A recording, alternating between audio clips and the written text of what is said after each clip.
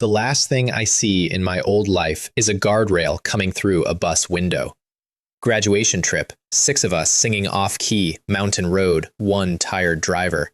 The bus tips, the world spins like a washing machine, and I have exactly enough time to think, wow, I never even used my diploma. Then everything goes white. And then I open my eyes, and I am lying on a stone altar, naked, in the wind, surrounded by about 30 people in animal skins who are all kneeling and staring at me like I am the season finale of their entire religion. I sit up very slowly, because when you wake up naked on a rock in front of a kneeling crowd, sudden movements feel unwise. A woman crawls forward and offers me a bundle of hides. I put them on with as much dignity as a man can have while dressing in front of a live audience, which is none. My brain is running its checklist. Not a hospital. Not heaven. Smells like dust and unwashed people. Could I have stumbled into some kind of cult ritual? Because if so, I would like to speak to whoever cast me as the centerpiece. Then a man walks up, holding something round, and I really wish he weren't, because it is a human head. Dried, disfigured, and in its empty eye sockets sit 2 little lights like fireflies. He holds it out to me with both hands, reverently, the way you would hand someone a birthday cake. I do not take the birthday cake. But the lights don't care what I want. They float up out of the sockets, drift across the air between us, and sink straight into my eyes. Cold, like someone pressing 2 coins of ice into my skull. And the world clicks. The murmuring around me suddenly resolves into words I understand, and in front of my eyes, glowing letters unfold on the air. Transmigrator identity verification complete. Congratulations for winning the true word Eye of Insight. So, inventory of my situation. I am dead. I am also alive. I am in another world. A crowd of primitive people just handed me a severed head as a welcome gift, and a floating menu just congratulated me like I won a raffle. I take a slow breath and do the only reasonable thing a man can do. I stand up and act like I meant to be here. The story comes out of them in pieces, and it is not a happy one. A week ago, their tribe was attacked by other tribes. Their old chief died. The survivors, these 30 exhausted people, grabbed what they could carry and ran. And when they had nothing left, they came to the ancestral altar and spent its last power summoning a new chief, a chosen one, a savior from beyond the sky. Me, a 22-year-old whose greatest verified achievements are a college diploma and several thousand hours of strategy games. They prayed to the heavens for a hero, and the heavens sent them a management sim enthusiast. Honestly, the heavens may have accidentally gotten this one right. There is a big young guy called Huoyan who has been holding the group together, and he asks me the 2 questions that matter. What do we eat, and will they chase us? I look at these people, hollow cheeks, cracked lips, kids with old eyes, and something in me settles into a very familiar posture, because I have started 100 campaigns on a barren map with a starving population, and this is just the first mission. Except the fail state isn't a reload screen. Pursuit first. The enemy is far, we took nothing worth chasing, and nobody marches a war party across dead land for the pleasure of it. So no. Which means the real enemy is simpler and worse. Hunger, thirst, and cold, in whatever order gets us first. We march away from the direction the enemy lives, which is strategy at its most basic. Be somewhere else. The tribe follows me without a single question. I find that either deeply touching or deeply concerning. They have known me for 1 hour. There's a scrawny kid named Feng Niao, all elbows and cheekbones, who volunteers to scout ahead. He comes back at a dead sprint, eyes shining, and leads us to a forest. I use the word forest generously. Every tree is bare, twisted, and pitch black, like the whole grove burned down and then decided to keep living out of spite. It looks like a screensaver for a metal album, but the wood is solid, not rotten, and dead-looking trees that are secretly sturdy are still trees. While we rest, I get my first taste of local cuisine. A couple of the men chase a rat and lose it. Then they start catching insects, and they eat them the way you'd eat popcorn. Alive, whole, wings and all. Everything in me from my old world files a formal complaint. But calories are calories, and a leader who gags at his people's food is a leader for about a day. So instead, I turn it into policy. Pinch the heads off. Gut them. And nobody eats yet, we're collecting. They hesitate because a stranger just started issuing instructions about their snacks. Oyan looks at me for a second, then starts pinching heads, and that settles it. First Lieutenant acquired. Then I do my first real magic trick, and it isn't magic. These black trees are alive, and living trees need water, which means water is close, probably low ground. I point. Feng Niao shoots off like a greyhound and comes back screaming the best two words in any language. Water. Water! A lake. An actual lake, wide and calm and shining in the sun. The tribe stares at me like I conjured it. I predicted water using third-grade science, and 30 people are now half convinced I can see through the earth. I decide not to correct them. Reputation is a resource too, and we are poor in every other one. I kneel at the shore, scoop up a handful, and drink, and immediately spit it out in a spray you could see from orbit. Salt. It's a salt lake. Of course it's a salt lake. The universe handed me a miracle and then salted it so I couldn't drink it. The tribe doesn't believe me at first. Water is water, and they are dying of thirst. So I let a couple of the doubters take one sip each. Watching a man who has never tasted concentrated brine take a confident gulp of it is cruel, and I regret nothing. He folds in half, gagging, and my authority somehow goes up again. That's the thing about being chief. Even your failures count as lessons, as long as you announce them first. But here's what my brain is doing while everyone else is spitting. Salt. An entire lake of salt. In my world, whole empires ran on salt monopolies. Salt preserves meat. Salt is flavor. Salt is money before money exists. I can't drink this lake, but I can own it. And fresh water? Fresh water we can make. You boil salt water, catch the steam, and the steam forgets it ever had salt in it. Distillation. 6th grade. So we camp right here, between the Black Forest and the Salt Lake. Firewood on one side, the future salt industry of this entire world on the other. The letters unfurl in the air again, politely, like a waiter appearing at the table. Congratulations for establishing your first clan camp. Please name it. I look at the water. I am not a creative man under deadline. Salt Lake Tribe it is. Now fire. And here we hit an embarrassing problem for a chosen one. Nobody has fire. The tribes here can keep a natural fire alive for generations, feeding it like a pet, but they cannot make one. Their fire died somewhere on the run, along with everything else. And me? I have watched a lot of survival shows from a couch. The couch, I am now discovering, was doing most of the work. I build a bow drill anyway. Bone spear parts, a strip of hide, a flat piece of wood. I know the theory. Spin the stick, the friction makes heat, the heat makes an ember. What the shows undersell is that the stick fights back. My arms are burning, sweat is dripping off my nose. The entire tribe is gathered around, watching their heaven-sent savior wrestle a twig. Please, I think at the little pile of dust, please, please burn. A thread of smoke, thin as spider silk. I cup it, feed it a nest of dry fibers, blow on it like it's a dying loved one, and it swallows, coughs, and blooms into flame. I look up, grinning like an idiot, and find the entire tribe on the ground, full prostration, foreheads in the dirt. In their world, fire is a gift the gods gave people ages ago. Nobody makes fire. Fire is inherited, like a bloodline, and their new chief just spun it out of a stick and a string. I'd like to tell you I immediately corrected their theology. I did not. I stood there covered in sweat and let 30 people worship me, because we needed the morale and, frankly, so did I. The same evening, the fire pays double. I set up the dumbest distillery in 2 worlds, a big nutshell of brine on the flames, a tilted bone plate above it catching steam, drips running down a hollow bone into a bowl. Drop by drop, the lake we can't drink becomes water we can. The tribe watches the first bowl fill like it's a religious event, and honestly, given today, it might as well be. Then I upgrade dinner. The insect harvest gets skewered on thin branches and grilled over the fire, and I crust the skewers with salt crystals scraped right off the shoreline.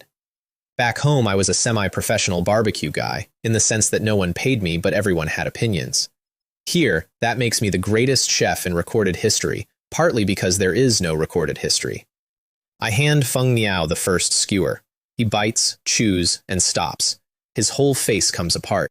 This kid has eaten to survive his entire life. Food as fuel, food as not dying.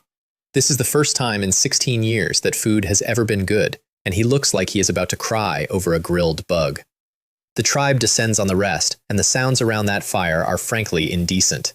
The era of drinking blood raw ends tonight, one salted skewer at a time. And 30 people look at me through the flames with shining eyes, and I sit there, magnanimous, nodding, thinking, Now I understand why emperors kept sycophants. This stuff is better than the bugs. Careful, Leeway. That is how it starts. Morning 2, I start building an economy out of garbage. First lesson, rope. I show them how to twist bark fiber into cord, a trick straight from my grandmother's porch, where I spent whole summers learning handicrafts I was positive I would never need. Grandma, you are now the patron saint of a civilization. Then baskets. Then the good idea. Baskets plus rope equals traps. Bait a basket with insect heads and guts, rig a pull cord, and let the rats come to us instead of chasing them like idiots. While the tribe weaves, I finally check what I actually am now. I focus inward, and a panel opens across my vision like the world's most judgmental report card. Li Wei, 22. Status, hungry. Well, yes, thank you. True word, eye of insight. Talent, evolutionary leader. Lead your people to complete a great evolution. And then the stars.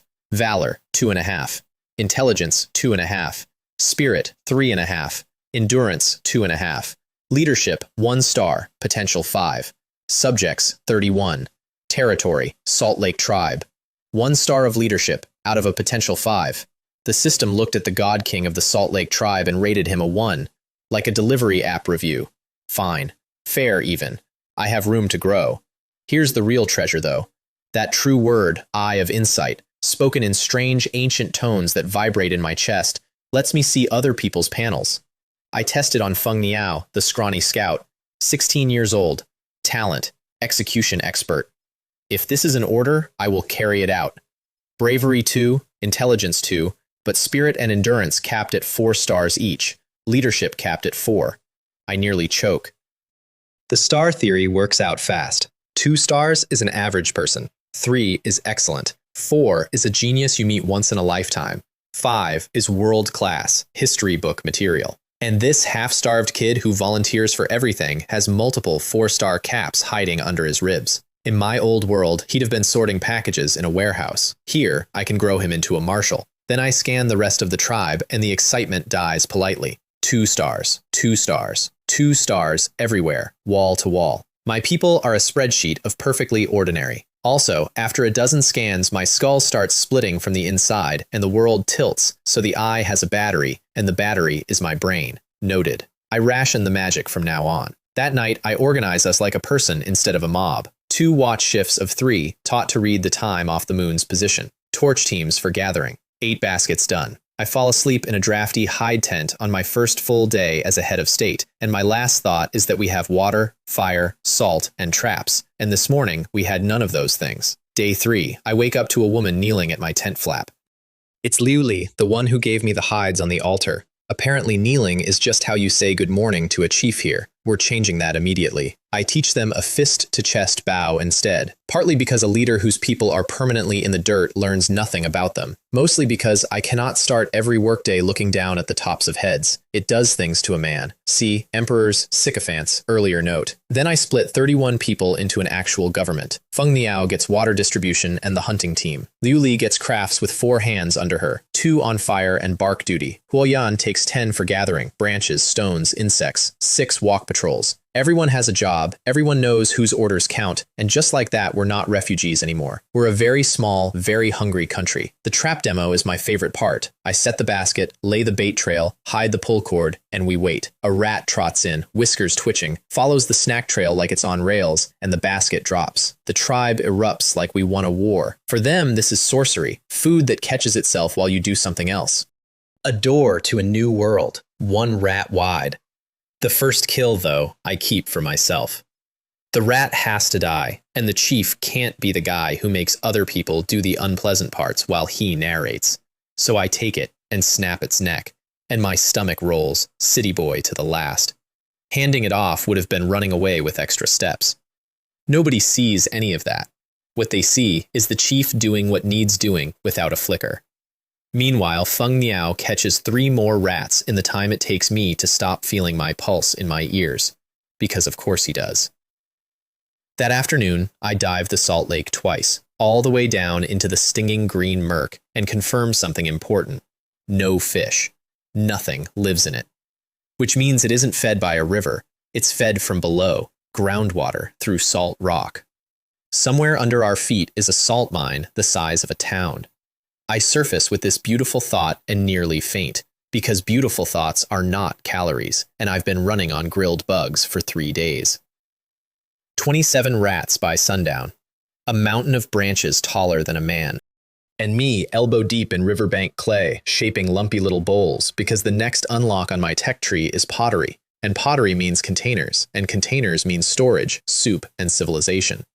I build a little stone kiln and seal it with mud. The bowls need days to dry first. Patience. Rome wasn't fired in a day. It's around that fire, belly's actually full for once, that Huoyan finally tells me what I ate on that altar. I ask about the head. He goes quiet, and then he tells me, and I feel the campfire go a little colder. The head belonged to their old chief. When the tribe was overrun and the chief fell, it was Huoyan who turned around, went back through everything behind them, and carried the head out. Not for sentiment, because inside it was the tribe's only treasure, the true word, and losing that meant losing the future too. And the word itself, the old chief wasn't born with it. Long ago the old gods walked this world, and the true words are pieces of their language, scattered when they died. The altars are theirs too, machines for summoning God chosen from beyond the sky. The old chief had been chosen by the eye of insight, but the word never truly fit him. It sat in him like a blade in the wrong sheath, and when the attack came and he poured everything into it to save his people, it cut its way out. The word killed him even as it saved them. Compatibility, apparently, is the difference between wielding a true word and being spent by one. So the firefly lights in a dead man's eyes were his life's last savings, hand-delivered to me by a teenager who walked back into a massacre to collect them. I look at Huoyan across the fire, 17 years old, and I quietly adjust my opinion of what I inherited. Not a tribe, a trust fund, paid for in full. The altar, by the way, is done. The carved symbols faded the day I arrived, and moments after I last stepped off it, the whole thing groaned and collapsed into rubble, which my spine somehow knew was coming a half-second early. One summoning per altar, apparently, and I was the last coin in this one. No refunds, no second chosen one coming to replace me. The tribe bet everything on a single gotcha pull and got a management gamer. But the rubble isn't empty. Through the eye of insight, I catch a silver gleam deep in the broken stone, and when I dig it out, it's a character. A single word, hanging in the air like a bead of mercury. Not a complete true word, a fragment of one. A syllable of God language, meaning something like pass or transmit. It sinks into me and settles next to the eye like a spare part waiting for a machine that doesn't exist yet. Interesting. Very interesting. Complete words are power. Fragments are pieces. And pieces, in every game I have ever played, are things you collect until they become something. The next days blur into the good kind of grind. 27 rats become roasted rat with salt crust, the tribe's first real feast, and I watch protein put light back into faces. I invent the drawstring bag out of bark cloth and rope, which lands like consumer electronics. I give the first one to Feng Yao in front of everyone, and introduce this world to the concept of a bonus for good work. The kid holds the bag like a sword of knighthood. I scan Huoyan. 17. Talent, weapon master. Valor capped at 4. Endurance capped at 4. Leadership 2. A born general, currently employed carrying branches. Then Liu Li, 16. Talent, dexterity, intelligence capped at 4. My future chief engineer, currently braiding rope. 3 4-star talents in a tribe of 31. The heavens really did stack this run. Feng Yao the marshal, Huoyan the general, Liu Li the engineer, all teenagers, all mine to grow. In strategy games, we call this a god tier starting roster. In real life, I believe we call it a responsibility, but let's not get sentimental about it. And then, because a chief's work is never done, I sit down with a lump of rock and start hitting it with another rock, and by the end of the week, the Salt Lake tribe officially enters the Stone Age. Ground and polished stone axes, a childhood village skill I never thought I'd bill anyone for. The first axe goes through a testing stick in one satisfying chop. I hand it to Huoyan, and his weapon master soul visibly lights up from inside. The embarrassing part, Liu Li watches me polish exactly one axe head, takes over, and is immediately better at it than me. Noticeably better. Chief authority threateningly better. I cough, declare axe production officially her department, delegate with the confident face of a man who absolutely wasn't just outperformed at his own trick, and remove myself from the workshop. Escaping may be shameful, but it is useful. 40 axes on order, a government, a food supply, a tech tree, 3 sleeping geniuses. And about 300 meters into the Black Forest, something with 8 eyes is about to remind me whose neighborhood this actually is. Here's how I meet the neighbor. We're doing a deep sweep of the Black Forest, mapping what's ours, and I flex the eye of insight the other way it works, not reading people, but straining my actual vision until the world sharpens like binoculars. 300 meters in, there's a fissure in the ground. Draped across it, sheets of silk, and parked in the silk, a spider the size of an off-road vehicle, purple-red, bristled, with 8 eyes stacked like headlights. Every hair on my body stands up and files for relocation. Damn it. Run. Run fast. We run, and then, a safe distance later, my legs give out entirely, and I sit in the dirt, having a very honest meeting with myself. Partly hypoglycemia, partly the memory of 8 eyes, because here's the math, and the math is ugly. That thing is an ambush hunter, and it lives 300 meters from my camp. Option 1, migrate. Except we barely survived getting here, we have nowhere to go, and hauling 30 people across dead land away from our only water will kill more of us than any spider. Option 2, live next to it and hope. Hope is not a resource. Option 3, damn it, kill it. I say it out loud, and it sounds insane. 30 starving people with stone axes declaring war on a monster truck with legs. So we don't declare war, we prepare it. Watchers on the cave, day and night. Claw marks on the trees, X marks the danger zone. Pottery production doubles, because if it all goes wrong, water jars are what let us run. Every plan has a plan B, and my plan B is honest cowardice with supplies.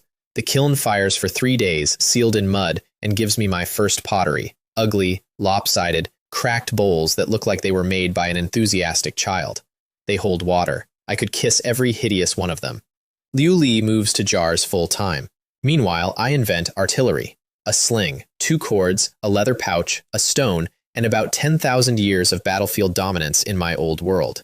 My first throws go 50, 60 meters, and I feel like a demigod for roughly 4 minutes, which is how long it takes Huoyan to pick one up, outthrow me instantly, and then start hitting a log at 100 meters. Weapon master. Right. I quietly hand artillery development to the 17-year-old and leave the range with my dignity mostly intact. I'm noticing a pattern in my career. I introduce a technology, a teenager masters it past me by Thursday, I exit with a cough. This is what winning looks like. I just want it on record that it stings. Somewhere in those days, I also noticed something strange. Everyone's eyesight is improving. Not mine, everyone's. People spotting rats at distances that used to be Feng Niao only territory. I chew on it for an evening, and then it clicks, and I actually burst out laughing alone in my tent like a cartoon villain.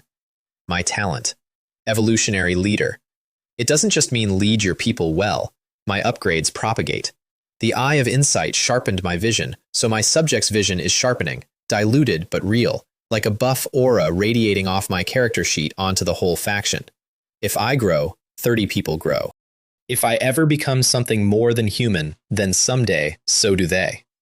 I lie there grinning at the tent hides. The system didn't give me a sword or a fireball, it made me a rising tide.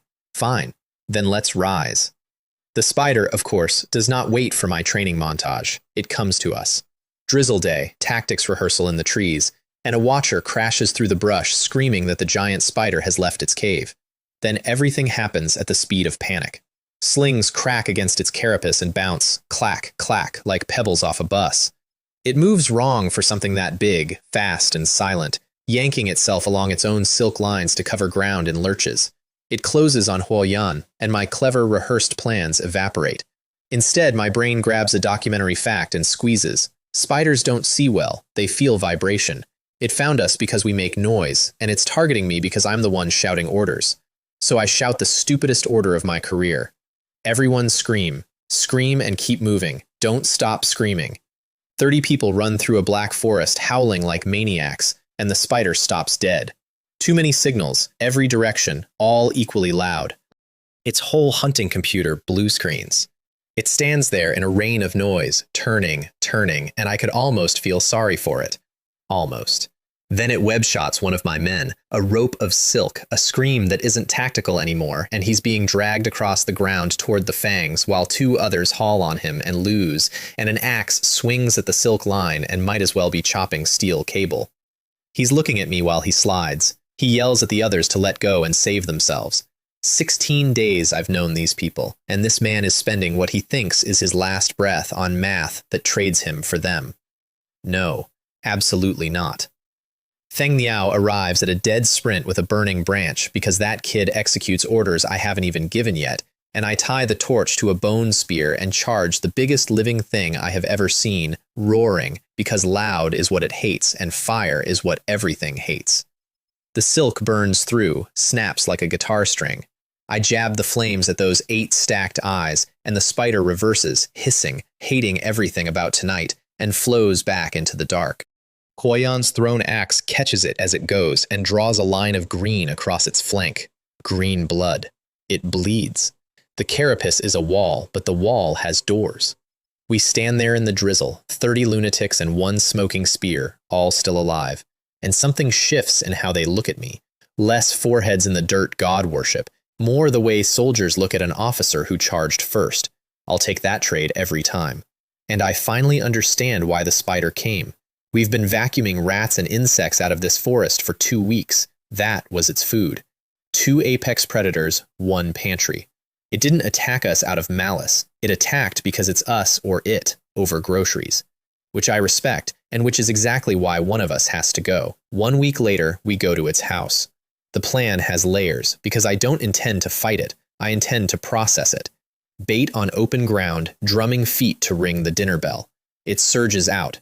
Pit trap takes 2 legs, and the ground betrayal makes it thrash.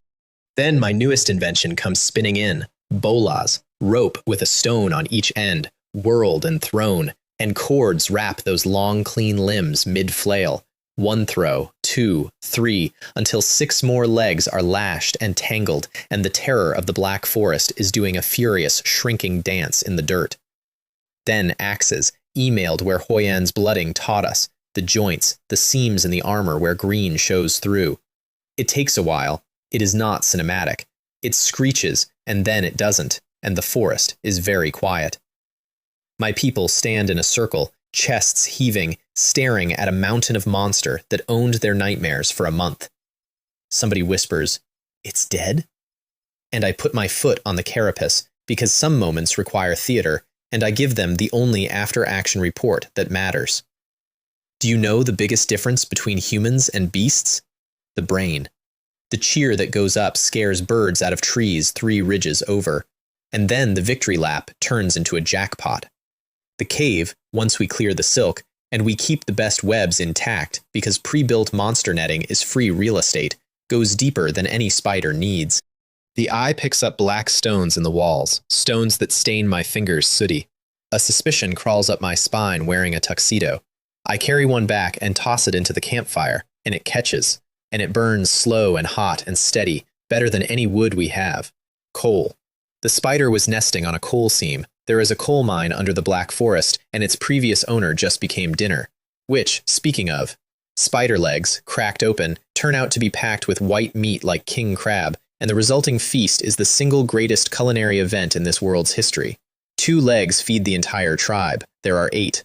The tribe eats until nobody can sit up straight, firelight on greasy, grinning faces, and one of my people says, quietly, to nobody, that so-called happiness is probably something like this.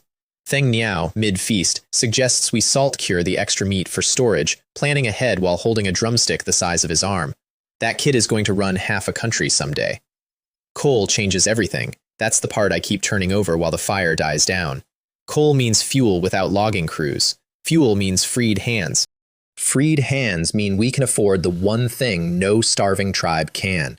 People whose whole job is to go look at what's over the next hill.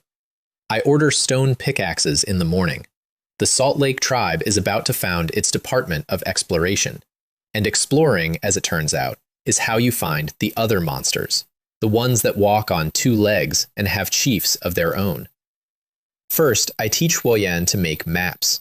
Stretched hide, plant sap ink, a branch pen, north-south, east-west off the sun. He takes to it with the focused frown of a man being handed the keys to the world, which, to be fair, is exactly what a map is. New structure. Huoyan leads a 3-man exploration team. Feng Niao's hunters expand. 4 men open the coalface, and the spider's old webs stay up as a self-service hunting net that catches things while we sleep. My favorite employee, that web. Never complains, works nights. 4 days later, Huoyan's team comes back with the bad news I'd been pricing in since day 1. 2 strangers at the forest edge. They looked at our black forest, our smoke, our tracks, and then turned and walked off with purpose. Scouts. Somebody's scouts, going home to file a report about us. I don't waste a minute pretending it could be friendship. 2 tribes, 1 water source region, everybody hungry. There's no version where we trade recipes. Whoever they are, they'll come to take what we built, so the answer gets decided before they arrive. Defeat first, eliminate the threat. Diplomacy is a technology we can research after we survive the tutorial wars. They come at noon, about 20 of them, and they come weird. Marching in a line, carrying wooden shields the size of doors, an actual formation, which primitive raiders should not have. My skin starts prickling before I can say why. Then the shield wall stops, opens in the middle like a curtain, and skeletons walk out. Actual skeletons. Bone-white, jointed, wrong, with green ghost fire burning in their eye sockets, marching in step with nobody's muscles moving them. My rational brain, the one that's been winning this world with 6th grade science, makes a noise like a fax machine and reboots. Beside me, Huoyan whispers that the elders spoke of this, that some true words command the dead. Great. Wonderful. The enemy has necromancy, and I have baskets. Here's the thing about terror, though. It's contagious in both directions, and my people are watching my face. So while my insides do gymnastics, my outside snorts and says, loudly, it's just a pile of walking bones. Slings up, and the slings work. That's the beautiful part. Stones crack through rib cages, knock a skull clean off a spine, and the skull rolls in the dirt, still clattering its teeth like it wants to file a complaint. The tribe whoops. Then the bones roll back together, and the same stands up again, and the whoop dies in every throat. That's the real weapon, I realize, watching it reazole like a rewinding video. Not the skeletons, the attrition. Bones don't tire, don't bleed, don't care. Every stone we sling is stamina we spend, and they're spending nothing. The necromancer doesn't need to beat us, he needs to outlast us, and then walk over. So we don't play his game. I send Huoyan wide on a flank, at the humans, and I start doing the only thing I'm actually elite at, reading the board. Somewhere behind that shield wall is a caster, hiding, feeding power to his bone puppets. Kill the player, and the pieces stop. Huoyan hits the shield wall like a landslide. His axe goes through a door-sized shield in one blow. The man behind it staggers. A shield bash rocks Huoyan sideways. 2 spears thrust at him, and he clamps both spear hafts under his armpits, wrenches, and disarms 2 grown men in one motion, 17 years old, first real battle. The circle formation cracks open around him. Their leader panics exactly the way I need him to. He pushes forward to stabilize, and command stress makes people leak. I burn the eye of insight across their line, face after face, ignoring the panels, hunting for the one panel that won't open. Because that's the tell, I've learned. The eye can't read someone on my level.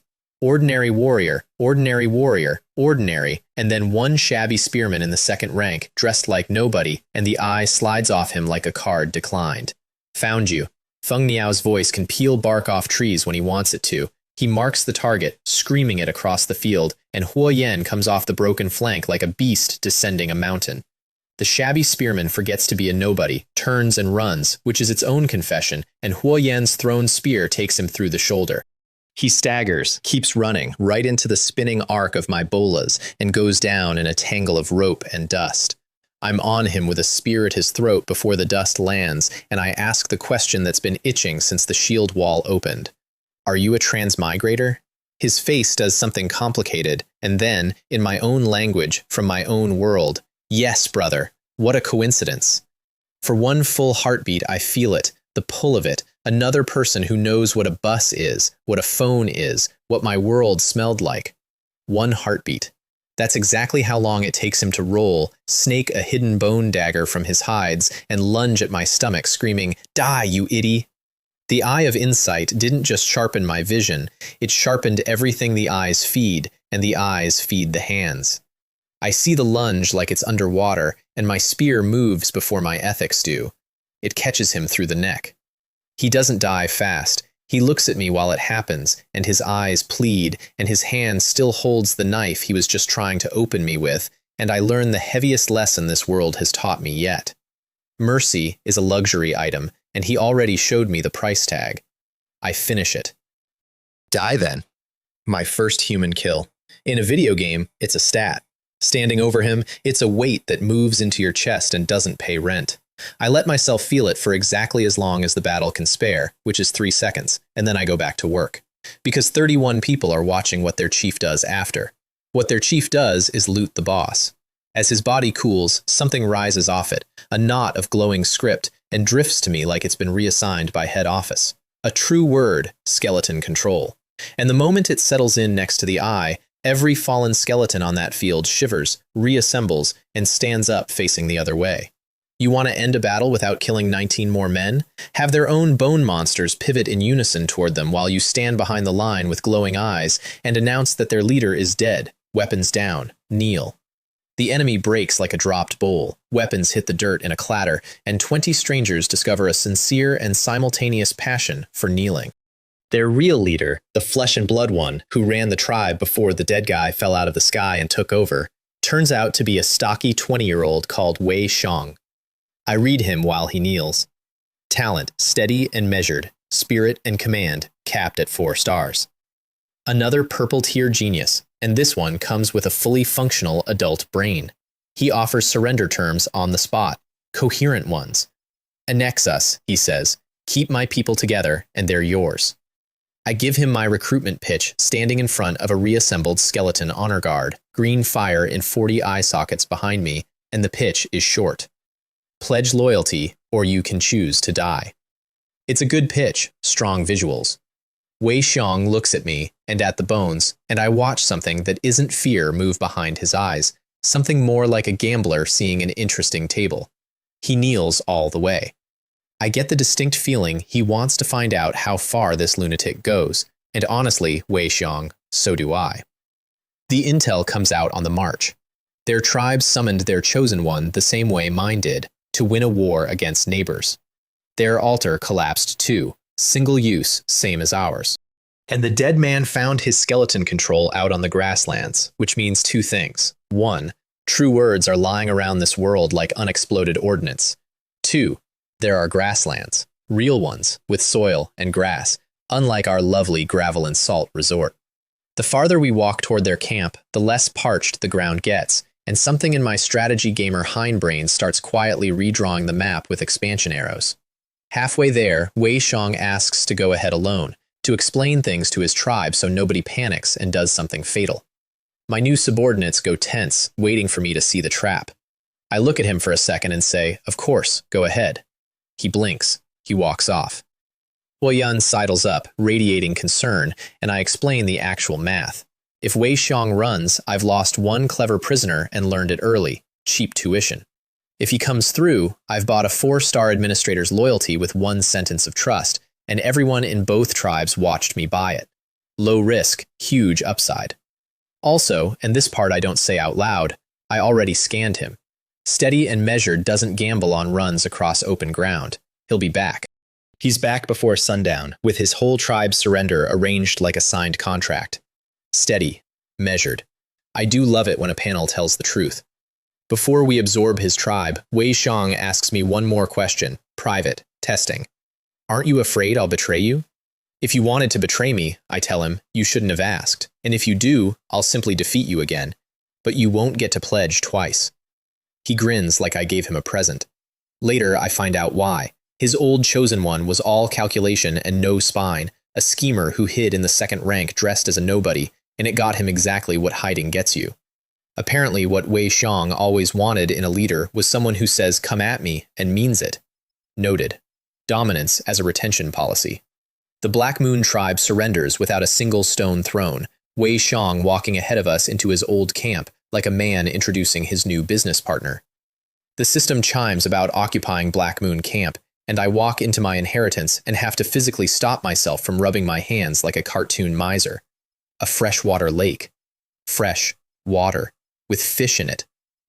2 rafts, A set of fishing nets so bad they're basically decorative. I lift one, look through its gaping holes, and tell the fishermen that with this net you'd only be catching air. I'll make you a better one. And they look at me like I offered to repaint the sky. Beyond the camp, actual grassland. And on the grassland, ruins. Old stone walls, older than any tribe's memory, with old bones inside. Remains of the civilization that built the altars. The old gods didn't just die, they left real estate. I go through those ruins with the eye burning, and it pays out double. 2 silver gleams in the rubble, 2 word fragments, soldier and endow. They settle in next to transmit like coins in a jar, and standing in a dead god's ruined courtyard, I finally see the shape of the whole game. Complete true words are rare drops, but fragments are collectible, and words are made of characters, and characters can combine. Skeleton plus soldier, speed plus something, endow plus anything. I'm not holding a spellbook, I'm holding a language, and languages build sentences, and every sentence is a new power nobody in this world has thought to say yet.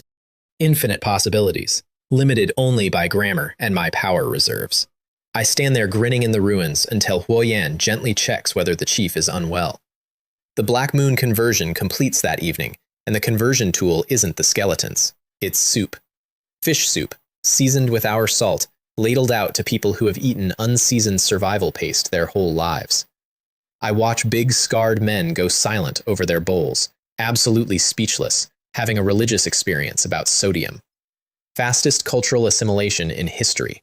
Rome should have skipped the legions and sent chefs with salt shakers. The system pings me that night with a pleasant little chime. Leadership has reached 2 stars. Subjects 68. Territory, Salt Lake Camp, Black Moon Camp. 2 camps, 68 people. 2 weeks ago, I woke up naked on a rock. The review score is climbing. The reorganization writes itself. Black Moon becomes the main settlement, fish and future farmland, while Salt Lake stays on as the resource colony, coal and salt. And I roll out the most boring, most lethal reform of all. Boiled water for wound care. In this era, nobody dies of the wound. They die of the week after the wound. A pot of boiled water and clean rags will outsave any miracle I've performed yet. Nobody kneels for it. The graves it prevents don't file thank you notes. That's infrastructure for you. Then the grassland shows me rabbits, and my inner economist starts screaming. Wild rabbits, fat, everywhere. A rabbit is not food. A rabbit is compound interest with ears. 6 to 8 litters a year, 6 to 8 kits a litter. Trap them alive, breed them, and hunger stops being a season and becomes a solved problem. The first basket trap catches one within minutes, and the Black Moon veterans prostrate on the spot, because their old chief could never touch the grassland's animals, and the new one bends the grass itself into vending machines. We build the hutch out of the enemy's arsenal, and I savor every plank of it. Those door-sized war shields, the great turtle wall doctrine of the late unlamented necromancer, sawn up. Stone-paved floor so the rabbits can't dig out, shield plank roof so the hawks can't dine in. Swords into plowshares, shields into rabbit condos.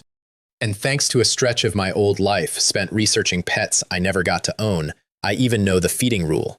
Dry grass only, no wet greens. The first tribe in this world to have livestock, and it's fluffy. Around here I finally fixed the names problem, because my administration is developing a bug. Half this world is named after the same 5 mountains and animals. I now have 2 Deshans. So I start handing out real names, and discover I've invented a status symbol more addictive than salt. My Huoyan becomes Li Jin Song, my own surname on him, and the boy walks around beaming for 2 days like the name is armor. Liu Li becomes Sun Ling Shi, from the old story of the sage dreaming he was a butterfly, appropriate for someone who takes shapeless things and makes them useful. Wei Xiong becomes Ma Lei, a little pun stacking 4 stones into his steady name, and gets command of Salt Lake Camp, at which he openly stares at me. How many days since I surrendered? 11. Congratulations on the governorship, Ma Lei. Don't make me build a skeleton HR department. And Feng Niao, my sparrow-boned adjutant, becomes Shu Fei Hong, a name about a bird startling into flight, and the kid, who has executed every order I've ever given at a dead sprint, stands there, holding his new name with visible glee, like it's another drawstring bag, only this one goes inside the chest.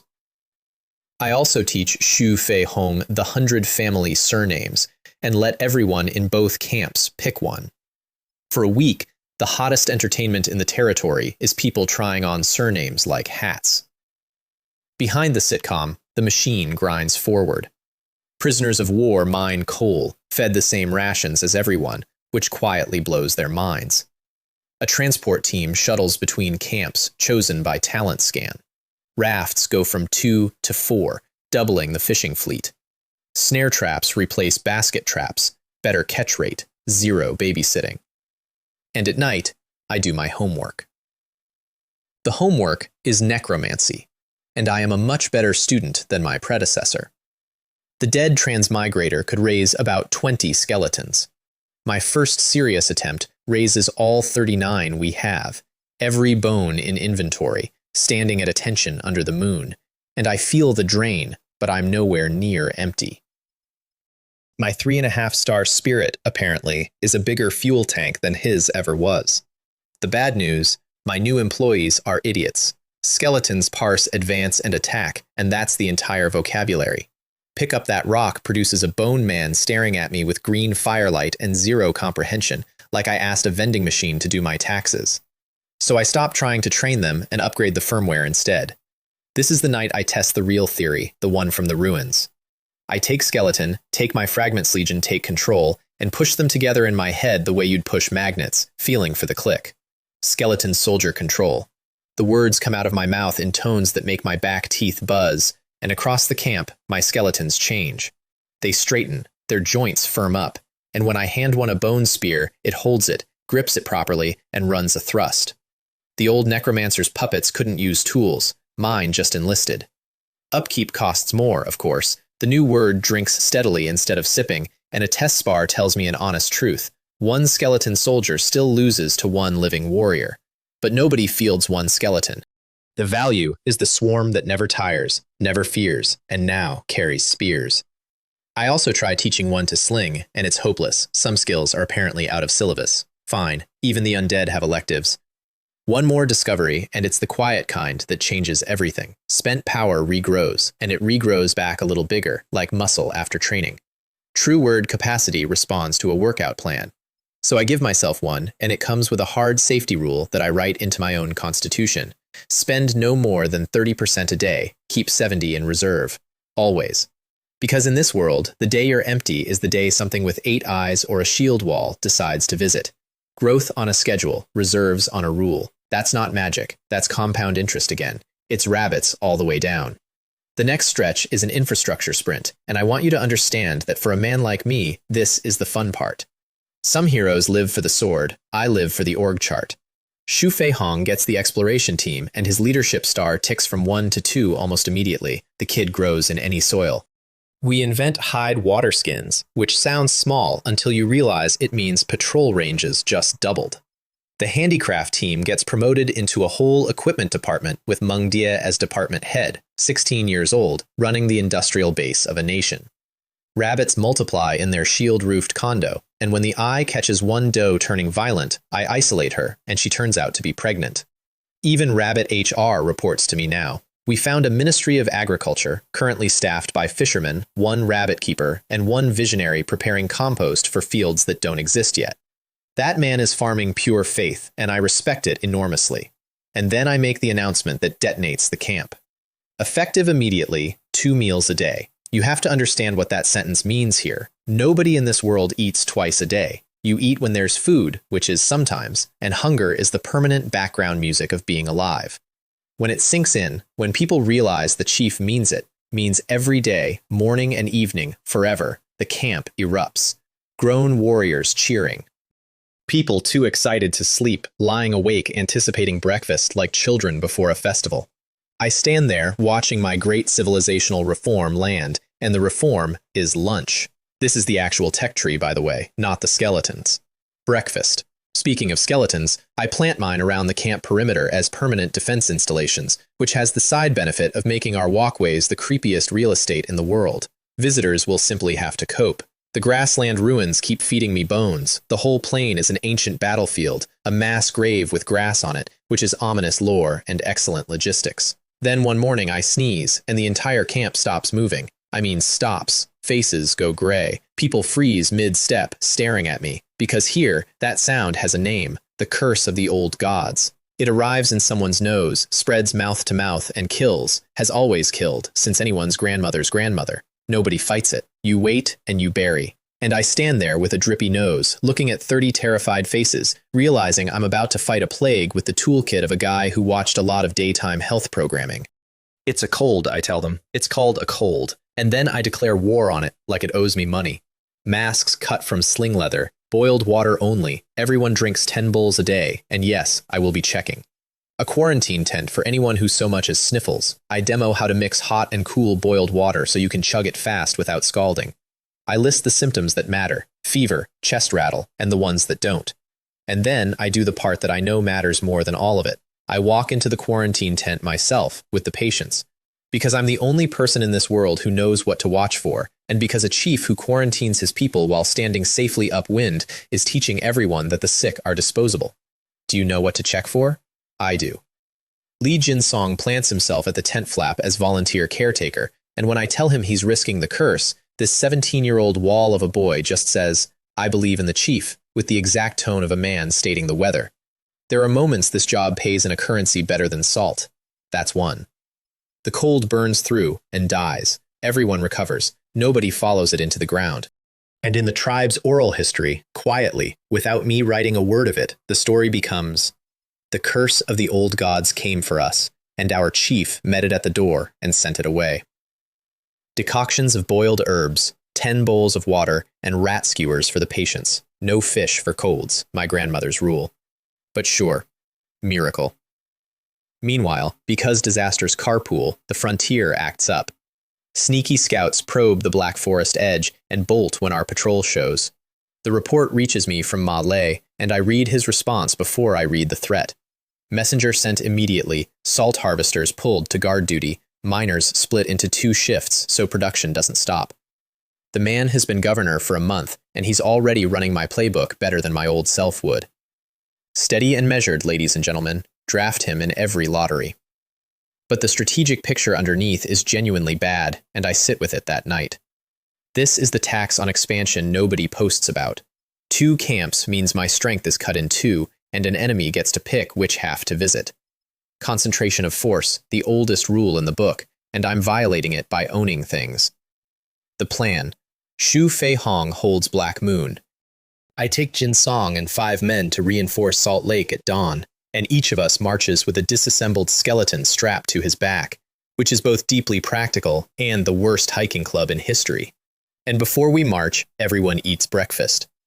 I note, with the satisfaction of a vindicated bureaucrat, that troops move faster with food in them. Nobody wobbles, nobody's vision swims. Having breakfast really made a difference. Put it on my tombstone. We crest the last rise at Salt Lake to find the war already on. 30, maybe 40 raiders against Ma Lei's 19. And these raiders know things they shouldn't. When our slings come up, they scatter into loose order like they've drilled against slings before. Which means somewhere behind them is a tribe that's fought sling users, which means the technology is spreading. File that under later, because right now Ma Lei is giving ground into the forest, doing everything right and losing anyway. 19 against 40 is just arithmetic. Time to cheat arithmetic. I plant my feet on the ridge, and I speak the true word with everything in the tank. Skeleton soldier control. The sky is doing me a favor, clouding over dark, and out of the forest shadows and off our carriers' backs, the bones answer, standing up in ranks with spears in their hands and green fire in their skulls, marching in step. The raiders' formation doesn't break, it evaporates. Somebody screams that the skeletons are moving, which, yes, that is the entire product description, and 40 confident warriors rediscover religion in real time. Jinsong hits their flapping edge like a thrown axe, and the field flips in a minute. Except one of them doesn't run, one of them changes direction, fast, faster than a man should move, and comes straight for me. He's a lean, scar-laced warrior they call Shadow Snake, and 2 facts about him arrive simultaneously. 1. The Eye of Insight slides right off him, no panel, which by now I know is not a malfunction, it's a rating, equal level. 2. He crosses ground like the laws of physics gave him a coupon, and that's a true word, speed enhancement, living in a primitive warrior who shouldn't have one. His spear comes from my chest, a kill shot on the enemy commander to flip a lost battle. Textbook, honestly, I'd have called the same play. What he doesn't know is that the bundle on my back isn't luggage. My carried skeleton's arm snaps up over my shoulder and catches the spearhead a hand's width from my sternum, bone on bone, clack. The most brilliant hunters appear in the guise of prey. I read that somewhere in my old life. Never thought I'd get to be the quote. And then it gets personal in a way I didn't plan, because Shadow Snake recognizes Jinsong and grins and calls out across the field, "Huoyan, still so weak!" And I watch my unshakable young general tilt, because this is him. This is the man who led the attack that burned Jinsong's first tribe, killed his old chief, made those 30 people refugees at an altar. The architect of the worst week of his life, taunting him by his dead name, and Jinsong is bleeding from the earlier melee and shaking not from fear. Taunting mid-fight isn't rage, though, it's technique. Attack the heart, rattle the opponent, harvest the mistake. This man fights with psychology, which means psychology is where he lives, which means that's the address where I deliver. I raise every skeleton pre-planted around the camp perimeter, and the encirclement closes with him inside it. Then I match his grin and hand his own tool back to him. You're nearing your limit, aren't you? Because he is. Speed enhancement drinks power, and he's been sprinting on it since the charge. I watch the arithmetic land behind his eyes, the count he hoped nobody else was keeping. My skeletons don't finest him. That's not what bones are for. They grab, they cling, they hang off his arms and back with their full dead weight, a tactic with zero honor and excellent results. And Shadow Snake sinks under a pile of skeleton employees like a man being unionized. Jinsong walks up for the last blow, and the whole camp holds its breath, because everyone knows the history. He swings, full force, and puts the flat of the axe across the man's skull. Flat, deliberate, lights out, not life out. He is useful to the tribe, Jinsong says, breathing hard, standing over the unconscious body of his nightmare. Whether he lives or dies is up to you, Chief. 17. I keep saying his age because I need you to sit with it. The kid had his revenge on a plate, paid for, garnished, and he looked past it at what the tribe needs and handed the decision up the chain. I decide, privately, that whatever this boy asks me for over the next 50 years, the answer is probably yes. Shadow Snake wakes up tied, thinks it over with the speed of a professional survivor, and submits. And here I learn a new mechanic that changes my whole shopping list. True words can be voluntarily surrendered. He closes his eyes, and the power leaves him as a curl of light, and speed enhancement settles into my collection next to its new roommates. Enhancement as a component. A word that means make it better, compatible with who knows how many other words. My grammar just got a superlative. Some corrections to my assumptions, courtesy of interrogation. Shadow Snake is not a transmigrator. He's a natural, a primitive-born genius who clawed a true word out of this world with talent alone, and he thinks God-chosen are campfire legends. Also, his tribe wasn't raiding us for fun, they were running from a tribe that also uses slings. Somewhere out there is a third transmigrator, teaching physics to a different set of spearmen. The map keeps getting more crowded in exactly the way I'd prefer it didn't. His tribe folds into mine, 46 people, and the counter ticks over a number that makes me stop and stare at the panel. Subjects, 114. 3 digits. 2 months ago, I was the naked guy on the altar. Now I'm 3 digits. And the new tribe comes with treasure beyond the head count. When we process the newcomers, one of them is carrying dried herbs, sorted, deliberate. An herbalist. I scan him, a soft-spoken 21-year-old called Moshu, and the panel almost knocks me over. Talent, herb identification. Intelligence, capped at 5 stars. 5. My first 5-star human. The once-in-a-civilization tier, the tier where history books get named after you. I've been dreaming about what a 5-star would look like, some war god, some sovereign of strategy. It's a pharmacist. The strongest mind in the known world, and his skill tree is plants. I laugh for a good 10 seconds, and then I stop laughing because my brain finally does the actual math. What kills people here? Not spiders, not skeletons. Infection, illness, poison, birth, the invisible everyday reaper. A 5-star medical genius doesn't win battles. He deletes the main cause of death. He's not a war asset. He's the whole demographic curve. I name him Xu Ming, after a great healer's diligence, and I almost name him after the god farmer Shen Nong before catching myself. Some ambitions you don't hang on a man on day one. He gets the fledgling medical department, which is currently a shed, a concept, and now a genius. To the assembled captives, I give the speech that has become my standard onboarding, equal parts grace and threat. As long as I have a bite to eat, you will have a bite. The unspoken second clause, and everyone hears it fine, is that the reverse is also policy. And Shadow Snake gets his panel read at last, once he's mine and the level gap opens, 18 years old. Talent, attack the heart strategy. Intelligence and leadership both capped at 4, no weak stats anywhere. A 4-star god of war with a psychology degree, and I own his contract. I offer him a rematch duel once he heals, man to man, and it's not generosity. I've run the numbers. Without speed enhancement, he's beatable, and a proud wolf needs to lose fair before he's truly yours. He accepts with his chin up, unconvinced. Good. I'd have been disappointed by anything less. That evening, we feed everyone. Everyone, captives included, fish soup and fish, and I sit in the line and eat the exact same bowl. Xu Ming watches me do it with an expression like his entire model of how power works is being recompiled. The captives eat and weep. One man keeps whispering, "Am I dreaming? I'm not about to die, am I?" The old members watch the newcomers cry over soup, and I can see the memory move through them. That was us, 2 months ago. Pride softens into something better.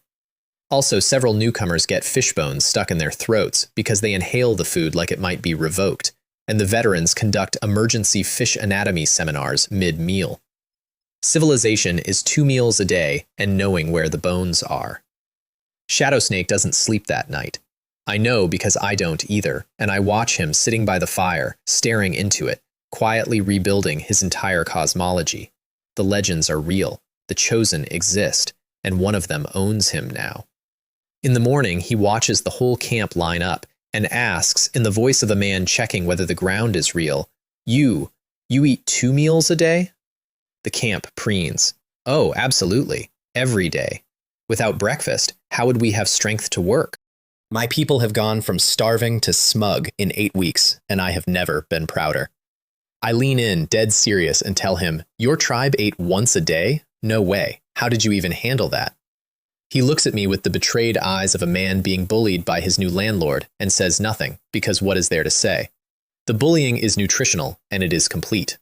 Then I spend the morning scanning all 44 new panels in batches, resting between sets because the eye still bills my skull by the minute, and the results are the usual demographics. 2 stars, 2 stars, 2 stars, wall to wall. My kingdom of the perfectly ordinary, salted with the occasional gem. Another 2-star legion reports for duty. You work with the army you have. The logistics of victory. 10 captives stay at Salt Lake for the mines and a new equipment branch. 34 march with us to Black Moon. And I get to spend the whole march enjoying my new favorite entertainment, which is Shadow Snake's face. Because the man is running a continuous internal crisis and his face leaks. First revelation. We're leaving? There's another camp? These people have 2 camps? I watch him open his mouth to ask, then close it, visibly deciding it's a trap. Then we crest the hill above Black Moon and he stops walking entirely. Black Moon isn't a camp anymore. It's zoned. Residential rows here, dining area there, the rabbit operation, the marked out future fields, the workshop quarter, 5 times the footprint of any camp he's ever raided, patrolled by bone soldiers and fed by a fishing fleet. I watch the last of his resistance leave through his eyes. He fought us thinking he was fighting a tribe. He was fighting a zoning committee. He had lost, inside and out, in every single aspect, and the worst part for him is that everyone here is friendly and well-fed and keeps offering him soup. Xu Fei Hong meets us at the gate with his report. Camp run flawlessly in my absence, and I make a point of praising him loudly in front of everyone. Holding the fort is a contribution equal to fighting, I say, and mean it, and file away his pleased embarrassment. Talent retention is mostly just saying true things out loud at the right volume. Then I finally get to unbox my 5-star. The medical department gets a real shed, guards, and the concept of apprentices, and Xu Ming and I have the conversation that probably matters more than every battle in this story combined. Here's what stuns me about him. Years ago, Xu Ming caught the curse, the same sneeze death that froze my whole camp. Alone, with no chief teaching him germ theory, This man reasoned his way to warmth, rest, water, and herbs, and cured himself, and then quietly kept curing others, in a world where everyone knew the curse was divine and fighting it was blasphemy. A 5-star mind doesn't wait for the era to catch up. It drags the era, alone, uphill. So I hand him everything I've got.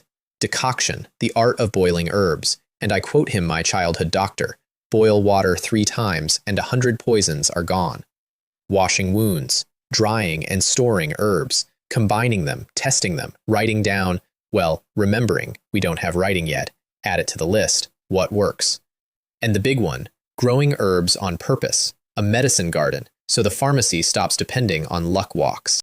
He absorbs it all with his eyes getting steadily wider, and somewhere in that conversation I stop being his captor and become his teacher, which is a much stickier kind of loyalty. The cold patients from the quarantine tent all finish recovering on his decoctions, and the tribe's theology upgrades me again. Now the chief's power surpasses the old gods. The curse itself obeys him. I've stopped fighting these rumors. The morale is free, and the truth is complicated. And I formalize the other rumor while I'm at it. People keep noticing the blessings, the sharper eyes, and lately, the quicker step. Because yes, speed enhancement is mine now, and evolutionary leader is already leaking it to 114 people. The transport team comes home early and doesn't know why. So I give it a name. The leader's blessing. Serve the tribe. Share the chief's strength. It's even true, which is the best kind of propaganda. I pick 2 attendants, sharp-eyed young Han Qingfeng and stolid Chen Tiegang, because a 3-digit nation generates paperwork even without paper. The canal project breaks ground, and to dig it properly, I found the architectural engineering department. 3 men and a dream. Houses will come later. No one here, including me, actually knows how to build one yet. And a canal is safe work. Worst case, water declines to flow, and we've dug a very confident ditch. The exploration report lands next, and it's Xu Fei Hong at his finest. His squad watched him sprint 50 meters ahead of them the whole trip. The blessing sits heaviest on the most loyal. He was grinning. They were wailing. What they found? Antelope. A herd, 20 or 30 head, out on the far grassland, and they watched something else find the antelope too. A predator the size of Nightmare, dropping one animal with a single neck bite while my scouts lay in the grass holding their breath. There are bigger things than us out there, still. Noted, mapped, avoided, for now. They also dug up bushes of vermilion berries the antelope were feeding on, roots and all, because Jinghong remembered standing orders. Anything edible comes home with its roots. That kid. The rabbit condo delivers its first litter, 5 kits, and the lesson arrives with it. 2 don't survive the first days. Breeding is real animal husbandry, not a cheat code, and this world grades harshly. The dead kits go into the pot. This era wastes nothing and pretends nothing. The 3 survivors triple our future. Unknown plants now get tested properly, by which I mean the medical department orders experimental mice from Salt Lake, and somewhere in history, a lab tradition is born in a shed, and Shadow Snake comes to find me, weeks later, healed, moving like himself again. I'm expecting the duel claim. Instead, he stands there, wrestles with it, and says, I don't want to challenge you anymore. I ask why not, genuinely curious which part did it. The skeletons? The camp? And he gives the answer I'd never have predicted. It's the meals, the whole structure of it. In his world, strength was for taking food from the weak. Here, strength guards a system where even captives eat twice a day, and challenging the man who runs that system suddenly feels less like glory and more like vandalism. So I do something better than a duel, something I've been planning since I read his panel. I raise every skeleton in the camp, 50, 60 of them, and I make him an offer. No duel, a test. Him and Jin Song, together, 2 4-star prodigies, against me and my bones, 2-on-1. If they win, he can have his pride back with interest. He lights up like a festival. Jin Song cracks his knuckles. The camp gathers to watch the chief get dismantled. And then I show them the homework. Because I haven't just been raising skeletons, I've been building grammar. Skeleton soldier enhancement. Skeleton soldier speed enhancement. Skeleton soldier control enhancement. 3 new compound words, stacked live, and my shambling employees become something nobody in this world has seen. Bones that run. Bones that flank. Bones that form an encirclement, get broken out of, and reform the ring without an order, because the upgraded control parses intent now, not just verbs. The fight is gorgeous and deeply unfair. Shadow Snake keeps trying to carve angles and finds every lane pre-closed. Jinsong smashes through a rank, and the rank flows back around him like water. Shadow Snake's old reflexes keep reaching for speed enhancement. I can see the exact half-second hitch where his body asks for a power that now lives in me, and that hitch costs him every time. At the climax, my soldiers stop fencing entirely and pile onto him, 6 skeletons clinging to one strategist, and Shadow Snake performs a genuinely heroic rolling escape that fails because the 7th was waiting where he rolled. Jinsong, encircled, outpositioned, laughing, raises a hand and surrenders for them both. Cost to me about 70% of my reserve at peak. Lesson learned: targeted compound words are cheaper and stronger than blanket ones. Second lesson, for the audience: the chief without his army is a myth nobody needs to test. Afterward, still breathing hard, Shadow Snake kneels properly for the first time, and I give him what I actually called him out here for: a name. Chen Yi, the character for strategy, a name that isn't about the wolf he was, but the strategist he caps at. Career guidance in 2 syllables.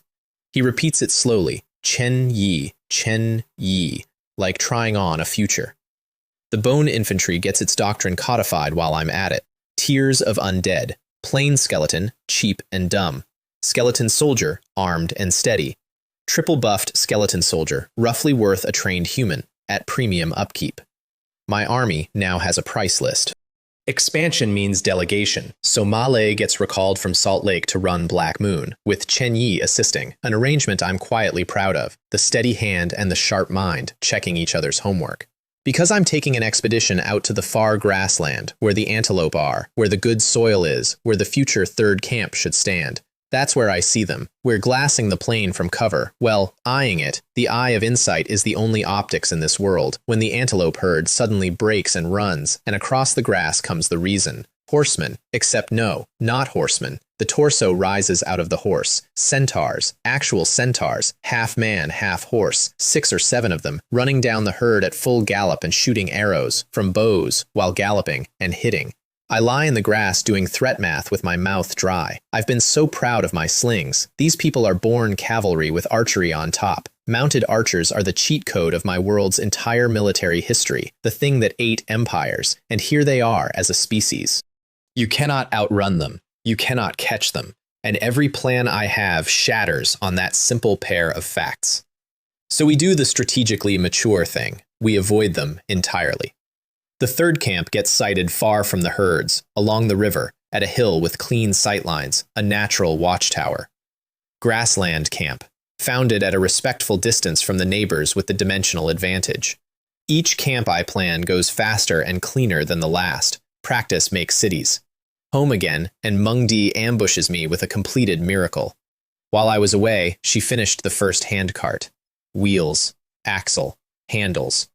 The wheel wobbles like a drunk uncle, and it works anyway, one person moving loads that took 5 backs. I award her 5 whole fish in front of everyone, wealth beyond avarice, and set 2 apprentices under her, because the entire cart program currently bottlenecks through one 16-year-old's hands, and that's a single point of failure wearing a proud smile. The cart plus a shoulder rope harness turns logging season into a comedy of abundance. One man hauling 8 logs at a jog, hitting a bump, going down, and getting up ecstatic. Output explodes. And the first thing I spend the lumber on is defense. Chevaux de frise, portable spike barriers, which is what you build when your new neighbors are horse archers and you're the world's leading pedestrian. It's around then that I notice Jinsong sitting alone at dusk, sharpening an axe that's already sharp. The tribe is thriving, and my young general is quietly dying inside. Because warriors must hunt, warriors must fight, and lately the tribe wins by rabbits and canals and carts, and little brother Jinghong commands whole expeditions while the strongest arm in the nation stacks firewood. Nobody needs the wall when the weather's good. Interestingly, it's Jinghong who fixes it before I do. I catch the tail of the conversation. The new era doesn't retire the champion, it promotes him. Stay at your peak, guard the peak. When the horse people, or worse, come over that hill, every plan we have is a spear that needs a point, and you're the point. Jinsong listens, and his shoulders slowly come back to level. My marshal, counseling my general. I walk away without interrupting, and let myself enjoy, for one entire minute, the fact that the kids are becoming the state. Grassland Camp hardens into a proper military outpost. Rafts double as escape boats, spike barriers ring the approaches, and the doctrine is written into everyone's feet. If cavalry comes, delay and ferry out. We also crack the pattern of centaur movement. They follow the antelope herds, so avoid the herds and you avoid the cavalry. Migration schedules as border policy. Then, because a civilization is mostly boring miracles, I grind a stone sundial, 24 hours, 60 minutes, and Mungdia looks at the shadow like it's whispering secrets to her, and time discipline enters the world. Cook after 4:30, shift change at noon. The third handcart rolls off the line. 10 carts is the baseline goal, and I catch myself thinking in production quotas, 5 villages, 3 departments deep, and grinning about it. Some men get sent to another world and become sword saints. I became a municipal government, and I regret nothing. The grassland, meanwhile, decides to show me what the locals do for war. An antelope stampede pours past our hill one morning, which means a centaur hunt is on somewhere behind it, and we get ringside seats via the eye for something better than a hunt. Mid-chase, the grass itself stands up and attacks. Hyena folk, bipedal, hunched, dog-skulled things with butcher claws, an ambush pack, springing the oldest scam on the plains. Let the centaurs do the hunting, then rob the hunters. It's savage and it's fast. A centaur turns and his rear hooves cave a hyena's chest in. One kick, done. A hyena gets inside another centaur's reach and opens him up with those claws, and the centaur goes down and doesn't get up. The hyenas grab 2 dead antelope and bolt, and here's the detail that files itself permanently. They leave their own dead behind without a glance, one less to share food with. The centaurs, under fire, stop, gather their fallen, and carry him away. I lie in the grass, watching 2 alien nations grieve differently, and sort the entire strategic future of my people in one line. The horse archers have hearts, the dogmen have appetites. Remember which is which.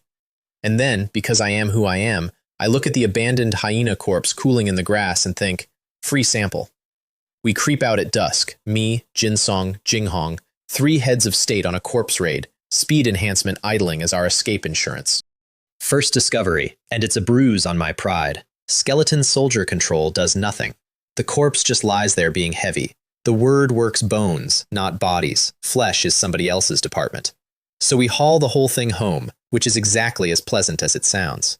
Second discovery, from Jinsong of all people, walking beside me in the dark. The elders' fireside stories say the god-killing war wasn't gods against gods. Races from beyond the sky fought in it, bizarre races, many-shaped. The centaurs, the hyena folk, they might not be from here at all. Leftovers of somebody's ancient war, stranded on the battlefield after the armies died. I chew that all the way home. My world's history isn't a history, it's a crash site. The Skinners debone our prize, gagging heroically the whole way, and what comes out of that reeking work is a 2-meter skeleton with claws like harvest sickles. This time the word takes hold beautifully. Scraps of leftover tissue rot off in seconds as the ghost fire lights. Apparently the animation process has opinions about tidiness, and what stands up is my first monster-grade unit. Against Jinsong in a test spar, it tanks axe blows that would drop a human soldier, and with the triple buff stack, it fights him to a standstill. My general versus my science project, a draw. I ride the high for about an hour, and then do the honest audit. 1 monster skeleton, 50 bone soldiers, 114 people, 3 camps. Against a centaur cavalry sweep? Against a full hyena pack? We are still, by a wide margin, the weakest of the 3 powers on this grassland. The audit has consequences, and the consequence is a map. Because there's a 4th player, and he's the one I can eat. West, in the mountains, the tribe that chased Chen Yi's people out.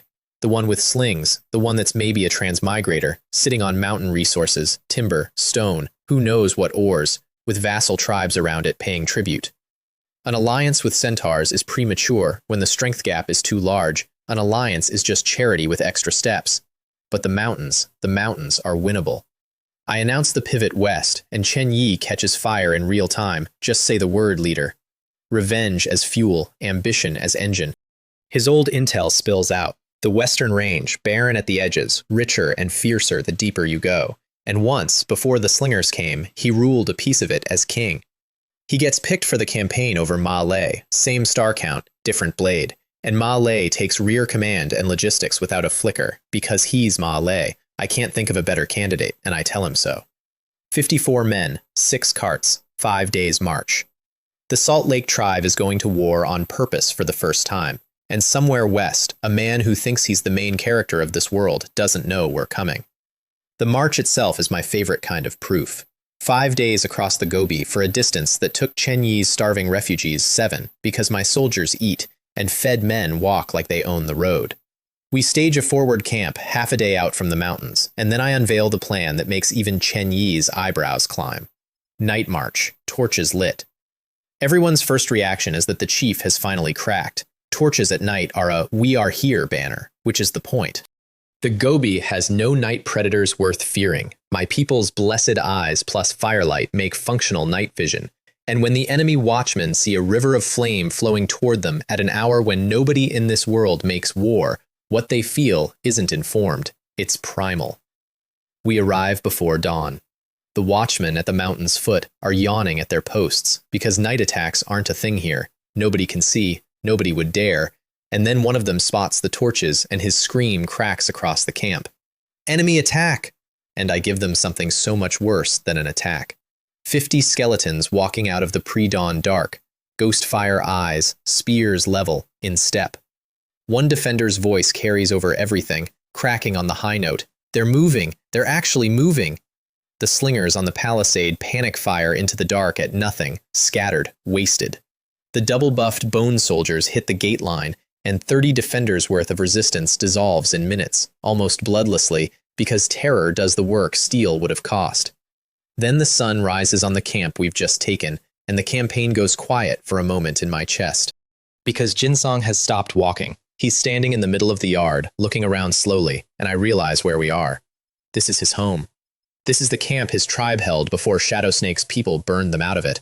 The whole reason 30 refugees ended up at an altar summoning a dead man from a bus.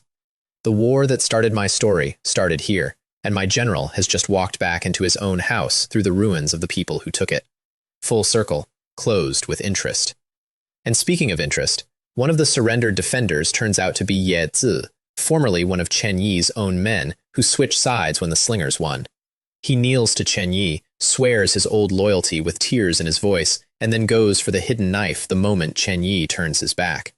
Chen Yi kills him without even turning fully around, one backhanded stroke, and addresses the rest of the kneeling prisoners in the same breath. For those who still want to resist, this is the outcome. My strategist has a fine sense of audience. Nobody else resists. The camp inventory contains one item that stops my heart mid-beat, a soaking vat, with vegetables in it. Vegetables. Cultivated ones. And next to them, strings of dried mushrooms, shiitake, actual shiitake, the exact things my family ate at every reunion table of my old life. And for 1 second, the smell of a kitchen that no longer exists anywhere hits me so hard I have to put a hand on the vat. And then, at the bottom of a storage basket, lumpy and dusty and holy, dirt balls. Round dirt balls with eyes. It can't be wrong. This thing is a potato. It's a potato! I laugh out loud, alone, holding a root vegetable over my head while my subordinates exchange looks about the chief's condition. They can't know. A potato isn't food. A potato is the end of hunger as a concept. Fields of these, and my population math changes from how many can we feed to how many can we find. Whoever my enemy is up this mountain, he has been sitting on agriculture, which means he's confirmed not local, and, given how he's used it, confirmed wasteful. Interrogation fills in the silhouette. The mountain tribe above us runs 100+ warriors, more fighters than my entire nation has people. Slings, varied crops, organized tribute. A transmigrator with numbers and a head start.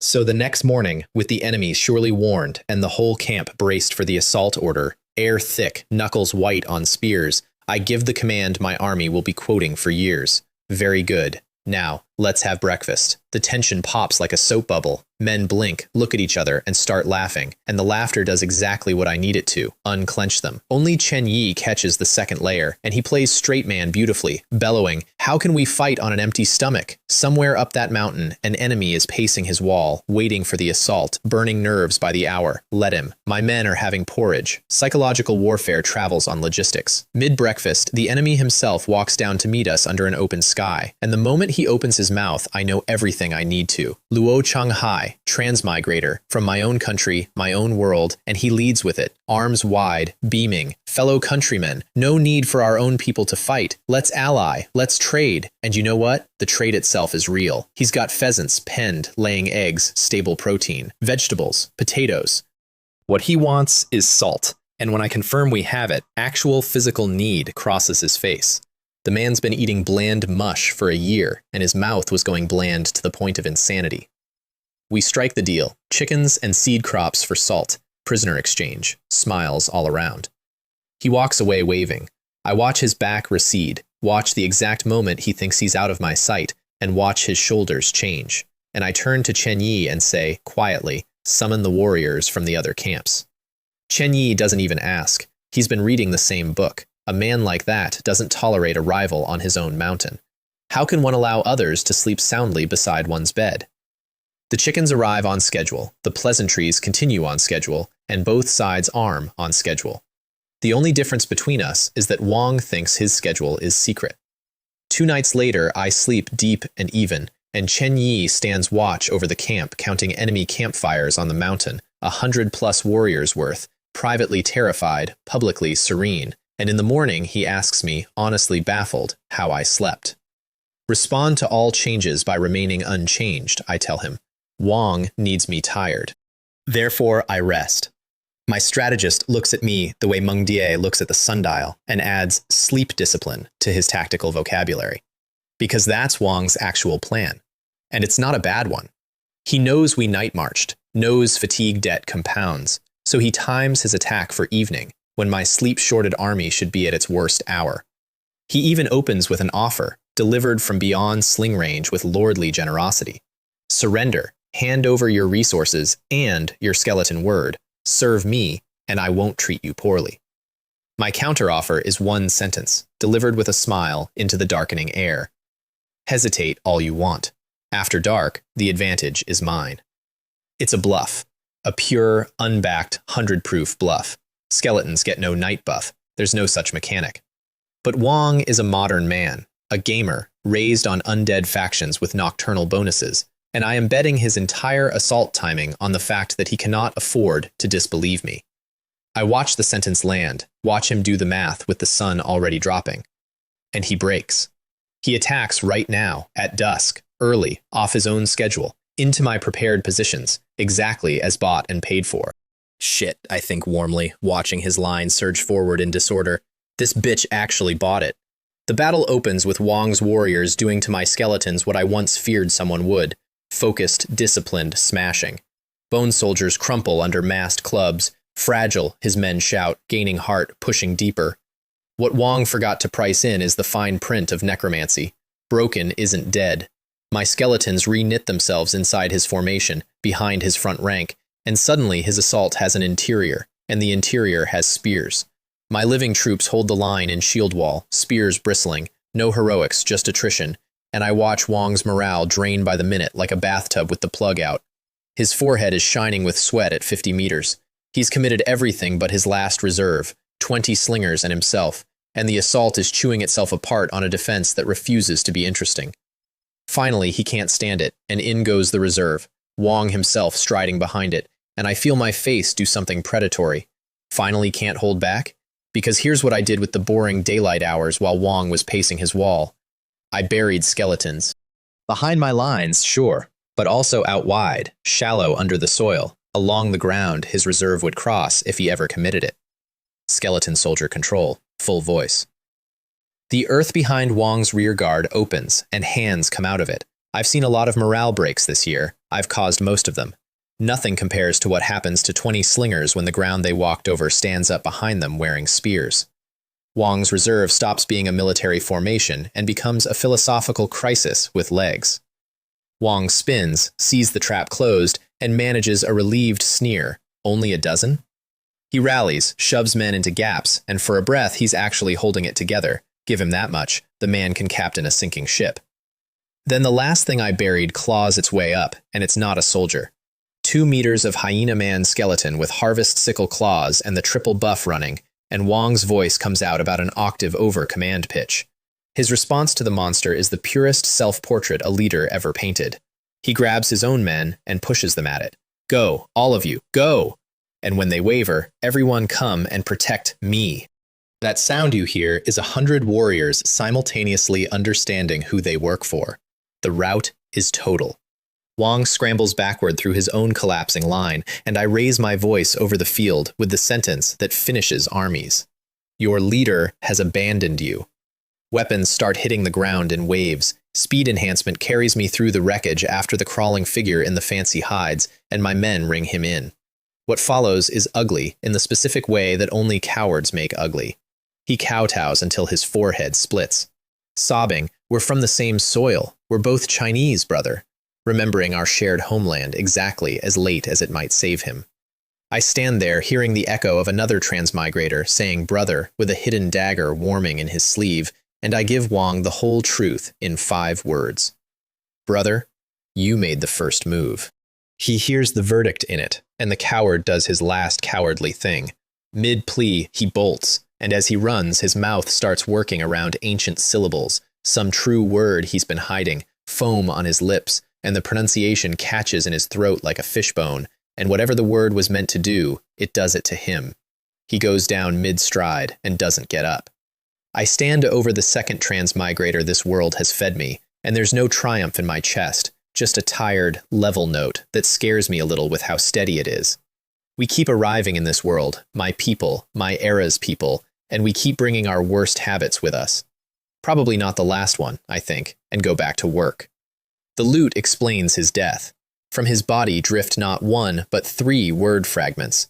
Skeleton, call, secret, a collector's hoard of characters, and not 1 complete true word among them. That's why he wanted mine so badly, and that's what killed him, a man with a mouth full of puzzle pieces trying to pronounce a picture. True words punish bad grammar, noted with respect. Chen Yi ends the war with theater, because of course he does. He rides to the main mountain camp carrying Wang's head high. Your leader's head is here. By nightfall, all 3 of Wang's camps have surrendered, and my strategist walks the paths of the mountain he was once driven from, home, as its ruler's right hand. I watch him stand a moment at the head of the trail, just breathing it. Some debts the world does pay back. The audit the next morning is the kind generals frame and hang on walls. 137 surrendered, more people than my whole nation had at breakfast yesterday. My dead, 0. Wounded, 17, all recoverable. Xu Ming's boiled water doctrine standing guard against the real killer. Wang's tribe totals about 200, all fed on potato fields. Population of of the tribe, now over 300. Wang, it turns out, had named his tribe War God Tribe. I stand in the middle of his sloppy, swaggering, badly zoned camp and deliver the obituary he earned. This guy was actually quite the Chunibyo.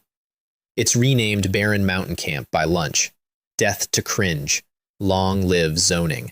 Also in the intel hall, one name that files itself under next.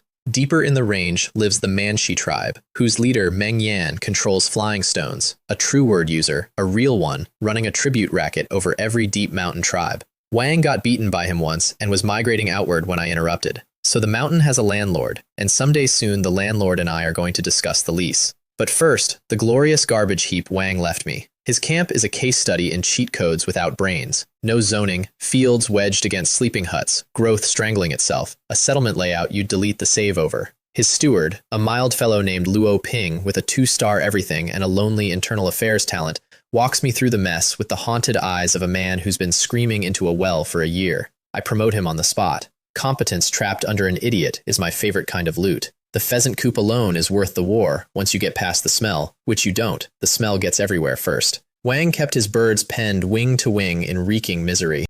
I teach the wing clip, trim the flight feathers tips so they can't get airborne, then free-range the flock inside a staked run. Luo Ping initially interprets clip the wings as axe the wings off and goes gray, then watches me snip feather tips like a barber. The first clipped pheasant makes its bid for freedom, achieves a flapping altitude of nothing, face plants into the dirt, and stands back up looking around with eyes full of wisdom, as if that went exactly as planned. The camp howls. Morale technology, free with purchase. And in the fields I find the other treasure. Most of the POW POW labor crew sulks through field leveling, except one man who works like the shovel owes him joy. I scan him. Shu Nong, 20. Talent. Agricultural expert. Food is the people's heaven. Intelligence capped at 4. Wang's own Minister of Agriculture, who spent a year begging his chief to level these exact fields and getting ignored. He vents about it to me for a full minute before remembering I'm the conqueror, then freezes mid-complaint. I could hug him. Fertile Earth. Shu Nong, I dub him. The man the agriculture era has been waiting for, and his re-education consists entirely of being handed everything his old boss denied him. Talent economics updated. A 3-star mind is rarer than 1 in billions back home. 4 to 5-star talent shows up maybe once a century.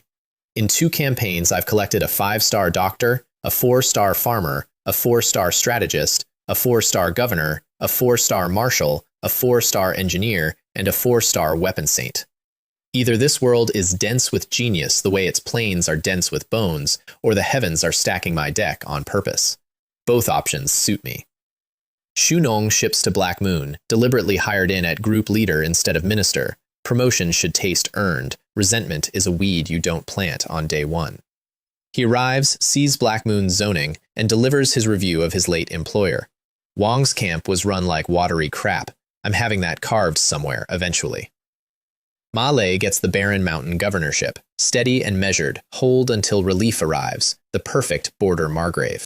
And I ride for home, 3 cants richer, 1 rival poorer, with seed potatoes in my baggage train and a mountain landlord's name in my pocket. On a scouting swing along the deep mountain flank, burying spare skeletons along the routes as I go, pre-planted ambushes are just savings accounts for violence.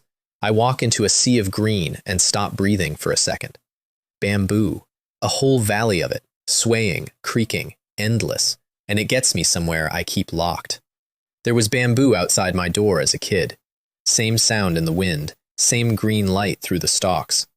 For one unguarded moment, I'm 8 years old on a doorstep, 2 worlds and 1 death away, and the ache is so specific I have to stand still until it passes. I can never go home. The road home doesn't exist. The me who lived there is a closed file, and this rustling valley is as close as the universe will ever let me get. Okay, enough. Grief gets 1 minute, then it gets a job. Because bamboo isn't nostalgia, bamboo is a technology tree wearing a plant costume. Shoots, food, tubes, containers, pipes, splits, mats, hats, walls, and the crown jewel, the reason my palms are itching, bamboo bows. Real ranged weapons past slings, a whole military generation in 1 harvest. I order a mass cut and send the R&D brief to Meng Dia at Black Moon. Stable, powerful, longer range than anything we have. Surprise me. Summer arrives like a punishment, 30+ degrees, and the march home cooks us. Back at Black Moon, Meng Dia meets the bamboo delivery with the exact face of a kid hearing the toy store truck reversing. What gadget did the chief bring this time? And disappears into the workshop. 2 infrastructure verdicts land the same week, 1 sweet, 1 educational. The houses project starts, bamboo and thatch, real shelter before the rains. And the canal, our proud first canal, finally connects. The whole camp gathered, water rushing in, cheering, and the water runs 10 meters, slows, and stops, ankle deep, sulking. Gravity regrets to inform us. Ideals are grand, reality is harsh, and the fix has a name I'll need a whole workshop for. A water wheel. Later.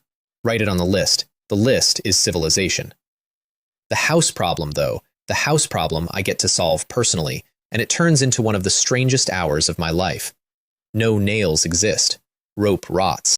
So how do you hold a frame together? I sit down with knife and bamboo scraps, chasing a memory of childhood building blocks, notch into notch, tongue into groove, and something opens in my head like a door I didn't know was there. Mortise and tenon. I'm reinventing, cut by cut, the exact joinery my ancestors built palaces with. No nails, no glue, wood gripping wood, and for about 10 minutes I'm gone, flow state, fully spent into the work, sketching joint after joint in the dirt, each one summoning the next. I surface to find Meng Dia standing guard guard over me like a temple lion, arms crossed, glaring away anyone who approaches. Later I learned she once lost a flow state of her own to an apprentice's question and yelled at the poor boy, the only time anyone's seen her lose her temper, and has since classified the state as sacred. Engineers understand each other across any gap of worlds, and as I stand up, dusting off, the system chimes. Intelligence has reached 3 stars. I keep my face chiefly and dignified while internally doing a full lap of honor. 3 stars. Excellent tier. Top of billions. Certified by the universe. The panel giveth ratings, and today the rating is smarter. All those buffs now leak to every subject I have, of course. The whole nation just got a little brighter because I remembered how blocks fit together. Evolutionary Leader remains the best passive in this or any game. The harvest report arrives from Shunong, glowing. The transplanted crops love Black Moon's soil, growing better than they ever did on Wong's choked terraces, and my timely rain minister announces with tears in his voice that we have officially ushered in the agricultural era. Pheasants get their own operation at Salt Lake's forest edge, shaded from hawks, fed on local grass seed, an agricultural branch to run it. And the 50 newest members scan as, all together now, 2 stars across the board. Another 2-star legion. The heavens send me geniuses one at a time, and ordinary folk by the crate, which, fine, empires are built of crates. Nights, I do true word science, because the collection has gotten big enough to have internal politics. In meditation, the characters hang in my inner space like a small constellation, and they cluster. Compatible characters drift together. Incompatible ones keep distance. The whole thing arranged like a seating chart at a difficult wedding. Summon and secret at opposite ends of the room, refusing eye contact. And when I absorbed Wong's duplicate skeleton, it didn't sit beside my old one, it merged into it, and the merged character hangs heavier, brighter. Characters level up by eating their twins, which transforms every future battlefield loot table. Duplicates aren't spares. Duplicates are experience points. Also, I notice threads, faint, invisible to everyone else filaments running from me to every skeleton I've raised, and along them, feeling. I can sense my bone soldier's condition at a distance, standing, broken, idle, remote monitoring, an undead dashboard. I fall asleep composing combo grammar like a man doing crosswords, someday, summoning, someday. Someday turns out to be that week. Transmit and summon click together like they were cast from the same mold, and out comes a new sentence, skeleton soldier summoning. I speak it in the yard, curious what it does. What it does is recall every skeleton within 1.5 kilometers, all of them, including the entire camp perimeter defense grid, which uproots itself from its posts and comes marching to me from every direction at once, spears up, ghost fire blazing, converging on the center of a camp full of people who don't know there's a drill on. The camp reacts to the sight of our own defense network mobilizing exactly as trained. Full alarm, everyone armed, charging to protect the chief, who is standing in the middle of the convergence wearing the face of a man whose phone just went off in a funeral. I cough. I used a bit too much force, I announce, to 200 armed citizens. Everyone very kindly does not say anything. Best part, the word summons, it doesn't dismiss. There's no send them back button. True words are fixed programs. No throttle, no undo. So the rest of the afternoon is the entire population hand-carrying skeletons back to their guard posts like furniture movers, cursing respectfully. New protocols are written. The chief tests spells outside town now. The first house finishes that month, and it's beautiful in the way only a thing you couldn't have yesterday is beautiful. 50 square meters, sunken foundation on rammed mud and stone slurry, mortise and tenon frame you could shake without a creak, bamboo walls plastered in mud, thatch roof, actual wooden doors, windows that prop open. Cool inside at noon. The rewards for the build crew, eggs, 1 each, which lands like a knighthood. The pheasant operation has made eggs the new gold standard. Salt for the masses, eggs for merit. Currency evolution in real time. Then the census forces the reorg. 87 residents at Black Moon alone means 1,000+ square meters of dormitories to raise, 12 square meters per person, 20 for cadres, who also get desks. The desk is the perk. People compete for the desk. The gathering team, the tribe's oldest institution, dissolves into architectural engineering. Construction crew triples to 21. Logging and quarrying split into proper trades, and a quarry opens in the Gobi near Salt Lake. My org chart now has depth, breadth, and internal transfers. Somewhere my old strategy games are weeping with pride. Under all of it, one need keeps knocking. Haulage. Human backs are the bottleneck of everything now. The solution grazes out on the grassland in herds, oxen, horses, and between me and them stand the centaur cavalry and the hyena packs, which is why the grassland dungeon stays marked too hard for now. For now. Mungdia's bow, when it comes, is not a bow, it's a flex. I asked for bamboo bows, expecting a bent stick and a string, honest Neolithic archery.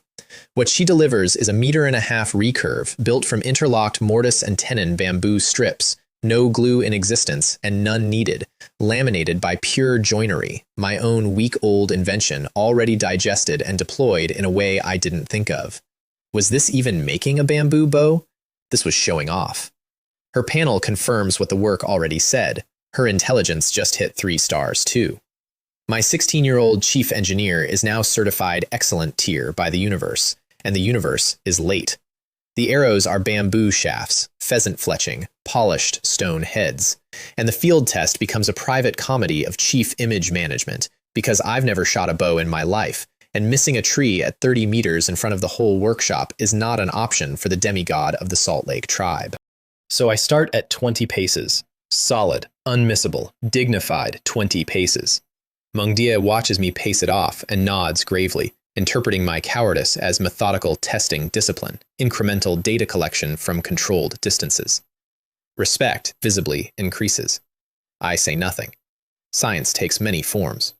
Then I hand the bow to Jin Song, and we all stop pretending the rest of us matter. First shot of his life, dead center at 55 meters.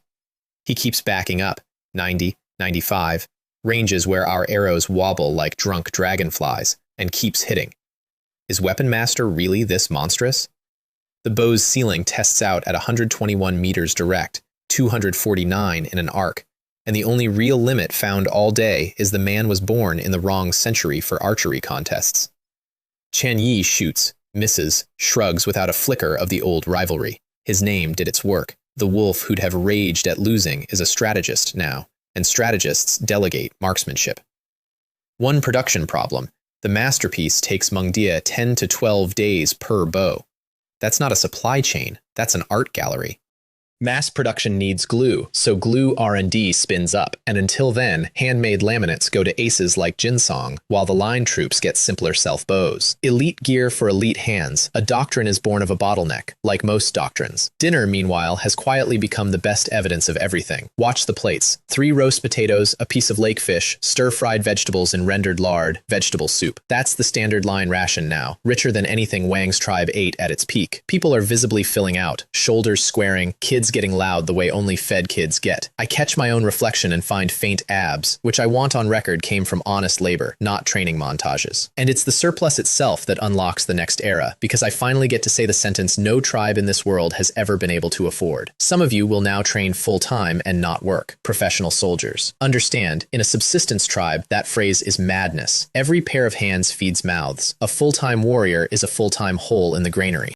It takes potato fields and fish fleets and egg operations to buy what I'm buying.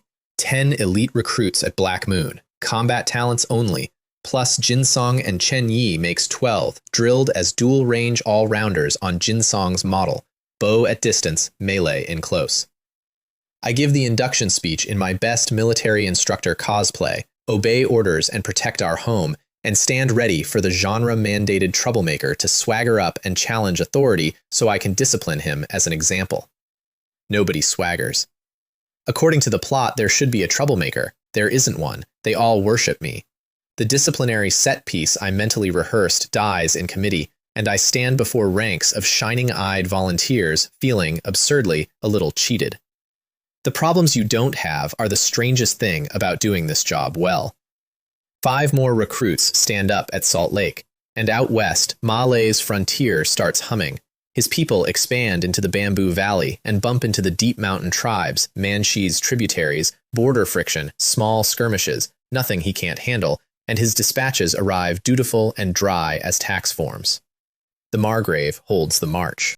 The landlord deeper in the mountains hasn't looked downhill yet. Good. Let him keep not looking a while longer. Then the quarry sends word that rewrites my entire winter agenda. Stones in the new Gobi pit glitter in the sun. I'm there so fast, the escort complains. And there it is in the rubble, sharp glints in dull rock, and I hold a chunk up to the light with my hands not quite steady. This must be metal ore. Metal. Sitting a walk away from my very first camp this whole time, right under the story, waiting for someone with eyes. 2 basket loads go to Black Moon on the fastest cart we have. The plan is caveman metallurgy at its purest. Crush the ore, pack it in the kiln with coal from the spider's mine, and let fire argue with stone. The kiln roars for a day and a night, and out of the slag, when we break it open, comes a bead of gleam, then a rough little puddle of it, dull red gold, soft, heavy, real. First metal. Copper, I decide, by color and gut. This should be copper, right? No spectrometer will ever contradict me. As long as it works, it's copper. I roll the ingot in my palm while the smelting crew waits for a verdict, and give them one word they don't know yet. Everything.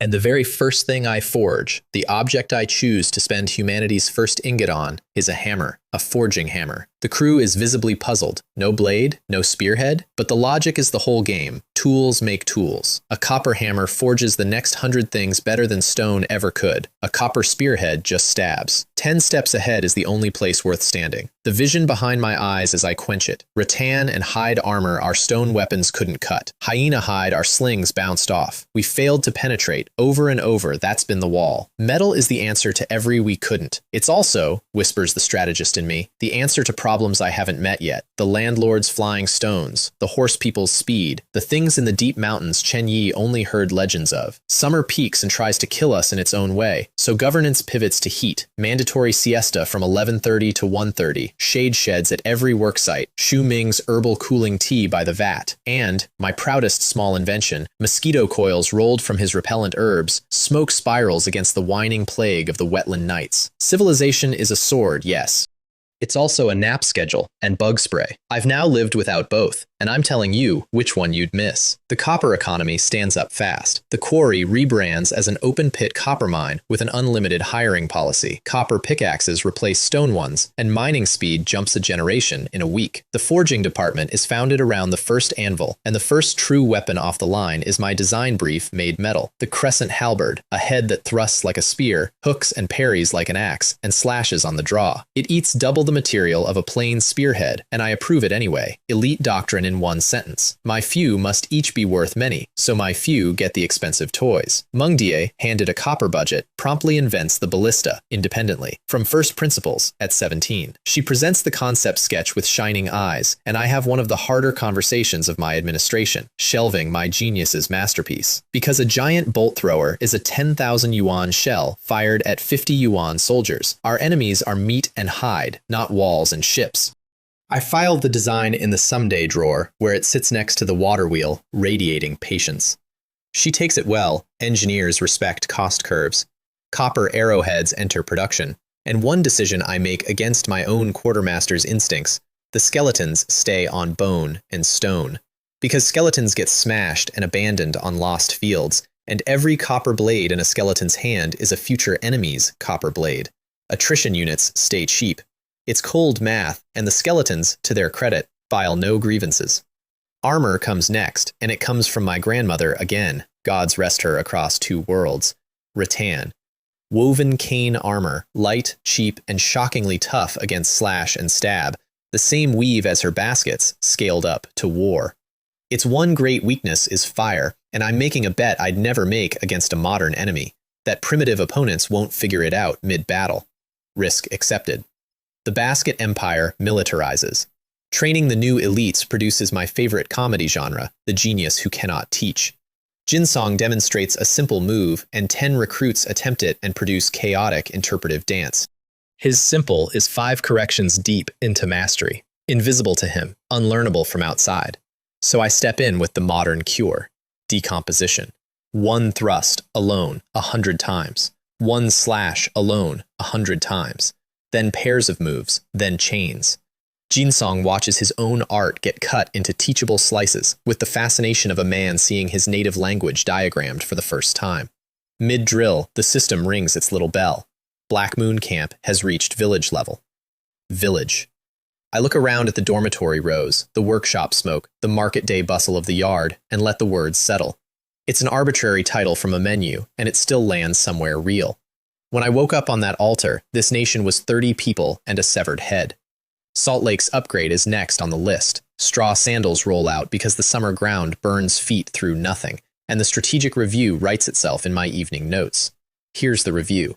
The army has plateaued at the training wall. Past a point, drills only polish, combat forges.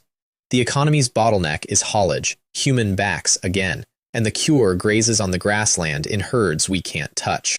And the grassland camp lives in a low-grade fear that summer makes worse, because summer drives every animal and everything that eats animals toward water, toward the river, toward us. Contact is coming whether I schedule it or not.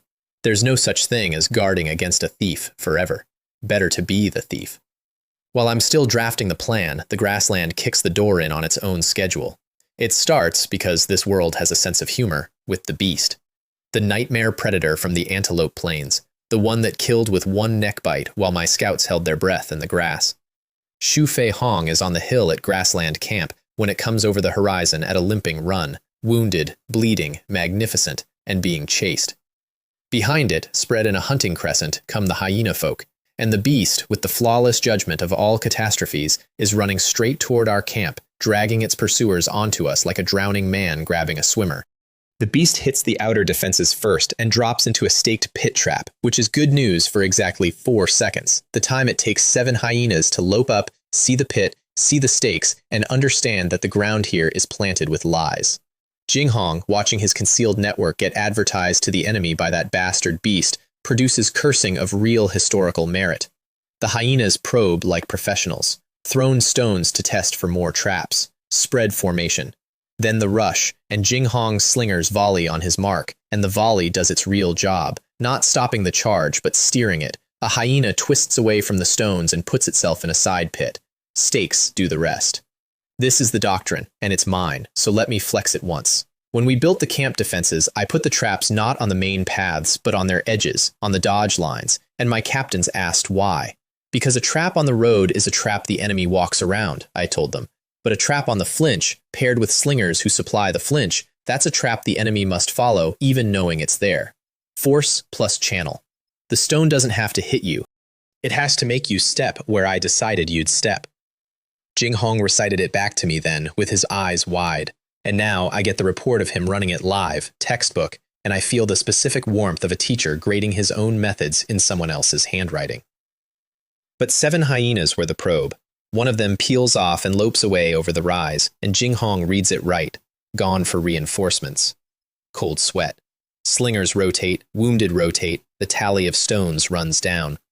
They come back 20+ strong, and from somewhere in the deep grass an impatient, imperious howl drives them, a commander's voice, hidden, urging the pack in.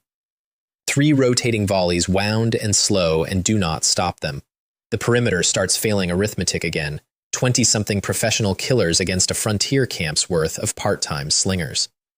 Jinghong stands on the wall doing the worst math of his young command and reaches the honorable answer, abandon the camp, rafts, save the people, and opens his mouth to give the order that will taste like ash for the rest of his life. An arrow arrives instead. Out of nowhere, across the whole sky of the battle, into a hyena's eye socket. And around the camp, in a ring, out of the earth and the grass and the trapline spoil heaps, every buried skeleton stands up at once, spears rising like a fence, deciding to be a forest. I've been riding since the first messenger. The leader is here, someone screams from the wall, and I hear the camp's whole spine straighten at once. All right, dogs, let's discuss whose grassland this is. The battle for Grassland Camp is the hardest fight of my life, and I want to tell it honestly, because this is the one where the bill comes due. The good news works first. Full buff stack on the skeleton ring, 15 halberdiers in rattan armor behind the spike barriers, copper arrowheads that finally punch through hyena hide where slingstones used to bounce. The hyenas hit our line, and for the first time in their pampered predator lives, the food fights back with metal. Halberds hook, slash, keep them off the barriers. The hyena man skeleton wades in against a live hyena, and I learn a humbling unit design lesson mid-battle. It can only tie its living cousin down, one-on-one. Alive, they're simply stronger. Dead is a downgrade. Noted, painfully. Then the bad news finds the seam. Not the soldier's line, the people's line. The stretch held by ordinary villagers with spears and 2 weeks of drills. It breaks, and hyenas pour through the gap into the camp, and what happens in those minutes I will not dress up. They went through my people the way they went through that centaur on the plain, fast and final. Screaming, and then less screaming. I'm throwing every word I have, redirecting bones, and the arithmetic is redistributing itself faster than I can spend, and for the first time since the altar, I feel the actual floor of it. I might lose this. Not a battle. The camp. The people behind the camp. I make the coldest call of my career and order the fighting retreat to the rafts, save what lives, and then the beast saves us all, by dying angry. The wounded nightmare that dragged this war to our door heaves itself out of the staked pit it's been bleeding in, tracks the battlefield with those furnace eyes, and finds the deep grass where the imperious howling comes from. It takes 3 strides and closes its jaws, 1 bite, on the hidden commander of the entire assault. The howl cuts off. And what dies in its mouth turns out to be the answer to a question I didn't know to ask. An enormous matriarch, the hyena queen. Because they're matriarchal, of course they are, and when the queen's death cry tears across that field, the whole assault ends like a puppet show with the strings slashed. Every hyena, mid-lunge, mid-kill, simply turns and runs. No queen, no war. They pour off into the grass and are gone. Silence, smoke, and the sound a camp makes when it's counting. The beast stands swaying over the queen's corpse for a moment, monumental, and then limps away into the grassland to die on its own terms. And I let it go. And even that is a calculation I'm not proud of. If it recovers, it'll be long gone and no longer our problem. If it's dying, every hour weakens it for us. Jinghong and Jinsong stare at me as I say this out loud, doing that thing they do, marveling at the processing speed, and I accept the admiration and don't tell them how little I like the man who can think that fast while his people are being carried to the healers. Here's the count, and I'm going to make you sit with it the way I had to. 16 dead. 8 killed in the fighting, 8 more who died of wounds in the days after, while Xu Ming's overwhelmed medics learned mass casualty triage by doing it. More than half of Grassland Camp's 30 people. Of my beautiful professional army, 2 dead and 2 crippled, fractures that will never hold a halberd again, the roster down to 11. 1 battle. The wealthiest, best-fed, best-armed tribe in the known world, and 1 afternoon of dogs took 1/6 of a village off the census. We invent cremation because we have to invent it. Too many bodies for this ground and this custom, and I stand in front of the pyres and give the first eulogy of this world. That they laid the foundation, that everything we build from here is built on them, and their spirit lives in our hearts. Their names go on to a carved wooden memorial, our first monument, a plank of names in a nation that can't write yet, each name carved by people who memorized its sound. No jokes tonight. Some pages of the ledger you keep in ink that doesn't wash. And in the middle of all that grief, this world, which never once checks the mood before scheduling, hands me the strangest gift of the whole story. The beast is found dead about 1 kilometer out. We take the carcass for processing. Waste is a luxury of worlds with margins. And mid-butchering, the crew calls me over, unnerved. The belly is moving. She. The nightmare of the plains was a she, and she was pregnant, and that's why the hyenas dared her at all. Pregnancy was the weakness. The whole hunt suddenly rereads itself. A halberd becomes a scalpel, and out of the dead terror of the grasslands we deliver, alive, blinking, furious at everything, 1 cub. Gray-white, cat-shaped, lion-sized ambitions in a loaf-sized body. It opens its eyes, and of all the faces leaning over it, the first thing it fixes on is mine. Then the second gift, and this one splits the skull of everything I think I know. The butchering reaches the heart, halved, spent, and from inside it rolls a single drop that is not blood. Ruby bright, dense, glowing faintly, like someone condensed a bonfire into a bead. The whole crew leans in, and before anyone can so much as ask the chief what it is, the newborn cub wobbles across the hides on day-old legs, absolutely certain, and eats it. Holy sh! I begin, and don't finish, because what do you even file that under? The cub sleeps for 2 days straight after its snack. Not naps, sleeps, a shutdown, unwakeable. I test this scientifically by lifting it by a hind leg, and it dangles like a furry pendulum, sleeping deader than a dead pig. And while it sleeps, its fur visibly thickens. Whatever that ruby drop was, the hyenas knew. That's why the pack lingered on a dying beast instead of taking easy meat elsewhere. They weren't hunting the animal, they were hunting the heart. There's a whole economy in this world I've had no idea about, running on the insides of monsters, and my 2-day-old orphan just made its first investment. I carry the cub against my chest in a hide wrap while we march, because it has decided, with the total certainty of the newly hatched, that I am its mother. I want on record that I resent this. I also want on record that when it makes a small noise in its sleep, I check on it. Both things are true, and I'd thank you not to explore the contradiction. The expedition that follows is the after-battle kind. 11 walking wounded soldiers and a chief with a baby monster strapped to his chest. And its mission is the one I owe the dead. Make the grasslands safe enough that 16 names stay the worst plank on the memorial. Which brings me to the centaurs, and to the single most profitable funeral gift in diplomatic history. We find their hunting party on the plain, and before any words, I stage the exchange rate. Jinsong, on my nod, puts an arrow through a sprinting antelope at a distance that makes the centaur archer's ears flatten. These are people who know what that shot costs. Then my men drag forward our tribute and drop it in the grass between us, the corpse of the hyena queen.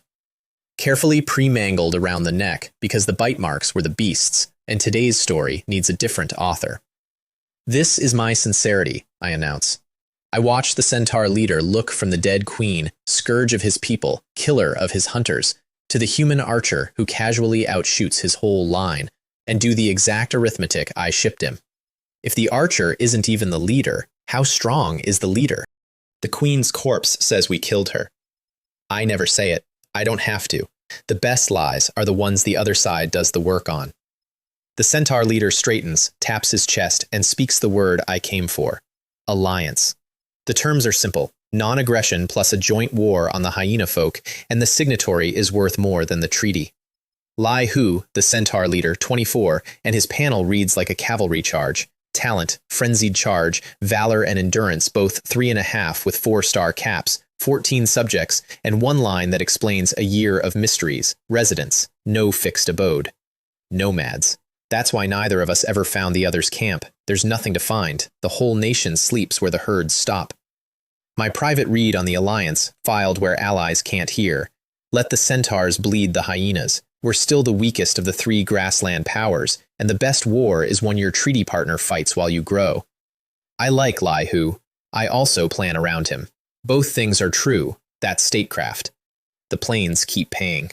Antelope horns turn out to be the raw material of horn bows, which is what the centaurs shoot, better than anything bamboo can do, so horn goes on the elite equipment list, while bamboo stays mass issue. The cub sleeps through all of it on my chest, gaining weight like it's billed by the day. And on day 4, at a river bend, we find the herd of wild oxen. I stand in the grass watching dozens of tons of muscle graze, and my inner cavalry romantic and my inner accountant have it out on the spot. I wanted horses, obviously. Every boy who ever played a strategy game wants cavalry. But the accountant wins, as he should. An ox is a plow, a cart, a walking engine for the entire internal economy. Horses win battles. Oxen win centuries. We take oxen first. The capture is its own war story. I speak the new compound, skeleton soldier summoning, out on the open steppe, expecting my dozen-carried skeletons to answer, and instead the ground for a kilometer around shrugs and offers me 20, 30 more. Wild bones.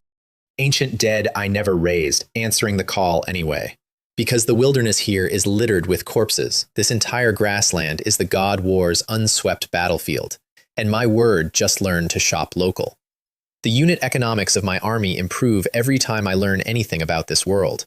The skeletons scatter the herd, cutting a mother and 2 calves from the mass, and then the day tries to teach me humility. The mother hits a 40-skeleton wall and goes through it like laundry. Through it, bone soldiers airborne. Plan B, bolas around the legs, drops her, and Plan C is the actual keeper, a trick from my grandfather and a dog named Xiao Hei, the self-tightening slipknot lasso. The calves choke themselves against it twice, panic, learn the physics, and stop pulling. And the mother, tons of fury who eats skeleton walls, follows her roped calves into captivity voluntarily, because that's what mothers are, the strongest force on any field and the easiest to lead by the heart. On the march home, a saber-toothed tiger audits us. Fangs like drawn sabers, gait like it owns the tax rights to everything that breathes out here. My escort's spears look suddenly ornamental. I gamble on animal psychology, raise 12 skeletons in one breath and step forward assertive instead of backing away, and the tiger reassesses the weird prey that produces bone men and confidence, decides its dinner budget doesn't cover mysteries, and pads off. I file the species under later problems, which is how this world keeps its appointment book.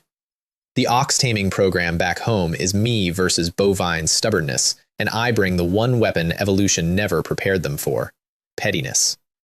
Post pillars, rationed feed, food appears only when humans are present, eat while we watch or don't eat.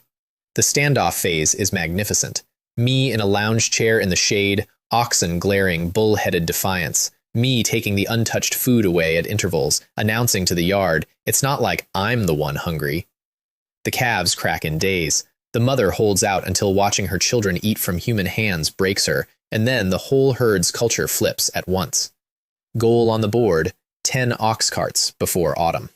Second capture run overshoots comedically. The saber-tooth kills one of our target cows mid-operation and forces an early strike. We rope 4 adults in the scramble, and the tiger takes one look at the 50-skeleton escort and leaves with its groceries. No hard feelings. Apex professionals respect a schedule. Domestication accelerates from there on pure herd mentality. The tamed teach the caught. Culture does my work for me. Days blur into a rhythm I could get used to. Catch cattle, tame cattle, watch the pen fill. Then Lie Hu calls in the alliance, and I go to my first war as somebody's ally. The joint hyena hunt is a masterclass in why I avoided fighting centaurs. Lie Hu's people don't battle the fleeing pack, they process it. Relay riders keeping the hyenas at a trot, arrows metered out to wound and tire, never closing, hours of it, patience as a weapon system. Kiting, I tell Jinsong, that's called kiting, and he watches the method devour a war party with his jaw set, filing it. I bring my troops in mostly to look like a good ally, flank volley on cue, Jinsong neck shots a runner at full gallop to keep our brand premium, and 6 hyenas fall by spear and arrow. Also, I collect 6 hyena corpses, which nobody else wants, and try to keep the delight off my face. The diplomatic afterglow includes my favorite scene of the season, 2 taciturn heads of state attempting small talk. Lie Hu is not chatty. I am, professionally, but not with him. Every sentence is pricing. The silence stretches. Somebody's horse half swats a fly. Intel gets exchanged in the gaps. The hyena clan runs 20 to 30 heads now, 4 killed in earlier centaur raids, and I lie smoothly about my own 2 clashes, round numbers, vague dates, allies don't need my casualty ledgers. And then a centaur picks up one of our spent arrows, and everything changes pitch. The copper head. He turns it in the light, calls Lie Hu over, and my ally goes still in a way I recognize. It's the way I went still at the glittering quarry stone. Centaur bows are inherited masterworks from the previous civilization, and they're still tipping their arrows with stone. Metal, to them, is legend tier. I watch Lie Hu look from the arrowhead to me, recalibrating everything he thought he knew about the weak little walkers by the river. So I do the most natural thing in my world and the most alien thing in his. I invent commerce. I'll sell you some, I say. And the word doesn't land because there's no word to land on. Sell? He frowns through it. What does sell mean? And I get to explain trade to a species. Goods for goods, value for value. You have things I want, I have things you want, and nobody has to bleed for the exchange. I talk up the arrowheads, pierce hyena hide at range, never shatter on bone, and then, when his eyes are sufficiently lit, I name my price, and my price bends his brain sideways. Live wild horses, captured unharmed. Lie Hu stares at me with genuine concern for my judgment. Horse meat doesn't taste good, he says slowly, the way you'd talk someone off a ledge. Are you sure? The centaur cannot conceive of riding. Why would he? He is the horse. Asking him to imagine cavalry is asking a fish to invent the boat. And in the gap between what he knows and what I know sits the greatest arbitrage opportunity in this world's history, and I keep my face very, very straight as I confirm. Yes, horses, I'm sure. It's a human thing. We're strange people. Deal? The exchange rate we settle on is 5 copper arrows for 1 live wild horse, and Lie Hu agrees with the satisfied air of a leader who's fleeced the naive walkers. 5 whole arrows for a bad-tasting animal. I walk away from the handshake feeling almost empty inside. the way you do when you braced for a haggle and the other side thanked you. 5 arrows. For cavalry. Somewhere, the ghosts of every horse-trading swindler in my old world's history rise and salute. The corpse clause sweetens it further. The 6 fresh hyena dead stay with me, because centaurs consider hyena flesh too foul even for scavengers. Plus, Li Hu can point me at 4 more from his earlier hunts, still findable. 10 hyena bodies. Jing Hong, riding beside me, voices the one real objection like the future marshal he is. Aren't we arming a future enemy? And it deserves a real answer. A few dozen arrowheads have no scale value. They can't equip a nation, but horses compound. Cavalry is a curve, arrows are a dot. I'll trade dots for curves all decade. Recovering half-rotten hyena corpses in high summer is a task I will not describe except to say that Shu Ming's insect repellent and mosquito incense earn their place in the national budget forever, and the skinning crews earn a bonus and my eternal, well-ventilated respect. The bone ledger after processing. 16 hyena man skeletons, plus 1 extra-large matriarch, the queen herself, rendered down to her frame and standing in my arsenal with claws like a threshing machine. 16 monster-grade units, enough to crush any ordinary tribe in this world, and I know exactly how much it isn't enough, because the centaurs counter bones with speed, and the deep mountains hold things I haven't met. The arms race has no finish line, just leaders and laggards. Li Hu delivers 3 wild horses within the week, and here's the beautiful part. They arrive pre-beaten into submission. Stacks the only way centaurs know to catch a horse is to run it down and thrash it into cooperation. Free taming included in the price. I inspect my 3 shaggy, resentful, perfect future war horses and feel the age of cavalry breathing down my collar. And then, because commerce is a slope and I am well greased, I invent the follow-up sale. Lassos. The self-tightening slipknot rope that catches horses without the beating.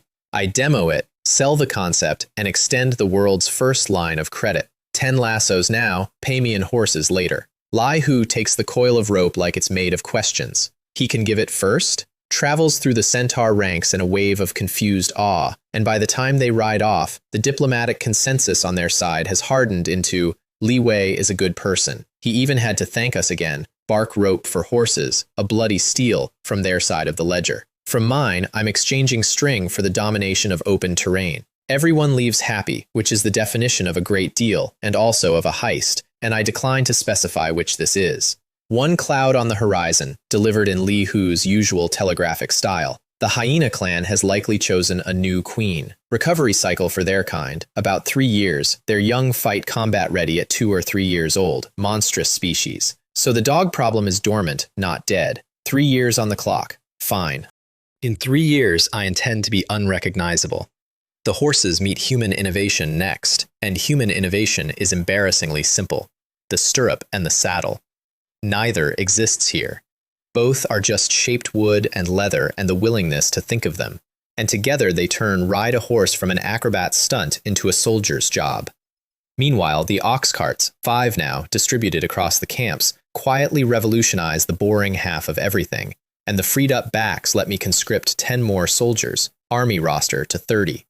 The 2 crippled veterans from the grassland battle become my new recruit instructors, and I want to dwell on this one because it's the reform I'm proudest of this season. 2 men who thought their lives ended with their fractures, who'd resigned themselves to being useless people at the porridge line, handed the training program and a rank. They pour themselves into it like water finding a crack. And they're teaching, built out of their own pain, what a real hyena rush feels like, what breaks first, what they wish they'd drilled, lands harder than any champion's demonstration. Jinsong teaches what genius looks like. They teach what survival costs. Recruits need both, and a nation that discards its wounded is training its soldiers to die cheaply. Mine will not. Population pressure picks the next target, more mouths than the current map feeds, and the plan writes itself. I hold grassland camp with the skeleton garrison, and 30 soldiers march to Wild Mountain under Jinsong to begin annexing the deep mountain tribes, the landlord's tributaries, one by one, before the landlord himself gets a vote. Jinsong, before departing, breaks in all 3 horses personally, because of course the weapon master extends to mounts, and delivers his review with shining eyes. Riding a horse feels like, and I quote his second-hand version of my stories, a motorcycle. Tiring, bumpy, exhilarating. Close enough, General. Ride. And Li Hu comes back early, at the head of a small dust cloud, with 10 more horses on his new lassos. The tool worked exactly as sold. He's fully hooked on copper arrows, and suddenly I'm paying out 40 arrowheads and receiving the foundation of a cavalry corps. 13 horses, 10 lassos of string, well spent. The best trade routes, it turns out, are the ones where both sides are certain they're winning, and only one of them is running the exchange rate. Then, one night, the cub wakes up. I surface from sleep because something is licking my face with a tongue like wet sandpaper, and I open my eyes to 2 green lamps glowing 3 centimeters above my dark. My body does the full prehistoric package, spine launch, dagger out, heart in my ears, before my brain processes the shape attached to the lamps. The cub, transformed. Months of sleep have spent themselves all at once. Half a meter of it now, brown fur shot through with a golden sheen, black markings flowing along the flanks, dark gold eyes with weight in them, a jawline with opinions. It sits there in the moonlight looking, and there's no other word, majestic, regal, a future king of beasts surveying its firstborn domain. Then it opens its mouth and goes, "Ow!" in a milky, aggrieved, tiny voice, because I'm late with dinner. All majesty gone. I put the dagger away, and the age of cavalry pauses briefly while the chief of 5 camps gets up in the middle of the night to mince rabbit meat for a spoiled miracle. Somewhere in the dark, I can hear my own dignity packing its bags. It knows when it's not needed. Raising a legend-grade predator turns out to be identical to raising a cat, if the cat's growth chart pointed at siege weapon. Fortunately, I am a cat owner veteran of 2 households.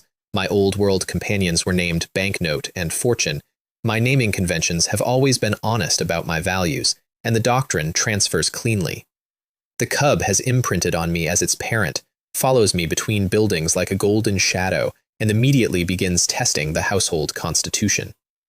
The constitution holds. Meals are minced rabbit at scheduled times, not on demand. Night vocalizations are ignored with the iron discipline of a man who has sleep-trained kittens before. You don't adapt to the cat, you make the cat adapt to you. The cub tries the aggrieved, milky voice at 3 in the morning, exactly 4 nights running, gets a snoring wall each time, and converts to the household schedule on night 5. Victory. Do not ask me what it cost. The camp treats it like a visiting deity, and honestly, the evidence supports them. At months old, its annoyed roar makes grown soldiers' ears sting across the yard. At play, it swats a training post, and the post sways. Everyone can see the growth curve, and everyone gives it snacks behind my back, which we then have words about, the tribe and I, because I will not be out-parented by a barracks. Name deliberation occupies the camp for days. My shortlist, Tieju, Jiangguo, sturdy village names from my old world, gets vetoed by public opinion on the grounds that the future king of the grassland cannot be named like somebody's uncle. The debate remains unresolved, the cub remains the cub, and it answers to food regardless. Milestones stack up under the daily grind. The cattle-catching team runs its first fully independent mission, no chief on site, and comes home with 3 new head and 0 casualties, and I feel that specific pride of the manager whose department stopped needing him. Plans get drafted through next spring, an actual annual plan, because winter halts campaigning and the nation now thinks in seasons instead of meals. And I take my first long ride, grassland to Black Moon on horseback, and the trip that eats half a day by cart takes 5 hours. I dismount, wait, fail to dismount, remain mounted at the hitching post, recalibrating my legs, because saddle soreness is real and the chieftain has a reputation, so I sit there, radiating leadership until my thighs agree to resume service. The cub made the same journey riding in a pannier basket like a tiny emperor on tour, thoroughly pleased, and refuses to get out at the destination. Get down, you. It does not get down. We compromise. It is carried. 5 hours. The words keep echoing while I walk it off. My realm just contracted from a thing measured in marches to a thing measured in mornings. Horses don't just win battles. Horses shrink the map. The system dings Salt Lake up to village level while I'm there, and Black Moon has frankly outgrown the title already. Dormitory rows, workshop smoke, market bustle. It looks like a small town wearing a village's name tag. The system offers wall building as the next milestone, and I decline on doctrine. Walls are corsets. They make you feel secure while stopping your growth, and titles without benefits interest me exactly none. Let the map stay open. The forging and equipment departments deliver the autumn line. Rattan armor in 8-piece light sets, rattan round shields, and copper one-handed war knives. The mountain warfare loadout, because you can't swing a halberd in a thicket. My army is now armored, bladed, and increasingly opinionated about gear, which is how you know it's becoming a real army. Shunong's harvest report secures the winter, and I hand him the next impossible number with a straight face. Prepare fields for 500 people. He sees stars briefly, then starts pacing out terraces in his head, because that's what 4-star talents do with impossible numbers. The war plan behind the number. Next spring, the whole mountain block, including the landlord. Within a year. And then a problem I genuinely did not see coming, the kind of problem you only earn by succeeding. Reward inflation.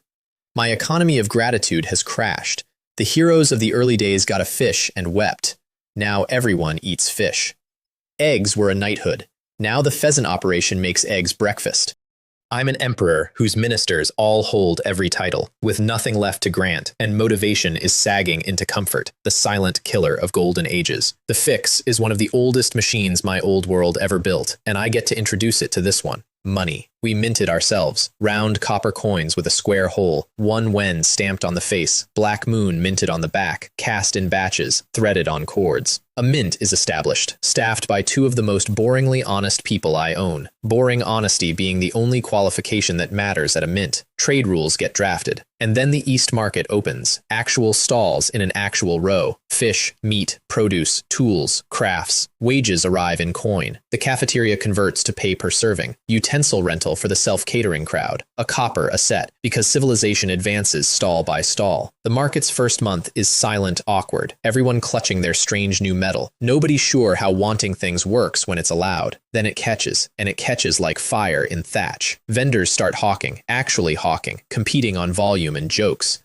I put vendor pay on commission, and the top seller earns double the bottom immediately. The steelyard scale gets introduced, so nobody argues about a fair pound. People discover budgeting the way everyone does. By failing it, several citizens blow half a month's wages on grilled fish in a week and eat gruel thereafter, becoming the market's first cautionary tales and, shortly after, its first home cooks. And the killer app of the whole economy, the thing that yokes ambition to labor better than any speech I ever gave, 3 meals a day. Officially a paid luxury tier, earn enough, eat thrice. Within a month, 3 meals is the status symbol, the visible line between the diligent and the comfortable, and the whole labor market reorganizes itself around crossing it. No slogans required. I just priced breakfast and the nation discovered ambition. Su Nong, emboldened by the market air, dares the question that tells me the whole reform worked. Can fields be bought? And I get to draft on a hide scroll this world's first land law.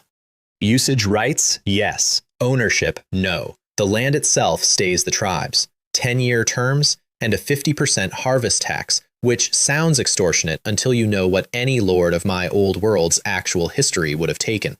In this world, that's an act of grace, and Shunong signs on for his terraces like a man buying a future. Somewhere in that same season, the cub finally gets its name, and the name it gets is Wan Nian.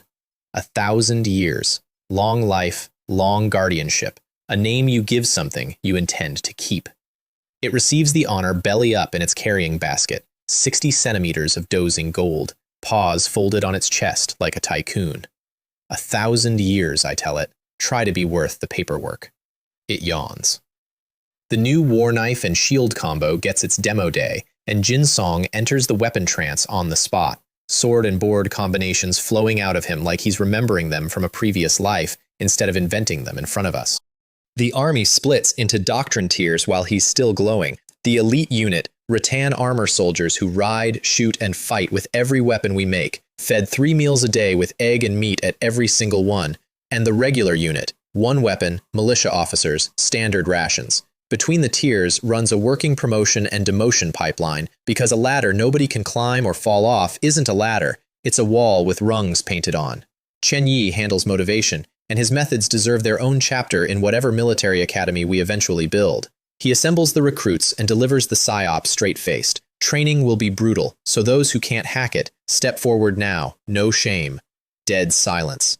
Because primitive laborers are natural involution kings, men who spent their whole lives competing to out-endure each other for scraps, and the suggestion that they might not hack it lands as a mortal insult. Who can't hack it? How could I possibly not? The recruits practically stampede into the program to spite him. My strategist manufactures morale out of pride the way Meng Di makes carts out of trees. 3 soldiers do eventually collapse mid-course and get rotated to the regular unit per doctrine, and then all 3 beg to keep training with the elites anyway, on their own time, at their own cost. Granted, obviously, you don't refuse that. That's the culture becoming self-sustaining, the moment the machine runs on its own heat. Grassland Camp makes village level, the engineering team relocates to Wild Mountain for the spring campaign's groundwork, and late autumn delivers one piece of pure bad luck. The wild horses migrate out of range. No more horse trade this year. 13 is what we ride into winter with, and Lai Hu, when he swings by, fishes shamelessly for more business, positioning himself in my eyeline and coughing until I notice him. Is your throat bothering you, Lai Hu? It is not. His throat wants commerce. So we renegotiate the whole catalog, and I set the winter prices with a warm smile and a cold ledger. Friendship is friendship, business is business, and the party holding the copper monopoly writes the exchange rates. Wild cattle, 3 arrows, haggled down from his opener, the student is learning. Donkeys, 2. Hyena corpses, 1 arrow each, standing offer. And in the middle of the haggling, Li Hu drops the intel that quietly reprices everything. In a neighboring region live sheep, whole herds of them, held by, and I quote his description exactly, ugly, long-eared humanoids. Also, reading between his studied casualness, his centaurs skirmished with those long ears once, and lost, which is the actual reason my ally is stockpiling copper arrowheads with such appetite. My monopoly customer has an arms race of his own running. Noted, filed, priced in. There's another civilization out there, one that beats centaurs, and someday that file gets opened. Sheep, though, wool. I add it to the long list titled Later, which is by now the Constitution's largest article. Winter prep runs on last year's scars. Rabbit fur coats for the cold-exposed trades, vests for everyone else, torso warmth being the budget cut that keeps people alive. There simply aren't enough rabbits for full coats yet. Cured meat and pickled vegetables in every storehouse. And Wan Nian discovers its winter calling as a personal lap heater of monstrous output. A meter of furnace temperature cat draped over my legs through every evening briefing.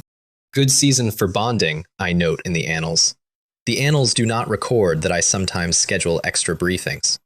The first snow arrives 10 centimeters deep overnight and keeps falling, and I roll out the winter protocols like a man who has been waiting all year to show off. Snow clearing rosters, hot water rounds, herbs stockpiles against winter flu, sand on the icy paths after the first 3 citizens learn about ice the traditional way. This winter snow was like a show of power from nature, and I remember thinking, smug in my coal-warmed office, that we were ready for it. Nature heard me think that. The blizzard comes at night, wind like a landslide, and the first crash is a dormitory roof folding under the snow load. 3 hurt, everyone else dragged out in time. I'm coordinating that rescue, coal stoves relocated, wounded to the medics, when the second messenger arrives with the sentence that stops my heart in its tracks. Chief, the granary roof has been blown off. The granary, the winter, the whole nation's margin, open to the sky in a whiteout. What follows is the worst night since the hyena battle. 2 granary guards are missing.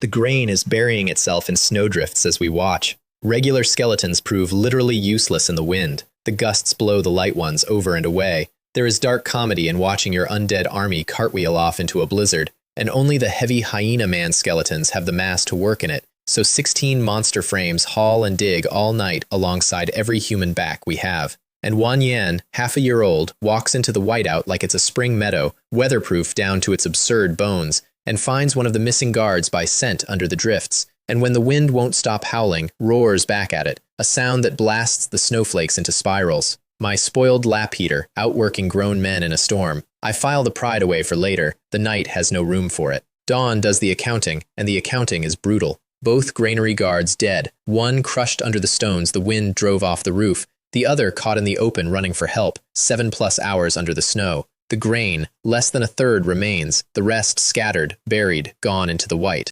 And as I'm absorbing that, The third messenger, because catastrophes travel in columns. Chief, the livestock farm has collapsed. The farm, horses, cattle, rabbits, chickens, under a fallen roof in a blizzard. My cavalry, I hear myself say, my cavalry, and I'm running before the sentence ends. 3 of the breeders are dead in the wreckage. Animals crushed, animals frozen, animals scattered into the storm. Standing in the ruins of half a year's work, snow filling in my footprints as fast as I make them, I feel the bitter laugh climb up and I let exactly one breath of it out. Half a year, gone in one blow, and then I put it away, because 40 people are watching the chief to learn what despair looks like, and it is my job to demonstrate that it looks like nothing at all. Perspective, out loud, for the audience of frightened faces. Most of the cattle already went out to the other camps. 6 horses live elsewhere. The nation is bigger than this 1 yard. Now dig. Wan Yen herds a bolting black horse back through the drifts like it's been a stock dog all its life. I swing onto the animal bareback in the storm, speed enhancement burning, and run the logic while I ride. Panicked horses fled into the village, toward the remembered warmth, not out of it. So the search parties sweep the lanes and yards, and we recover animal after animal from doorways and lee walls where they stand shivering. I don't remember stopping. That's the honest end of that night. I worked until the world went sideways, and I woke a full day later under furs, because nobody in the entire nation had the rank to wake me, which is its own administrative failure. Add it to the list. And while I slept, the salvaged grain, hauled indoors by well-meaning, exhausted people, thawed and soaked. Shu Hong meets me on my feet with his forehead already on the floor, the whole village kneeling behind him in the snow. Punish me, chief. I look at them, my people, who worked a blizzard to their bones and then made a mistake that no one alive here had the experience to see coming, because nobody in this world has ever stored a winter's grain indoors before. I hadn't taught it. There was no it to teach until last night. This isn't your fault, I say, and mean it with my whole chest. It's mine if it's anyone's. The oversight was in the design, and I'm the designer. Get up. All of you, get up. We have a new food situation, and I need every brain standing. The new situation, counted out on the storehouse floor, 5 villagers dead, 14 injured, 9 soldiers hurt, 14 horses and 3 cattle recovered. 3 horses died in our own staked pit traps, blundering into the defenses in the whiteout, my trained war horses, killed by my own cleverness, a specific flavor of bitter I won't forget. 10 horses simply gone into the storm, and the grain that remains is water damaged, all of it, roughly 10 days of food in the front half of winter. Jinghong, quietly, should we call on Black Moon for supplies? And I stand at the window, watching the snow keep falling on the wilderness between here and there, and count the problems out loud. The ox carts can't cross snowbound open country, which means no relief column, which means the real answer to his question is the coldest sentence of the winter, and I make myself say it evenly. Every village survives alone until the thaw. We survive it, is the short version. Rationing. Hunting parties on the good days. The outdoor cold itself drafted as a freezer for what meat we take. Wet grain eaten first before it can rot. Dry reserves guarded like scripture. And underneath the hardship, a strange warm countercurrent I catch on people's faces. Villagers sitting around coal stoves with hot water and rabbit fur vests, in solid houses while the storm rages, feeling unimaginable comfort. Because their scale for winter isn't mine. Their old winters, you slept in a hide tent and maybe didn't wake up. This, the worst winter of my administration, the disaster winter, is the warmest and best-fed cold season of their entire lives.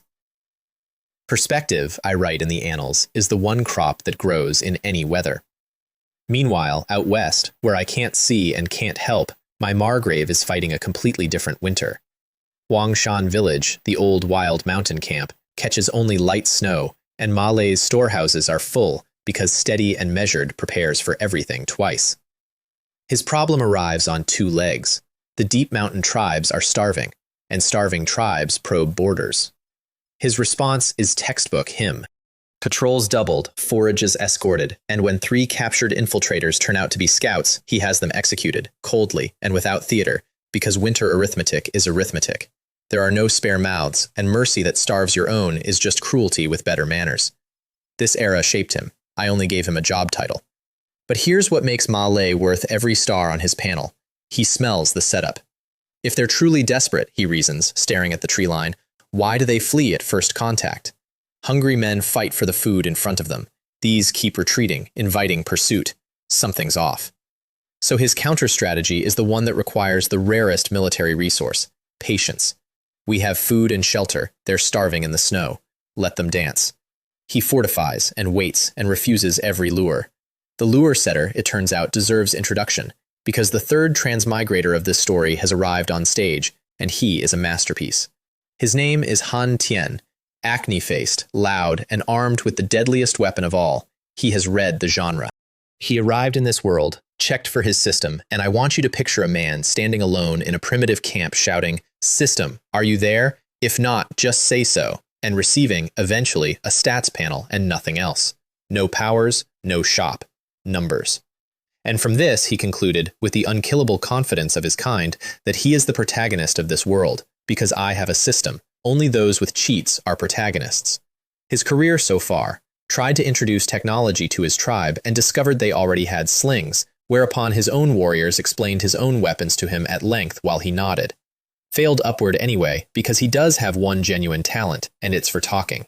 When Manshi's tribute racket squeezed the small tribes too hard, Han Tien midwifed an alliance of the desperate, Redstone's leader and several others, and pointed them at the fat, isolated, badly defended target his genre sense had identified, the strange, rich village on the mountain's edge. Ours. His genre sense did not run a background check. The farce battle, as I will call it in my army forever, proceeds thus. The alliance masses 70 or 80 warriors against Ma Lei's 21 defenders, which should be a massacre, and would be against anyone who chased. Han Tien opens with psychological warfare, striding forward and bellowing, in our shared modern tongue, "Let's talk, fellow transmigrator." A pause from the walls, because Ma Lei does not speak one word of Chinese. What Han Tien hears back, in the local language, is Ma Lei calling, "What do you want to talk about?" in a perfectly diplomatic tone, while simultaneously, in a low voice to his own slingers, "Keep attacking, don't stop." And Han Tien's allied warriors, who do hear the local words and take the parley at face value, lower their weapons mid-advance. Weren't we supposed to talk? At which point the stones arrive. The alliance's assault dissolves into bricked skulls and betrayed confusion. Han Tien is screaming that it's a trick, keep fighting. His allies are screaming back about honor and parley, and somewhere in the middle of it, the man nearly vomits blood while producing the one piece of wisdom he'll ever contribute to military science. It's not the formidable opponents I fear, but the incompetent teammates. Also, the village's second line of spike barriers was hidden under thatch the whole time. The first line was the visible one. Ma Lei hides fortifications the way other men hide savings. Credit where due, the alliance regroups and makes it a real battle. The horde presses, the spear wall bends, and Ma Lei calls the switch. Change to war knives, and the copper blades come out, and his neck-targeting close-quarters doctrine hits Stone Age warriors like a pistol drawn in a fistfight. They've never seen metal. They've never seen fencing. The line holds on horror and technique. And then the enemy's champion finds him. The Redstone leader, Jiang Feng, a slab of a man dual-wielding a stone axe and, insult of insults, one of our own stolen war knives, and the duel is the best fight of the winter. Thrown axe feint, Ma Lei caught off tempo, taken down, pinned under a foot the size of a foundation stone, blade coming down at his neck, and the blade skids. Because under his winter coat, my governor wears his rattan armor at all times, hidden, because of course he does. Steady and measured means armored at breakfast. The stunned half-second where Jiang Feng stares at his bounced killstroke is all Ma Lei needs to wrench the knife away. Mid-wrestle, gasping, Jiang Feng produces the negotiation of the year. Surrender and be my second in command. Ma Lei, underneath him, fighting for the blade. Okay. Jiang Feng keeps attacking anyway, on the reasoning, shouted between blows, that if I stop, how do I know you won't kill me? Trust issues. In this economy, I'd have them too. It ends the only way it could. The relief column from the 100-man main village crests the hill. The Alliance sees its doom jogging downhill in formation, and 70 warriors discover urgent appointments elsewhere. The siege of Huangshan village is over. The bill, though, 4 of Ma Lei's soldiers dead, 3 critical, 13 wounded, half his trained force out of action. 7 POWs executed under winter law. And the entry that stings worst in the strategic ledger, 6 war knives lost to fleeing enemies. 6 pieces of the copper monopoly out there being studied. Technology leaks through every battlefield, and there's no patent office in the Stone Age. Ma Lei's messenger rides east through the snow with the full report, and the word transmigrator rides with it. But before that message relates me, the mountain writes its own next chapter, because Han Tian's surviving allies converge on his camp with the unified diplomatic position of, "You bastard, get out here," intent on returning their casualties with interest. Han Tian cowers inside while his doom assembles at the gate, and then the doom itself goes quiet, because out of the tree line walks a mountain wearing a man. Burley doesn't cover it. He's wrapped in an entire black bear's skin, and the alliance leaders, 70 warriors worth of angry, part before him like water. Even Redstone's Jiang Feng, the human landslide, trembles. The landlord, I learn later, has come downhill. Meng Yan, chief of the Manshi tribe, holder of the Flying Stone True Word, collector of every tribe's tribute, has heard rumors of rebellion in his mountains, and he wants names. What happens at that gate I piece together later from prisoners, and every version agrees on the horror beat. The Alliance leaders scramble to explain the rebellion away, Redstone's chief improvising that they were merely retrieving stolen prey from the Grey Fox tribe, and the lie is holding until one panicked Grey Fox tribesman blurts out the worst possible truth in the worst possible words, that their old chief died of the curse of the old gods. The curse, the sneeze death. Meng Yan recoils like the word itself is contagious, and then his hand moves, and a stone the size of a basketball comes off the ground faster than sight, and the man who spoke is simply no longer standing. No wind-up, no warning, one word of ancient syllables and a boulder at killing speed. That's the Flying Stone True Word, demonstrated on a talkative subject, and then, because terror runs downhill, Meng Yan sentences the entire Grey Fox tribe to death on the spot to contain the curse. And here, Han Tian saves his own life with the most Han Tian maneuver imaginable. Facing execution by proxy, he steps forward and announces, "I am God chosen. Only I can remove curses." He cannot remove curses. He does not know what the curse is. He has never cured anything, including his own acne. But he says it with his whole chest, and he has one piece of collateral no one can dispute, an intact summoning altar found under collapsed rocks near his camp, which he now unveils to Meng Yan as proof of divine credentials. Behold, the machine of the God chosen, and I, its living product. Meng Yan circles the altar with the wariness of a man handling someone else's god, and makes the politically astute call. He doesn't summon his own God chosen, because a second prestige figure in his mountains is a rival, not an asset. Instead, he pockets the one he found. Han Tian, official cursebreaker of the Manshi tribe, pet oracle, kept alive and close. And Han Tian, marched off in his new role, is already scheming. And I know this because he later monologues it to anyone who will listen. Become second in command, engineer Meng Yan's death in some battle, inherit the tribe. I'm the protagonist after all.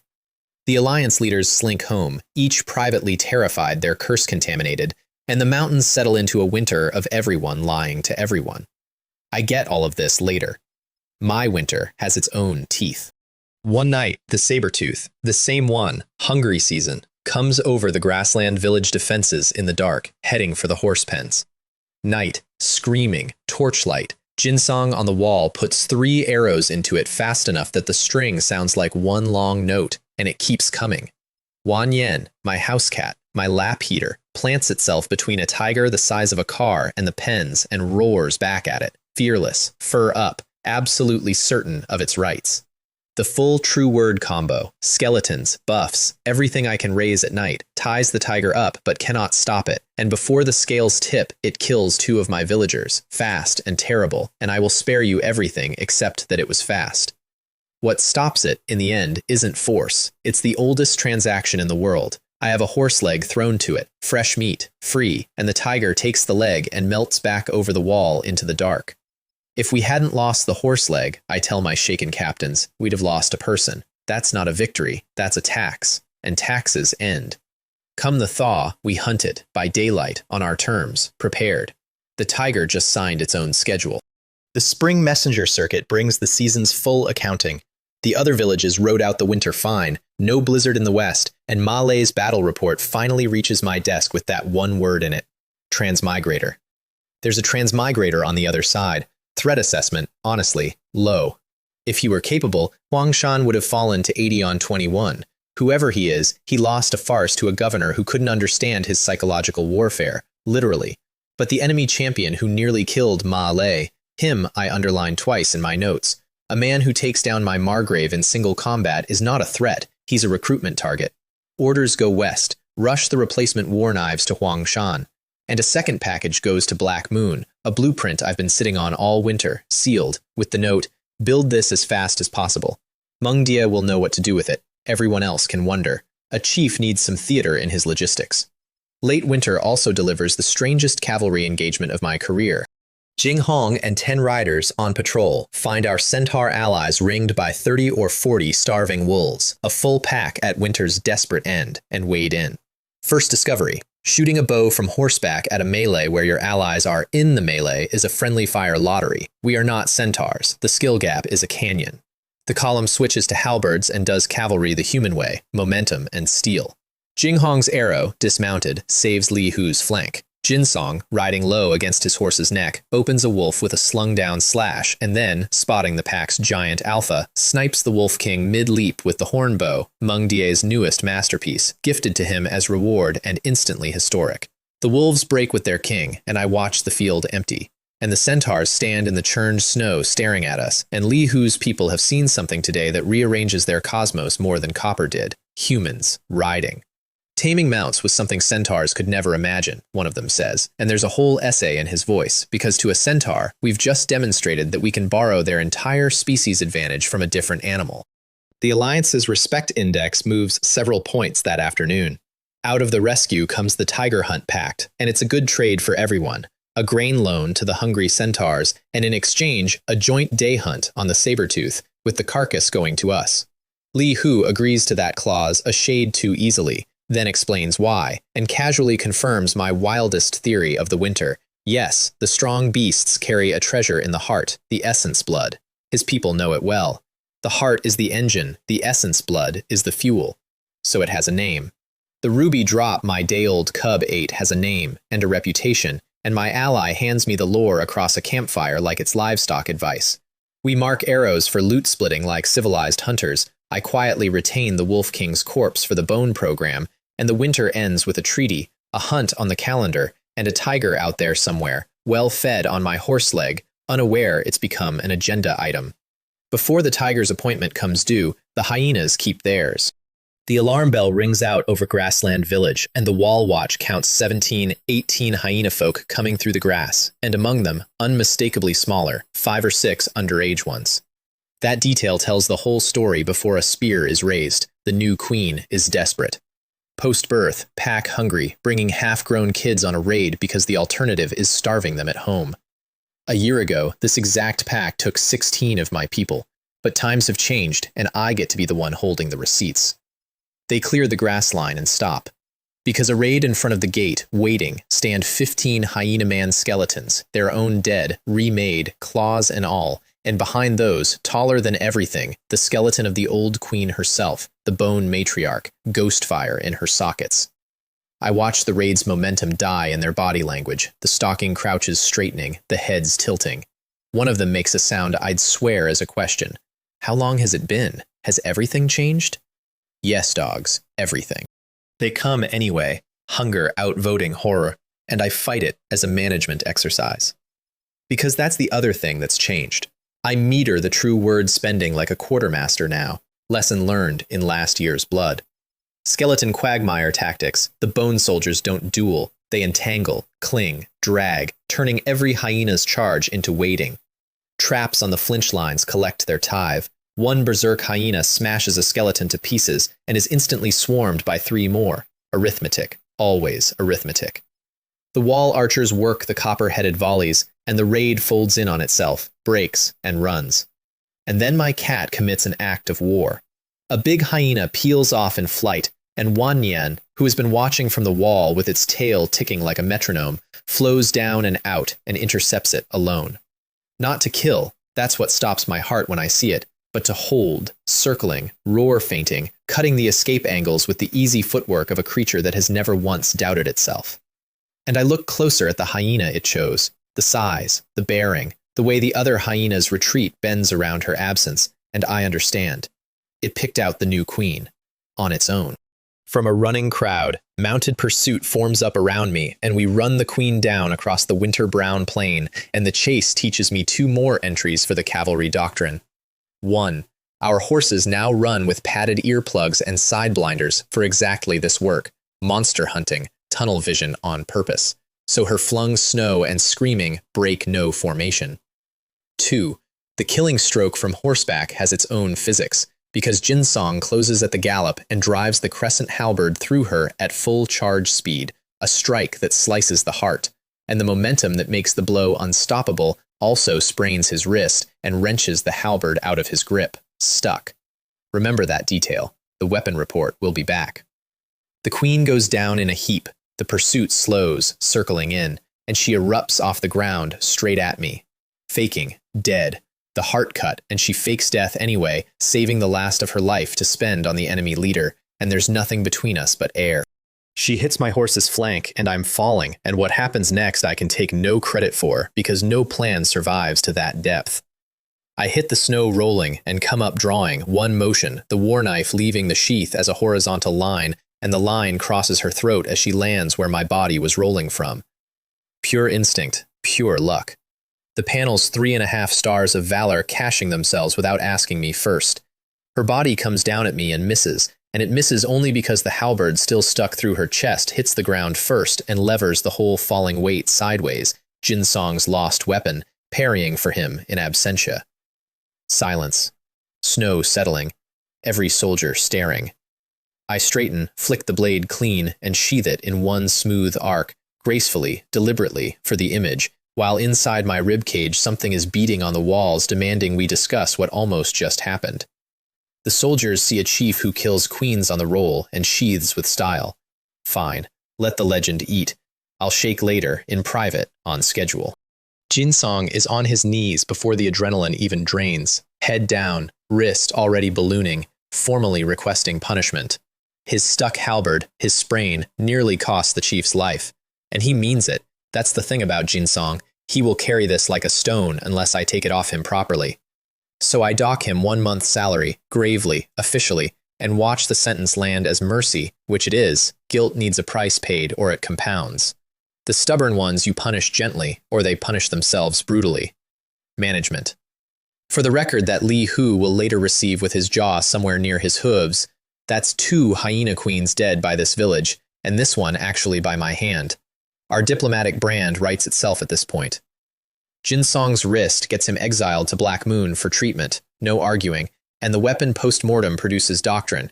The crescent halberd is an infantry weapon. Its hooking blade is exactly what traps it in a body at charge speed, so the forge gets an order for a proper cavalry lance, smooth-headed, made to punch through and carry on.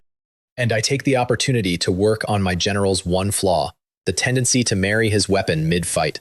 Switch, I tell him, drilling it. Sword when the halberd sticks, bow when the range opens. The best weapon is the next one. The Heartblood research program, meanwhile, hits the wall of reality. I run systematic heart autopsies across every slaughtered species we have, cattle, horses, antelope, rabbits, and the Wolf King's retained corpse, and find precisely nothing. No ruby drops. The theory that survives, only predators past some threshold of power condense the essence, and the Wolf King, terror of a winter pack, wasn't over the line. Which recalibrates just how monstrous Wan Nian's mother was, and just what my cat had for its first meal. Wan Nian itself, invited to the Wolf King dissection as a professional consultant, declines to attend, stays asleep, and thereby files its own expert report. Won't get up early unless there's benefit. There was no essence in that heart, and it knew from across the village. My cat is a detector. An extremely lazy detector with a perfect record. The centaurs arrive for the joint tiger hunt and lodge inside the village as guests, a first for both species, and Li Hu tours my weakest settlement with the expression of a man discovering that the neighbors he pitied own a country. Houses, market, stables full of horses that are happy to see people, which will shortly break another centaur's worldview entirely, but that scene is coming. Around the guest fire, Li Hu earns his lodging with the warning that saves untold future lives. Never eat hyena flesh. Cursed flesh, his people call it, Lethal sooner or later. Parasites, I translate privately, some cross-species horror in the meat, and the kitchen law is carved that night. Hyena is bone program material only. He also asks, delicately for him, what we do want all those hyena corpses for. And I answer with a merchant smile and a curtain, gathering resources. Skin, bones. Which is true, and is also none of his business, because allies share campfires, not arsenals. The bone program stays a family recipe. The tiger hunt opens with a scheduling problem. The tiger, professionally invisible, hides its own tracks, and day sweeps come up empty. What the sweeps find instead is a wolf den, 2 guard wolves shot before they can raise the pack, and then, wobbling out of the dark of the den, 6 wolf cubs, fat, furious, and orphaned. Li Hu's people glance at them with total indifference. Wolf meat doesn't taste good, the centaur culinary review of all situations, and Jing Hong immediately claims all 6 alive, because my marshal has watched me long enough to know that in this administration, anything young and trainable is infrastructure. The cubs arrive at my desk, so to speak, in a squirming basket, and their reception committee is a masterclass in feline politics. Wan Yin inspects the newcomers the way a crown prince inspects orphans being adopted into the palace, and when one cub blunders too close to my lap, its registered sleeping territory, a golden paw swats it off, pads only, claws sheathed, a corrective, not a crime, and then Wan Yin inserts itself bodily between me and the entire basket and gives me a pitiful face of profound betrayal. I am informed, wordlessly, that lap access remains an exclusive license. Noted, Your Highness. The license was never in question. One cub stops me cold, though. In the pile of standard gray, one is pure white with ice blue eyes, a coat off some other, colder world. My old gamer soul says it out loud before I can stop it. Rare skin. The rational overlay says albino, or a throwback to something in the bloodline, and pins the thought for later, because later that thought is going to matter. The plan for the 6 is long and unglamorous, and might be the most important project on the books. Selective breeding. Generations of it, temperament over strength, toward the thing my old world took 10,000 years to make and I intend to shortcut. Dogs. Curders, guards, trackers, companions. Empires are cavalry and granaries, sure. They're also the dog at the gate. That night by the guest fire, Li Hu pays out the deepest lore of the alliance so far, prompted by the cubs. The strong beasts, he says, the ones that hide their tracks and think, his people call transcendent creatures. Stronger, smarter, secretive. The heart is the engine, the essence blood is the fuel. Eating the essence is agony. It tempers the body like fire tempers wood, and sometimes it grants more than strength. And then, with the bluntness that makes him the best kind of ally, he explains his own 3.5 stars. He ate one, once, and it nearly killed him. And it made him what he is, the only 3-star plus warrior either of our nations can field. Which begs the question I've been carrying since a day-old cub swallowed a ruby. Why didn't Wan Yan suffer? It slept, it thrived, it never once whimpered.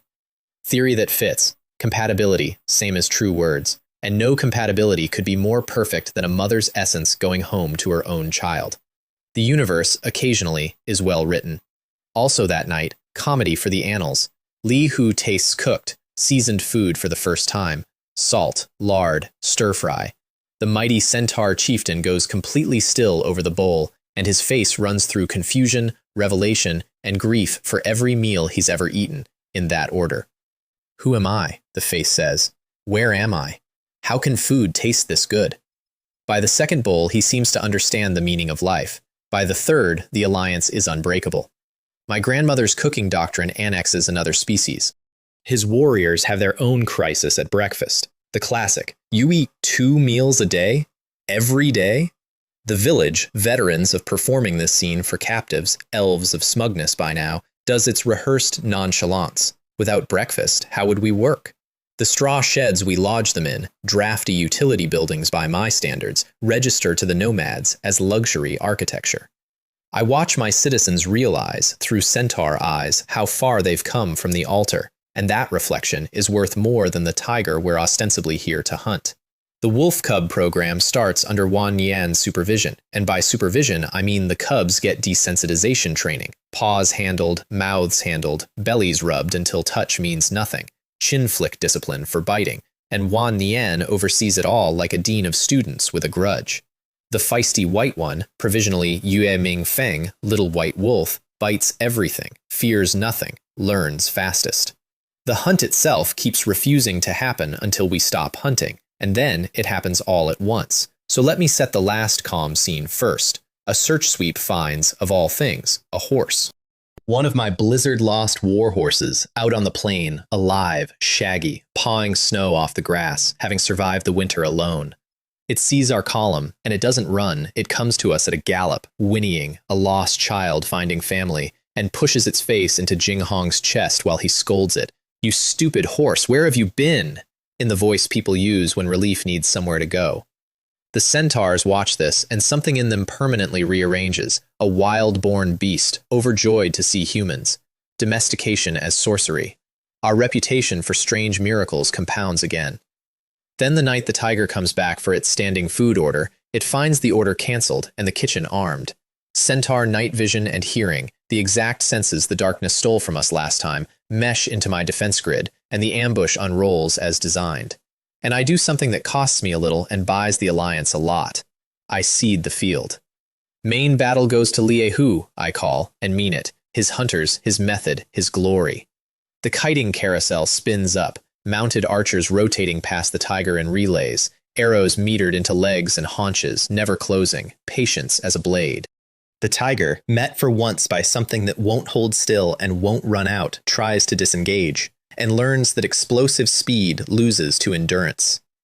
The carousel follows. It tries cunning next, genuine cunning. It detours through a wolf pack's territory and stirs them up as a diversion, wolves boiling out at the hunters, and that's my cue. The human cavalry arrives with fire-tipped halberds, scatters the pack with flame and noise, and closes the box.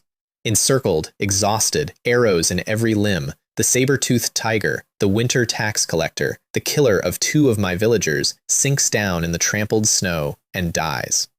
Li Hu puts a test arrow into the corpse from distance. The corpse takes exception, erupts, and lunges at him, faking death with an arrow in it, these apex cats and their one weird trick.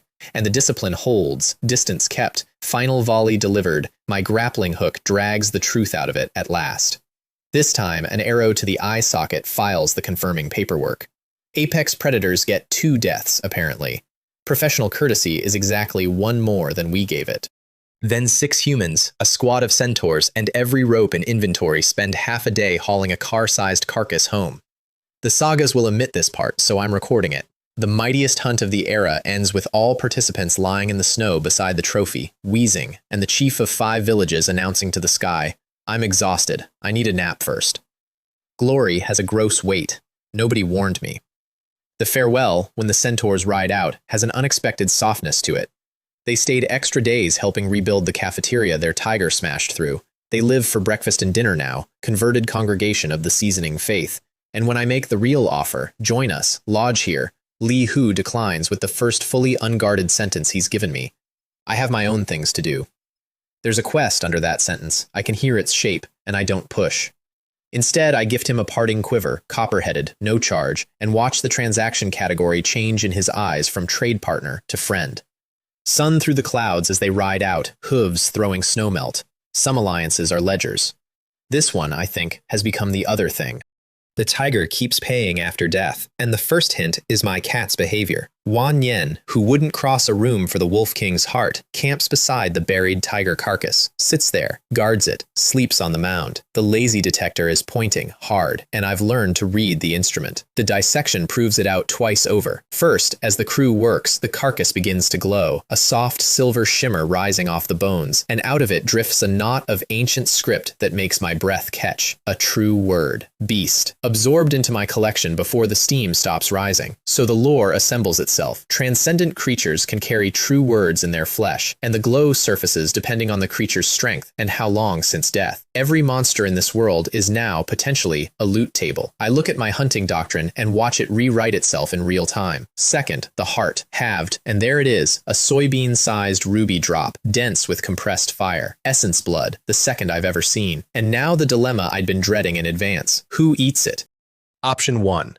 Jinsong, because Li Hu is living proof that essence blood can push a great warrior to 3 stars, and a 3-star general changes every battle of the next decade. Option 2. The beast already at my heel, and it's Wan Nian itself that settles it, in the single most important thing it has ever done. It pads to the heart, noses the ruby drop, wants it. I can see the want shivering down its whole body, and then it looks up, at me, and waits. Loyalty checking in with command before appetite. A predator, bred of a monster, raised 8 months, choosing to ask. It gets the essence blood. Not just for the asking, the cold half of me has reasons too. Concentration of resources in the strongest asset. Compatibility odds. A creature that already digested 1 dose. But mostly, if I'm honest in these pages, for the asking. Feed the ones who ask. That's not just pet policy. That's the whole nation. Wan Nian swallows the ruby, yawns hugely, climbs onto me, and collapses into its second growth sleep, all warm, dead weight and total trust. And I sit there, pinned under my strategic asset, doing paperwork one-handed for an hour, because moving would be, well, it would be wrong. While it sleeps, the True Word Lab runs hot because Beast unlocks a whole new wing of grammar. First construction, skeleton beast control, and for the test I finally used the thing I quietly prepared a season ago, the reason I had Wan Nian's mother buried whole and unprocessed. The great skeleton rises out of the ground, the nightmare of the plains reassembled in ivory, and when I flex the word, its claws gouge 20 centimeters into frozen earth like it's stirring porridge. My honor guard has a new centerpiece. Refinements follow all week. Skeleton Beast Soldier Control makes the mother frame an army-grade unit, disciplined, commandable, at a bruising 20% of my power each to run. Monsters bill like monsters. The Wolf King's skeleton animates as a budget model, a fast, cheap skeleton wolf, the 4-wheel drive economy option, and I immediately want a fleet of them. And then the experiment that opens the biggest door and the biggest bill, Beast Soldier Control on the living wolf cubs. It works. That's the headline that should frighten someone. I take direct command of 6 living wills, drill the cubs in formation wheels like puppets, lose myself in the interface for what turns out to be hours, and surface drained to the socks with 6 baby wolves sitting in perfect ranks wearing expressions of Essential's confusion, as if they had done something, yet also as if they hadn't. Controlling the living costs multiples of the dead. Wills push back, and I file the capability under emergencies only, with a note in the margin.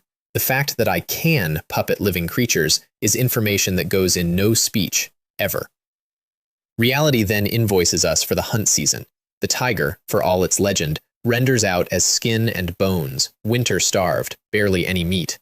The centaurs ate like guests. The wolf cubs eat like a mistake. The blizzard already halved the stores. Count it all, and Grassland Village is 5 or 6 days from empty. Jinghong proposes the same thing. Horse relay convoys, saddlebags of grain, many trips, and I get to unveil the winter's sealed blueprint instead, because this is what I sent to Meng Dia in deep winter, this exact emergency, foreseen from inside the blizzard. The convoy arrives from Black Moon, pulled by 2-horse teams, gliding on wooden runners over the snow that stopped every wheel we own. Sleds. No wheels, no axles, no bogging, just runners and physics, carrying 15 or 20 cavalry loads apiece. Jinghong walks around the first sled twice, inspects the runners, looks under it for the trick, and finally demands, with the betrayed voice of a man whose entire understanding of transport just got undercut, "Why doesn't this cart have wheels?" Because snow hates wheels, my marshal, and the correct response to terrain is not courage, it's redesign. He stares at me doing that thing again, the recalibration. How far ahead does the chief's mind actually run? Far enough, kid. That's the job. The village eats, the crisis dissolves into logistics, and the sled joins the bicycle blueprint in the folder of things this world wasn't expecting. Spring firms up, and the cavalry earns its name out on the thawing plain. Daily sweeps hunt wolves for the skeleton program, and drill-mounted archery on live, uncooperative targets, encirclement formations tightening from art into procedure. The hyena remnants have learned the new map. They see dust on the horizon and simply leave. Lords of the Grassland, my troopers start calling themselves, and the plain doesn't argue. My own training file gets opened too, because a panel holding 3.5 stars of valor with a cap I haven't touched is wasted inventory.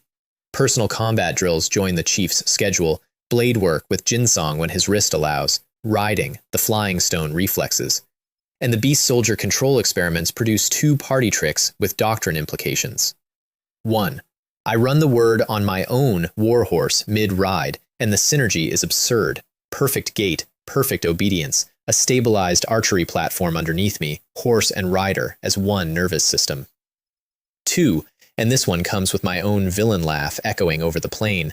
An adult wolf lunges at me on a sweep, and I seize its will mid-leap and turn it on its packmate.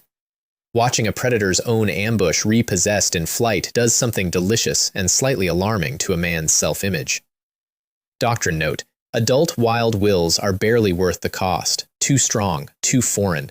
Puppy education remains the better investment. Somewhere in my head, a proverb is forming. Wanyan wakes after only 2 weeks this time, efficiency improving with dosage apparently, and pads out of my quarters as Wanyan 2.0. Dark gold fur with a metallic sheen you can see move like watered silk, denser bone, noticeably heavier when it ignores the new rules and boards my lap anyway.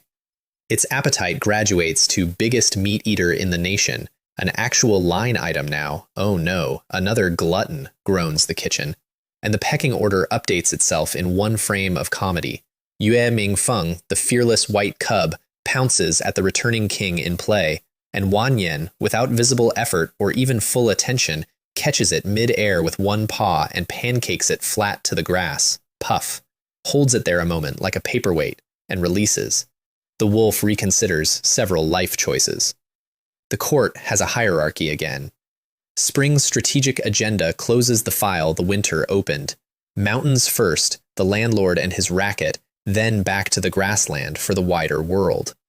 Somewhere west, Mengyan collects his tribute and trusts his flying stones. Somewhere closer, a fraud named Han Tian calls himself a protagonist. The thaw is here. Let's go introduce ourselves properly. First, Jinsong's rehab, which becomes an unexpected sitcom. The wrist needs a month plus, and Xu Ming's bedside manner is 5-star intellect with the warmth of a stone tablet. If you're such a fool as to keep straining it, then let you be crippled. Fool. My mighty general, terror of battlefields, sits meekly under the tiny doctor's contempt. Then, Xu Ming, deadpan, offers the loophole. Nothing is wrong with the rest of you. Train everything except that wrist. And Jinsong lights up like a festival. You should have said so earlier, and is on the training ground within the hour, one-armed, radiant. Out of the injury comes actual sports science, my second-hand knowledge laundered through Xu Ming's authority. The sprain wasn't bad luck. It was overtraining, accumulated muscle fatigue cashing out at the worst moment. Rest becomes a prescribed discipline with the same standing as drills, revolutionary and resented. And I use the downtime to force-feed my general the vegetable he's been avoiding since childhood. Tactics, formations, feints, reading ground. Watching a man who learns any weapon in an afternoon develop an honest headache over flanking diagrams is medicine for the rest of us. He graduates functional, if not enthusiastic, and returns west with 10 fresh recruits. The Spring Wars command architecture, settled after a winter of thought. I lead the Western campaign myself, personally, because of the enemy transmigrator, wildcard hunts wildcard, and no lieutenant of mine gets spent learning what a modern mind does with primitive armies. The 2 transcendent skeletons travel with me, hauled on reinforced giant ox carts, skulls the size of small boats under lashed hides. Grassland Village stays under Chen Yi, Jing Hong, the recruits, and the true garrison, 1.5 meters of gold-furred deterrent. I crouch to eye level on departure day and give the command formally, because ceremony matters to everyone watching even if the recipient mostly hears tone. Wan Yen, I'm entrusting the village to you. It bumps its forehead against mine, then goes back to sunbathing. Chain of command confirmed. The march to Huangshan gives me one of the purest joys of my reign. Rather than ride the switchback trails, I ride He Tu, that's the mother beast skeleton, named now He Tu and Bai Feng, Big Bone and Second Bone.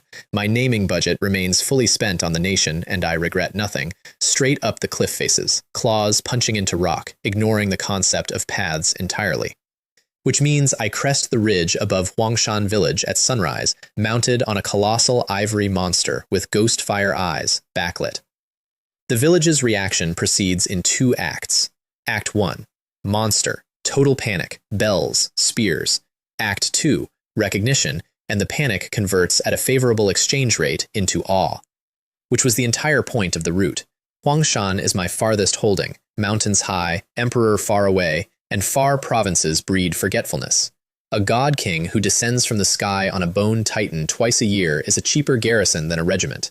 Spectacle, I've learned, is a load-bearing element of the state. I dismount like it's nothing. Inside, I am composing the story they'll tell about it for me. The offensive itself launches in 6 days, and the tempo is itself a lesson I'm teaching. Ma Lei's own plan needed 9. Speed is a weapon I aim at the enemy's decision cycle. Hit the next tribe before news of the last one arrives. 47 soldiers, rattan-armored, iron-willed, and to them I give the mobilization speech that I mean down to the marrow. Fight with all your might. If the sky falls, I'll hold it up for you. It's a promise about skeletons and stones and every word I own, and they know it, and they roar. The vassal tribes fall like a demonstration reel. Shield parry and throat threat, surrender speeches backed by metal they can't dent. Most give up at the sight of the armor and the bone soldiers. Command rotates through Ma Lei because this campaign is also his academy, and his diary of revelations narrates the whole march. Hard to beat? Not at all. The discovery that his careful standards were calibrated to a world that no longer exists. POW columns roll east by night ox cart to the rear villages, future citizens on the 3-year track. 4 of the 5 tributary tribes are folded in before the landlord even hears the first one fell. At Redstone, the campaign pauses for personal business. Jiang Feng, the human landslide who nearly took Ma Lei's head in the winter, stands out front of his tribe and bellows for a duel with the leader, scheming, transparently, for the morale coup of felling the invader chief. What he gets instead is Jin Song. The duel, as I hear it retold, is a masterpiece of unfairness. Dual-wielded stone axe and stolen war knife versus sword and board fundamentals, and Jiang Feng's mightiest combinations break on the shield like weather. The finisher isn't even the blade. Jin Song simply punches with the shield rim, flattens the big man's nose, and Jiang Feng sits down hard in the dirt, and then the terror of the Winter War. 3 stars of valor, built like a rockfall, starts crying, openly, red-nosed, humiliated, weeping in front of both armies. Somebody on our line, and this becomes doctrine-adjacent proverb immediately, calls out, "You surrender, you win." He surrenders. Redstone folds. I read his panel while they bind him. Talent, brute force, valor, and endurance capped at 3, rounding generously, a 3-star god of war. He goes into the labor system first, not the army. Character before commission, tempering before trust. His file gets the same annotation as the rest of my collection of dangerous men. Worth the patience. And now, the last name but one on the mountain. Word races us of how the landlord spent his winter, and it's a portrait of the man. Meng Yan's camp caught the flu, the curse, panic, and his pet god chosen cured it. Han Tian's miracle protocol, extracted from dropout street smarts, drink hot water and keep the sick away from the well, which, credit where due, is functionally correct, and which he sold as miracle medicine infused with my power. The tribes now genuinely believe he lifts curses. Fraud, I note, finds its market in every world. His winter side projects, kicking his groveling old gray fox tribesmen when Meng Yan isn't watching, petty tyranny being the natural resting state of small men given inches, and, per multiple sources, openly fantasizing about arranging Meng Yan's death in the Spring Wars and inheriting the tribe. As one does, when one is the protagonist. Meng Yan's actual muster, 57 warriors plus the gray fox rump. Against my 47 regulars, 2 transcendent skeletons, 16 hyena frames, the wolf units, and every word in my ledger. He's outmatched and doesn't know it, which is dangerous in the boring direction. Desperate people improvise. I want the battle shaped before it starts. Ma Lei, holding temporary command as the columns converge, brings me his dilemma like homework. Rest the troops or push straight for Grey Fox before word spreads. And I give him the only leadership lesson I actually believe in, the one this whole story keeps teaching me. There is no absolutely correct choice. There's the choice, and there's preparing for its consequences. Pick, then armor the pick. He chews it like tough meat. It'll feed him for years. Then a scout slides down the ridge with the word we've been maneuvering toward all spring. Large force approaching. The landlord has finally come downhill to evict us. Jin Song is already forming the line before the scout finishes. Good, let's meet the man with the flying stones. The armies face off across a mountain meadow, and I open the battle with theater because the theater is load-bearing. I step out front and shout across the gap, in my own world's tongue. Which of you is Han Tian? The effect on the enemy line is beautiful. Meng Yan doesn't understand the words, but he understands that the invader chief just called his pet oracle by name in the oracle's own secret language, and his head turns slowly toward Han Tian, with the expression of a man rechecking a receipt. Han Tian goes gray and starts babbling. It's sowing discord. Don't listen. He's sowing discord. Which is true. I am. It's working. The Winter Alliance, the scheming, the fantasies of inheritance. I lay them out in both languages and watch trust rot in real time in the enemy command group. While they're busy with their HR crisis, I read the fraud's panel at leisure. Han Tian, all stats 2-star. Talent, bully the weak and fear the strong. An actual talent slot spent on that. True word, none. The system summoned across worlds for this. And it firms up my working theory of summoning itself, the gotcha theory. The altar doesn't choose the worthy, it draws from the dying, and quality is luck. I didn't arrive special either. My eye of insight was a gift, the tribe's dead chief's legacy handed to a random management gamer. The difference between me and Han Tian isn't the draw, it's what we did with it. I find that thought sturdier than any destiny. Meng Yan, patience spent, opens the war personally. His arm sweeps, ancient syllables crack, and a stone the size of a cookpot leaves the meadow at arrow speed, straight at me, across the whole gap, opening negotiations with my skull. A claw the size of a plow bats it out of the air, because the parley was never a parley. It was a stall, cover for the syllables I'd been speaking under my breath since the armies stopped. Skeleton beast soldier summoning. And now He Tu and Bai Feng answer it, coming over the ridge behind my line at a run, 2 mountains of ivory with ghost fire eyes, and crash down in front of me like the gates of a fortress deciding to be a vanguard. The enemy army's morale makes a sound I can hear from here. Now, I ask the meadow, do you see? The rout is nearly instant. I won't pretend it was a contest. The transcendent frames go through Meng Yan's masked warriors the way weather goes through a market stall, and I'll leave it at the result. The tribe that ruled these mountains for a generation stops existing as an army inside a minute.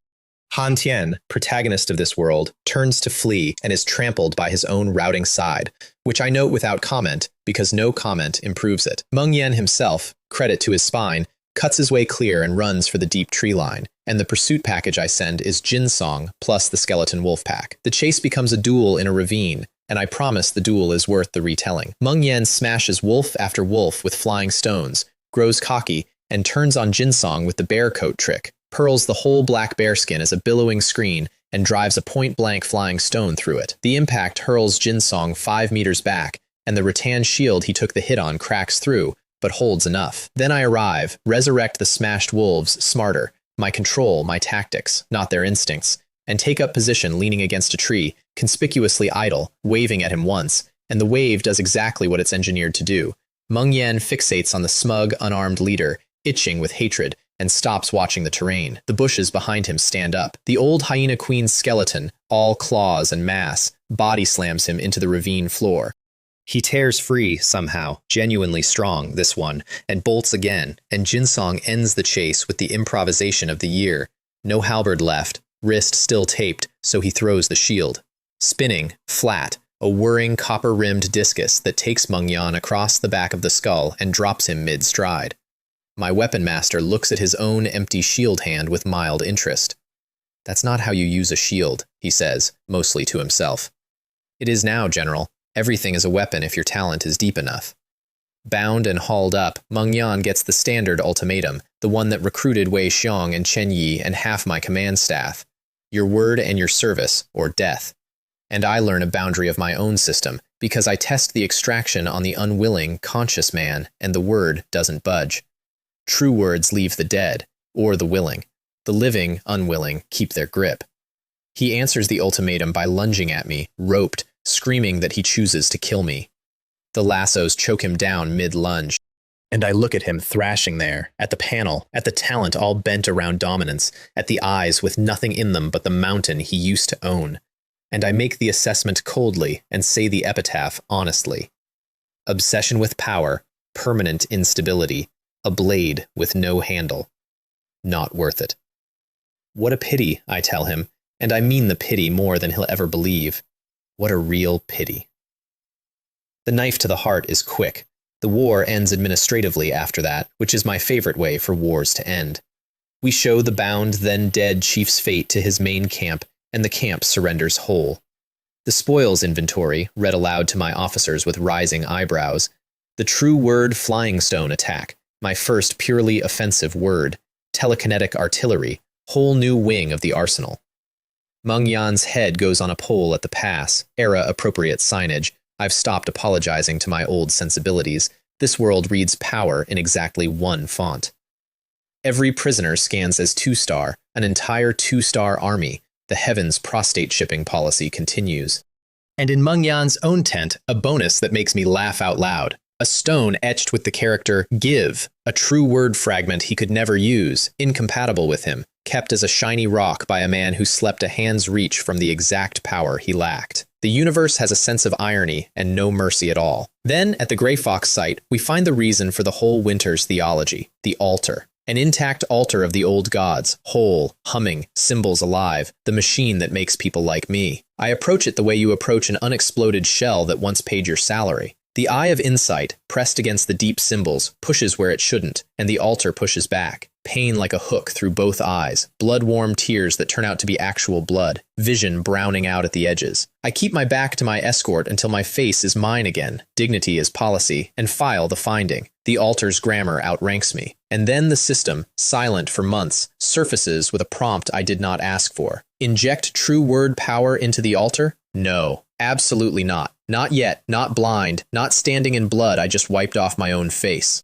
I decline, and the prompt folds away, patient, and leaves behind it the question that follows me down the mountain. A working altar means I could summon another transmigrator. On purpose. My choice of neighbor this time, and the older question underneath it, the one I mostly keep in the locked drawer. The altars reach my world. The machinery that took me exists, intact in my inventory. Would I even go back? To what? The body died on that mountain road. The version of me they buried isn't waiting for a sequel. I close the drawer. The mountain needs renaming, and the prisoners need feeding, and this world, whatever else it's done, has never once left me time to mope, which may be the kindest thing about it.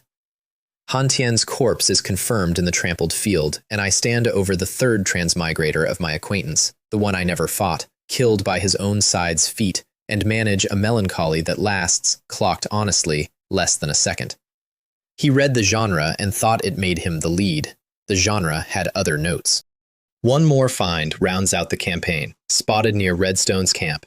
Outcrops of granular red-brown stone, heavy, rusty, familiar in a way that makes my palms itch all over again. I say nothing on sight, but 2 baskets ride east with the first supply column, addressed to the forging department, and my mind is already 3 furnaces ahead. Copper was the appetizer. While the army digests the mountains, the home provinces run a sitcom, and I collect the episodes by dispatch with genuine delight. My 2 former attendants, Han Qingfeng and Chen Tiegang, have been promoted to village chiefs, a process they describe, accurately, as being tricked into their positions, since I sold them the jobs with smooth talk about temporary oversight and light duties, and the duties turned out to be entire villages. They're both thriving, which was the trick's whole premise. Chen Tiegang has developed governor's instincts at alarming speed. When a prisoner ox cart convoy passes through his territory bound for Black Moon, he hijacks it, just stands in the road and requisitions labor like a toll booth. Leave 3, I'll owe you 2 from the next batch. Regional chiefs poaching each other's workforce on IOUs. That's where my nation is now. I settle the dispute by inventing the transfer ledger and privately award Chen Tiegang full marks for initiative. And the labor camps themselves have become, and I say this with wonder, the best propaganda machine I never built. Jin Mu, the chief we captured in the first spring battle, is now a model worker with his eye on the Diligent Work Award. When the new prisoner batch from the Manshi campaign arrives, he's assigned to orient them, walks down the line of sullen faces, and freezes, because glaring back at him is Jiang Feng, the Redstone landslide, his old rival from the free years. Hong, Jiang Feng? The 2 ex-chiefs stare at each other across the world's strangest reunion, both in laborer's kit, both, and this is the part neither can process out loud, better fed than they ever were as kings. The gospel spreads through the labor camp in whispers, meals better than a chief's table, 3 years of work, then full membership, same rations, same rights, awards that shave the sentence. Our past lives weren't as good as slaves here, someone says, and the sentence stings everyone it touches, because it's true, and nobody can locate the trick in it. Jiangfeng converts from sullen to ferociously competitive within a week because Jinmu makes the mistake of mentioning he's leading the award standings. You want to compete with me for it? And now my two most dangerous former enemies are racing each other to be the most exemplary citizen. Involution kings, the whole species. I couldn't have designed this machine. I just feed it. And then Meng Yan's head rides past the labor camp on its pole, en route to the pass, and the whole yard goes quiet, and Jinmu says what everyone's thinking, in the hush. The sky over these mountains is about to change. It already has, old chief. You're holding the shovel that's changing it. The post-war redesign occupies my evenings for a week, and it's the biggest map revision since the founding. Huangshan Village relocates wholesale to the flatland at the mountain's foot, farmable, expandable, connected, with the old high site converted to a defensive outpost, a stone gate guarding the pass, and a new village to be raised in Manchi's old, resource-rich heartland, 3 days link between them. Ma Lei hears the plan, walks the flatland site, and delivers his conversion in one line I'd frame if we had frames. I saw the village. The chief sees the whole picture. His training program also gets audited, and the audit finds the ancient enemy of all institutions, the telephone game. My doctrine, relayed through mouths, has drifted, sparring where I specified muscle memory drills, whole steps softened or skipped. Nobody lied, speech just erodes. I write him a corrected program, add mountain warfare modules, and stare at the deeper problem until it stares back. Verbal orders rot in transit. A nation past a certain size runs on writing, and nobody in this world can write. And the man who'd have to invent the curriculum barely remembers how he was taught his own letters. Did I start with pinyin, strokes, whole characters? I file it under the heaviest later yet, not knowing the file is about to solve itself in the strangest way this world has ever solved anything for me. The True Word Lab reopens with the new inventory. The bearskin, cleaned and magnificent, goes to Jinsong as campaign trophy. A general should look like a saga. Flying Stone Attack tests out as point-and-hit targeting, better than archery for a man with my mediocre archery, and the compound Enhanced Flying Stone Attack turns a thrown cobble into a battering ram for 1/10 of my reserve. Attack Enhancement folds into the Skeleton Army's buff stack. The junk drawer grows too. Stone Soldier Control does nothing, Insight Attack does nothing, grammar has rules, and most sentences are nonsense. But the fragment from Meng Yan's tent, Give, that one keeps me up at night in the good way, whispering next to Endow in my collection. Because if the grammar allows what I think it allows, I can stop being the only mage in this nation. The Stowel.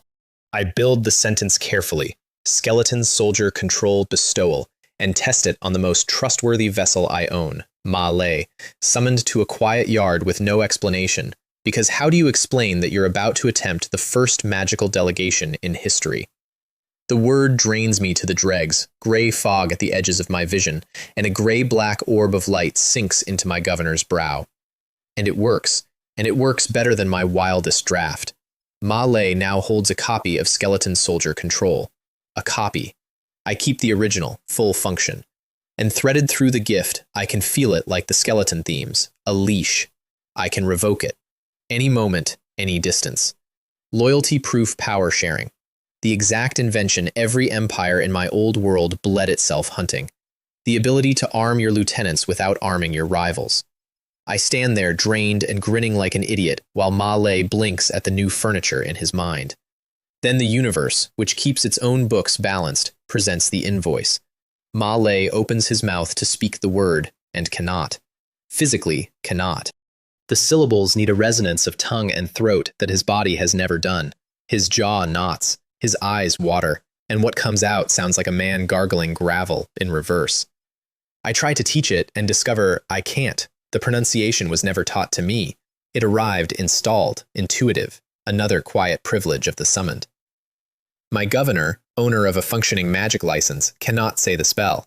The stowel is hereby reclassified from miracle to homework. The word stays with him, and so does a practice regimen.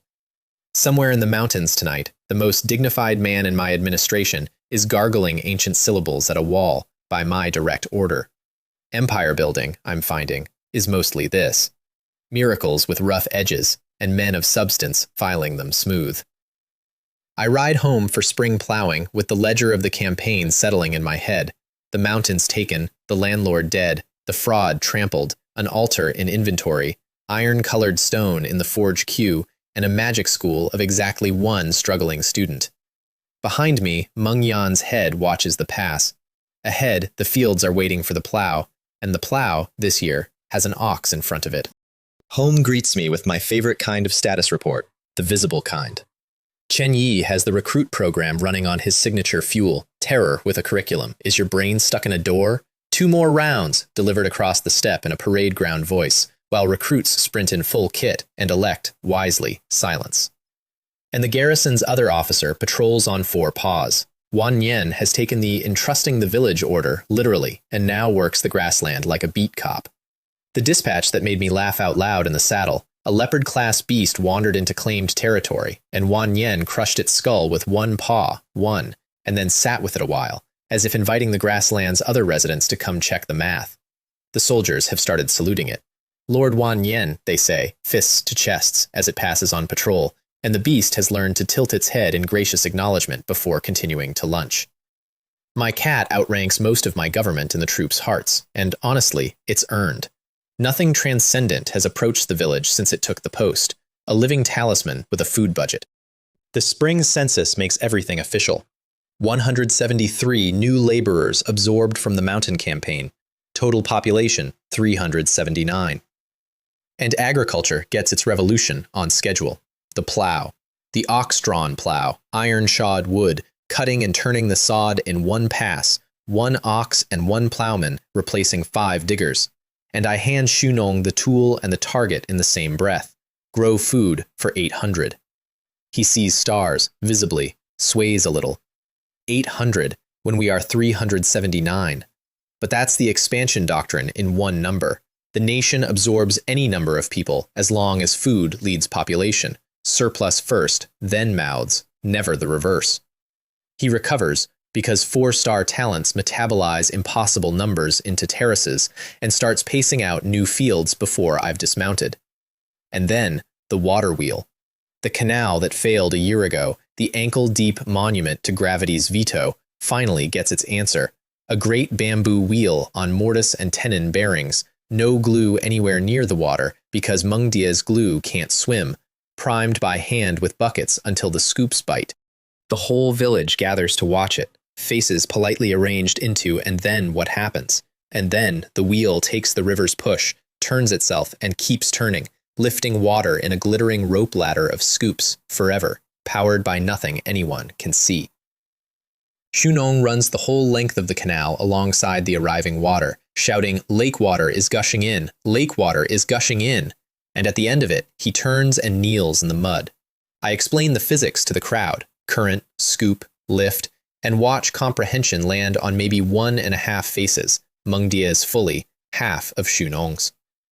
That evening, I write the honest note in the annals. Leading a civilization doesn't require everyone to understand the machine. It requires a very small number of people who do, and a culture that trusts them. We have both. The wheel turns all night. The season's quietest discovery is about me, and it comes from Chen Yi's homework. He's been granted his blessing too by then, but rewind. On my check-in at Grassland Village, we compare notes, and he confirms the ugly truth of the syllables. A month of daily practice before he could chant his word at all. A month. And it finally forces the question I should have asked at the altar. Why could I speak them on day 1? Why does every word fit me when the old chief died of a bad fit and my own officers gargle gravel? The answer's been on my panel the whole time. Evolutionary leader.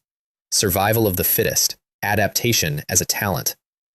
My gift was never the skeletons or the stones. It's that I adapt to any word. Zero rejection. Universal compatibility.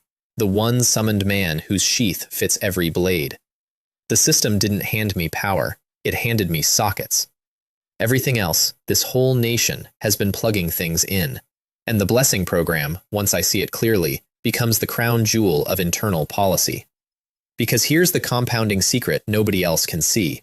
Every word I hold leaks its passive down the subject tree. Eyesight, speed, now the war buffs trickling into every farmer's stride. My whole nation is quietly upgrading. But the bestowal, the deliberate, targeted gift, that's the honors list. I stage Chen Yi's formally. First, the speech. I've seen all your performance, every drill, every winter watch, and watched the man who once ruled a mountain as a wolf nearly come apart at being seen. Then the choice, and the choice is the real test, always was. I offer 3. Eye of Insight, Skeleton Soldier Control, Speed Enhancement. Insight is the Spy Master's pick, Speed the Duelists, and Chen Yi, Wolfborn, Taunt-Forged, Duelist to the bone, looks at the menu and picks Skeleton Soldier Control, Force Multiplication over Personal Glory. The strategist has fully eaten the wolf. A wise decision, I tell him, and both of us know the compliment is for the choosing, not the choice. He can't pronounce it either, obviously. Another month of gravel gargling assigned. My magic school has 2 students now and 100% speech impediment rate, and I've started to find it funny in the way you find your own children funny. Jinghong's turn comes with a complication I let him keep. Offered the same menu, my marshal asks instead for Skeleton Beast Soldier Control, the heavy word, the one that pilots Bai Feng, because the plan stations Bai Feng on the grassland as the permanent garrison monster, and He Tu in the mountains, and Jing Hong wants to drive. I warn him it's over a novice's weight class. He persists, respectfully, immovably, exactly the way I taught him without meaning to. Granted, some men you protect from their reach. The ones like Jing Hong, you hand the heavy thing and stand close. The lab also closes an old cold case, the Stone Soldier control failure, and the resolution is pure grammar. Stones have no joints, no memory of a body, nothing for control to grip. The suspense was unscientific. What the sentence needs is an elemental term, some character that makes stone itself the body, stone element soldier control, and I don't own that character yet. Which is how the arsenal becomes a shopping list. Somewhere in this world's ruins is a word that animates the ground itself. When I find it, the mountains will grow infantry. Comedy Corner, meanwhile, maintains its standards. Yue Ming Feng, growing fast and still convinced destiny owes it an upset, pounces Wan Yan once a week on a reliable schedule and gets pancaked under 1 gold paw on the same schedule, held, slapped once, released. The white wolf lies flat afterward each time with an expression I can only describe as beginning to question its life as a wolf. Question on, little one. Everyone in this administration has been flattened by something bigger. It's practically the onboarding. And in the workshop, the strangest of all my blueprints comes to life, because Mengdia has finished the 2-wheeled thing, bronze gears, an actual chain drive, wooden frame, and stands beside it politely refusing to believe in it. It can't even stand steady, she points out, correctly. Assembled around it, the village agrees. The chief has finally commissioned a sculpture of a fallen-over cart. So I swing a leg over my bicycle and ride it down the main street of the Stone Age. The silence behind me is the best audience of my life. Then I hear the roar. A thing with 2 wheels in a line, holding itself up by moving. No ox, no horse, just a man's legs and geometry. Upgrades follow within the week. Straw rope cushion tires with bark rope tread. A padded leather seat after the entire test riding cohort files the same complaint. Hard on the rear, unanimous verdict of the Pioneer Corps. Messengers get bikes. Urgency tiers sort themselves. Horse for war, bicycle for admin. And then the freight variant, human-powered tricycles with cargo beds, takes over the short-haul routes entirely. The loggers fall in love instantly and phrase their affection as revealed truth. You don't have to worry about a tricycle's mood. The oxen, unoffended, go back to the plows, which is where the nation needs them anyway. Transport tiers. I just invented them. My old world took 4,000 years to go from ox to bicycle. We did it in 2, mostly because I skipped the arguing. And the red stone from redstone arrives at the forging department and refuses, flatly, to melt. The redstone laughs at the copper furnace. Days of coal, hottest burns we know, and the ore sits there smug and unmelted, because I know exactly what it is and exactly what it wants. More heat than a natural draft can give. It wants forced air. It wants a bellows. And I know how a bellows works from the inside, for one glorious, ridiculous reason. As a boy, I dismantled my grandmother's bellows to see the guts, valves, flap, chamber, the whole breathing machine, and got magnificently thrashed for it. Grandma, your thrashing has now produced the Iron Age. I hope that's a comfort wherever you are. We build the bellows big, a 2-man chest of hide and wood, valved to blow one way, and raise a new furnace around it, taller, tighter. Coal in, ore in, and the bellows starts breathing. and the fire climbs through orange into a yellow-white that makes the smelting crew step back. Hours. The whole yard gathered, nobody working, everybody watching the furnace roar like a chained animal. And when we break the clay and rake the slag, there it is, a rough ingot, not copper's warm red, but a hard silvery gray, heavy, mean, beautiful. I pick it up with tongs, still ticking with heat, and the smell hits me, hot metal and coal smoke, the smell of every rail yard and machine shop of a world I died in, and I hear my own voice crack a little on the announcement. This smell. Iron. It's iron! Ha ha ha ha! Full villain laugh, in front of everyone, hands on hips, echoing off the workshop walls. I have earned this one, and nobody dares interrupt it. With the euphoria still hot, I make the coldest infrastructure decision of my reign, and they should teach it in whatever academy we eventually build. There will be no forging department in the mountains. Ore mined out west travels east, smelted and worked only at Black Moon, because iron is the crown now, and the crown stays in the capital. Distant governors with independent foundries become independent. That's not suspicion of Malay. That's the design of institutions that outlive trust. Same doctrine as the food routes. The frontier eats from the center's granaries, and arms from the center's forge, and the leashes are made of logistics, invisible, comfortable, and absolutely real. I keep my affection for my officers off the load-bearing walls. 4 ingots become the first iron weapon, and I commission it as a statement piece. A war knife, full length, the design our copper blades kept having to shorten because iron holds what copper folds. Li Tiechui, my best smith, 3 days at the anvil, thick-spined, single-edge cleaver philosophy, a blade with blood grooves and absolutely no poetry, built to open and to last. The test cut, public, staged, unforgettable. Iron cleaver against copper war knife, one clash. The copper blade shears, clean through, the top half ringing off the flagstones. So fast, breathes the crowd, and the forging department stands a little taller in one collective motion. Copper was the appetizer, I tell them. This is the meal. The summer reorganization moves me west to personally oversee the new deep mountain settlement rising in Manshi's old heartland, named without ceremony and with total satisfaction. Tieshan Village, Iron Mountain. The Huangshan relocation to the flatland completes. The old high camp hardens into barren mountain stronghold, and the military gets its next structural upgrade, formal ranks. Jinsong and Ma Lei pin on lieutenant, and I deliberately leave the latter's upper rungs empty and visible. Room overhead is the cheapest motivation ever invented. Practice fills the margins of the season. Flying stone control curve shots cost about 30%, and I drill them anyway. A stone that turns corners is worth the bill. The telekinetic hand refinement, plain stone control, is a niche tool, but the loggers adore my practice regimen, since felling trees with thrown boulders combines national defense with forestry. The chief trains, timber falls, everyone invoices happiness. And then there's Jinsong, and the thing I finally have to name. My general is unwell in a way no herb treats. The wars are won, the mountains quiet, and the mightiest warrior of the age walks the new village like a man misplaced by history, checking the training yard 3 times a day, sharpening the sharp. A pure sword with no war is a man with no mirror, and his sense of worth is starving. I've seen this exact face in my old world, on men who built fortunes and then stood in their own houses like strangers.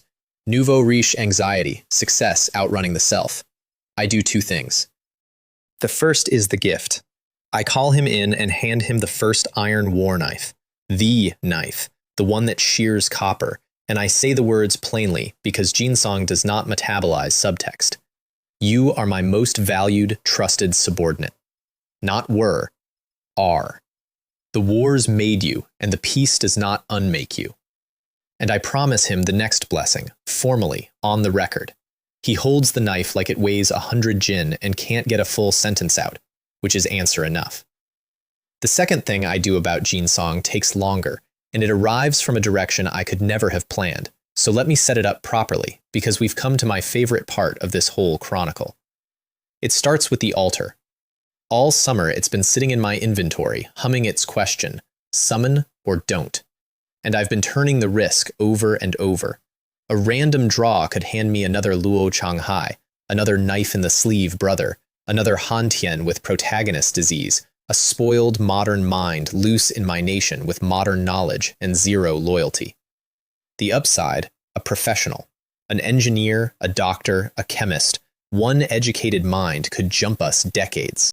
The decision, when I finally make it, is pure me, for better and worse. We do it, with the guards briefed and the contingency explicit. If the draw is rotten, if what steps off that altar is a threat, I kill them on the stone. I'd rather carry that than bury a village. Some sentences you write in the annals with a steady hand and hope you never reread. The summoning itself turns out to be nothing like my own arrival, because this time the operator is on this side, and the operator has power to spend. I inject true word power, and the altar unfolds a choice. 3 orbs of light, and in each one a dying moment, a life at its very end, offered across the gulf. In the first, a teenage girl, screaming at something I can't see. In the second, a man mid-rant, threatening someone with the police, spittle and fury. And in the third, a hospital room, and a bald man in a bed, gray as paper, and around him, packed shoulder to shoulder, a crowd of teenagers in school uniforms, all crying, and I can hear them across 2 worlds. Teacher Luo, hold on, Teacher Luo. 10 seconds of browsing drains nearly everything I have. It's enough. A dying man whose students flooded a hospital room to hold him here by name. That's not a candidate. That's a verdict, already delivered by better judges than me. You're the one, I say, and spend the rest of the power, and the third orb answers. The altar flares, and on the stone where I once woke naked and terrified, a man materializes, naked and, notably, not terrified. 30-ish, bald, thin as a winter branch. He looks around at the mountains, the guards, the armed lunatic on the steps, and his breathing stays even. I already know his name from the eye, Luo Shan, and his panel has stopped my heart before he says a word, because I have scanned hundreds of people in this world, and I have never seen this. Spirit, 4 stars, maxed. Not capped at 4, filled. The first maxed attribute I've ever laid eyes on, sitting in a frame with 1.5-star valor and endurance, a fortress of will in a body of paper.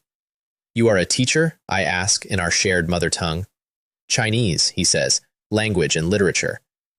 And I stand there on the altar steps of my Iron Age nation, trying and completely failing to keep the smile off my face, because somewhere behind me is a country that cannot read, a doctrine that rots in transit, a general who needs a counselor, and a future that runs on textbooks nobody can write.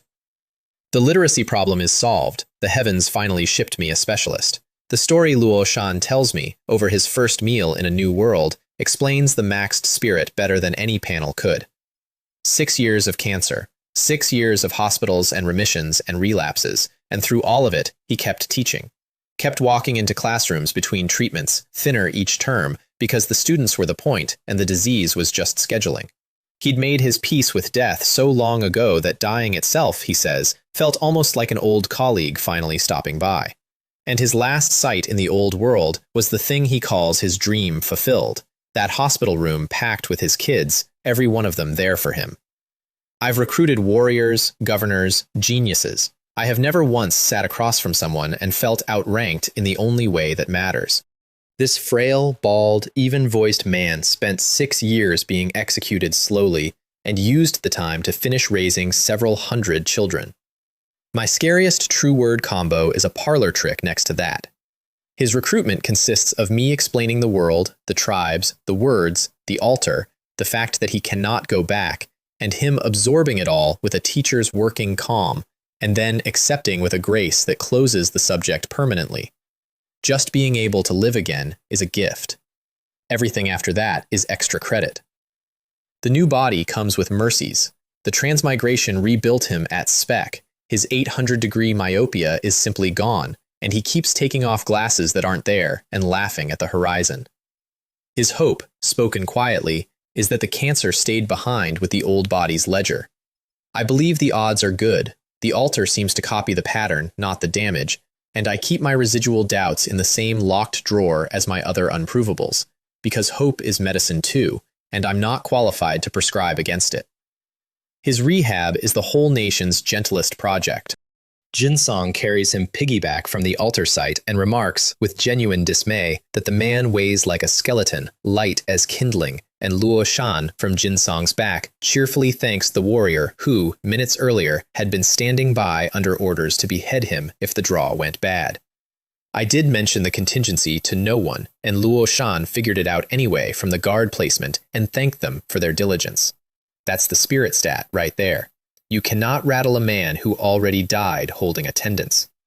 The prescribed diet is bland, small, frequent, a cancer survivor's stomach in a Stone Age kitchen, and Xu Ming takes him on as the medical department's most honored patient and, within a week, unofficial colleague, 5-star mind and 4-star will, trading notes across 2 worlds medicine.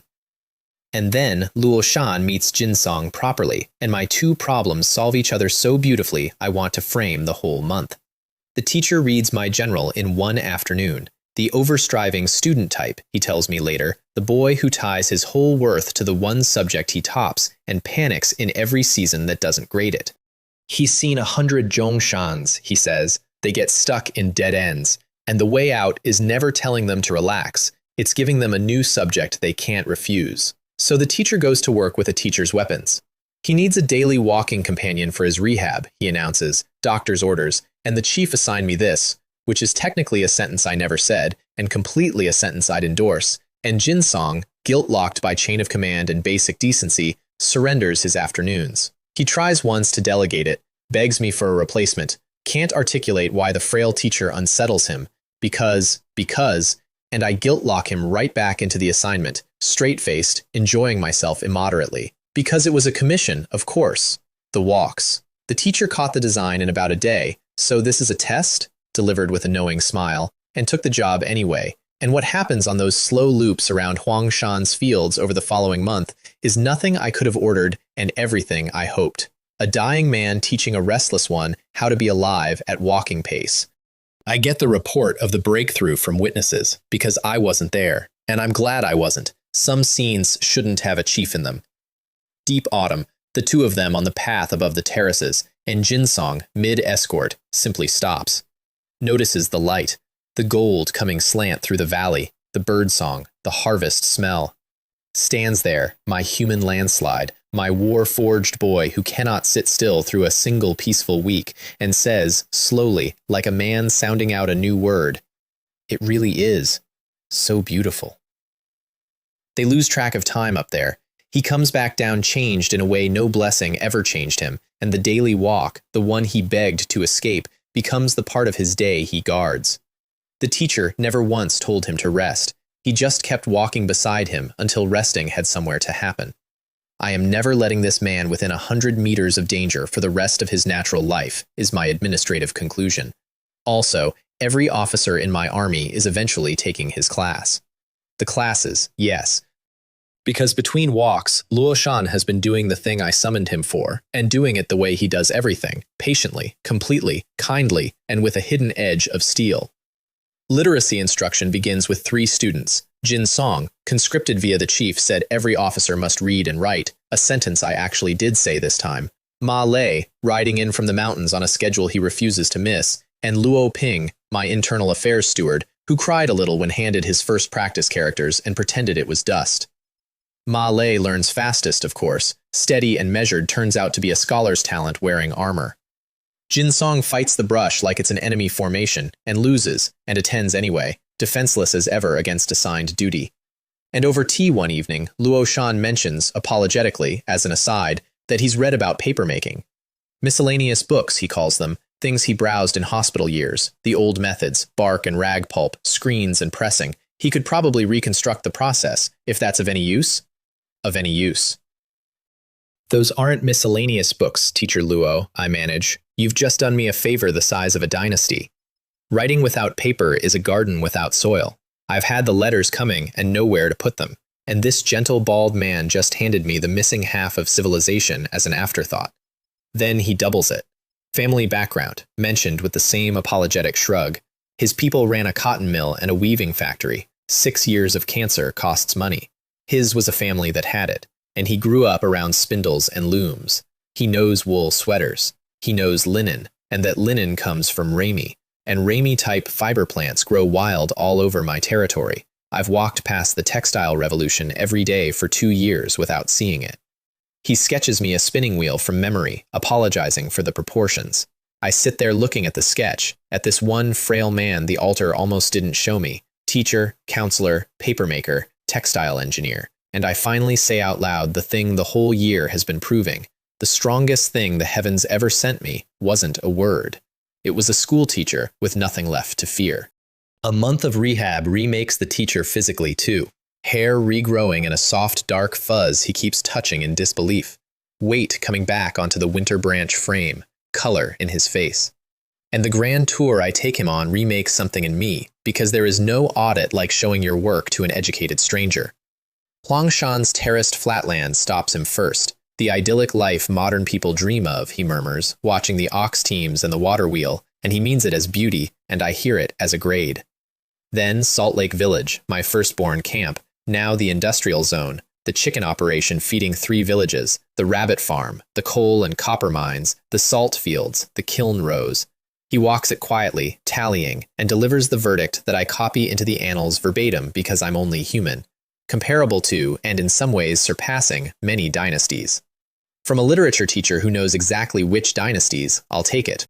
The weaving factory and paper mill get sited at Salt Lake on the spot. Industry belongs in the industrial zone. And when the carpenters assemble his spinning wheel from the memory sketch, mortise and tenon throughout, Luoshan examines the joinery and pronounces the maker a master. The maker is Mengdia's apprentice cohort. The master's master is 17 and already designing the loom. Luoshan takes the factory manager post with 10 workers under him, and his first production priority is pure, hard-won wisdom, mine and his both, linen sacks, grain sacks before winter. Because I told him about the blizzard, the soaked grain, the 10 days of margin, and he went pale in the specific way of a man who has done famine math, and we agreed. Cloth for clothes can wait a season, cloth that guards the harvest cannot. The lesson of the worst night of my reign, woven into fabric by a man who wasn't there for it. That's what institutions are, I'm learning. Scar tissue with a budget. Winter Prep 2.0 rolls across the whole nation on the same doctrine. Potato starch milling comes online, ox-drawn stone mills grinding the surplus into storable powder. The trade economy itself gets recognized as a food security instrument, distributed storage, every village's granary balanced by market flows instead of one great pile waiting for one bad roof. Grassland Village digs a proper cellar, 30% of reserves going underground where no wind can bid on them. We will never again lose a winter to a roof. The one shortage nothing fixes is horses, 23 war horses nationwide and the wild herds still ranging somewhere beyond reach. And the dispatches from the grassland get openly wistful, missing Li Hu and his lasso deliveries. My cavalry corps is a fine blade with a short supply chain. Chen Yi attacks the problem with characteristic directness. If the centaurs can't deliver horses, the cavalry will catch its own. He engineers lasso poles, loops on long hafts, drills his riders in the technique, and leads the wild horse rodeo personally. I get the season's best comedy dispatch out of it. Chen Yi, rope fast to a bolting stallion, declining to let go on principle, dragged through half a li of spring grass, remounting, and breaking the animal bareback through sheer refusal to be embarrassed twice. Summarized in his own report as, "This is f***ing deadly. Recommend adoption." The program yields horses. The program also yields the new army proverb, courtesy of a sore strategist. The horse is also training you. And it's on one of those rodeo sweeps, chasing remounts across the far grassland, that Chen Yi rides over a ridgeline we'd never had reason to cross, pulls up hard, and goes still. I wasn't there.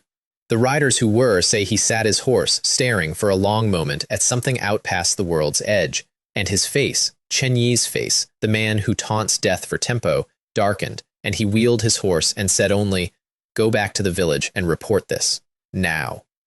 He arrives at my door that evening, still dusty, and won't describe it. Not won't, can't, quite. You have to see it, leader. Words will just argue with you. Tomorrow, at first light. So, next morning, the cavalry rides out, me at the head, Wan Yen loping alongside, to see the thing at the edge of the grass. We crest Chen Yi's ridge in the early light, and I finally understand why he didn't try words. The world ends. Not a cliff, not a sea. The grassland runs on, ordinary, green, and then it simply stops against a wall of black. A standing void, floor to sky, flat as glass and deep as nothing, stretching left and right to both horizons. No mist, no edge glow, no sound. Grass grows right up against non-existence and waves at it. I sit my horse in front of it, doing what every mind does at a broken axiom, arguing. Aren't planets round? Where's the curve? Where's the far side? Where's the sky going? I throw a stone in. No arc, no landing, no sound. The stone crosses the boundary and is not. I push a flying stone in under control, and the word goes dead in my grip the instant it clocks, connection severed like snipped thread. The void doesn't resist things, it unsubscribes them. We're still standing there, my whole column of hardened cavalry gone church quiet, when the air in front of the void warps. Space folds, twists, and tears open into a rotating ring, a wound in the world with light on the far side, and out of it, at a dead sprint, screaming, come centaurs. Liehu's centaurs. I know them in half a second, and in the next half second, I know something is catastrophically wrong, because they're mauled, arrows spent, blood on their flanks, bolting through the portal with the running form of creatures that have been running for their lives a long, long time, and Liehu himself is roaring one word ahead of his survivors, in trade tongue, at us, at anyone. Run! And behind them, through the ring, comes the reason. They pour out of the portal in pursuit formation, and my mind does the thing it did at the first skeleton, files the impossible under inventory. Humanoid, blue-scaled, taller than men, armored in hide and bone, riding, two-legged running lizards the size of war horses, raptor things with too many teeth. Lizard men, cavalry of another world, hunting my allies through a hole in the sky. The lead rider clears the ring, sights the fleeing centaurs, levels a bone lance, and my body, bless it, has stopped waiting for my philosophy. The syllables are already out, enhanced flying stone attack, and a boulder the size of a stove crosses the morning at battering ram speed and takes the lead raptor rider full in the chest while it's still in the portal's throat. The impact hurls beast and rider back into the tunnel of light, into the riders behind them, a bowling strike through the wound in the world. And the portal, wobbling, destabilized, maybe wounded itself, snaps shut. It shears closed on the last pursuing raptor as it leaps, and half a dinosaur thumps onto the grass of my world, cut cleaner than any blade I own could dream of. The ring is gone. The void stands blank. The morning is suddenly, obscenely quiet, except for the blowing of exhausted centaurs and the settling of impossible meat. Liehu limps his survivors over to us, 7 of them, 7 out of the 14 souls his nation counted, and stands in front of me heaving for breath, and I watch my taciturn trade partner, the unshakable arrow merchant of the plains, search for words with fear still live in his eyes. Start from the beginning, I tell him, as evenly as I can manage with half a dead dinosaur cooling behind me. And for once in his laconic life, Liehu talks. Liehu's confession rearranges everything I thought I knew about my ally, starting with what he is. The centaurs aren't natives. They're an extraterrestrial race. His own word for it in trade tongue is older and sadder. A people stranded here since the God War, and the quest he would never name, the I have my own things to do he declined my recruitment with, has been this: searching the world's edges for portals, looking for the way back to their homeworld. That's why no fixed abode. That's why the wandering. 14 souls following the edge of reality around the map, knocking on the void, looking for home. Months ago, they found a ring that opened. They went through, into a new world, green, alive, promising, and the new world was already owned.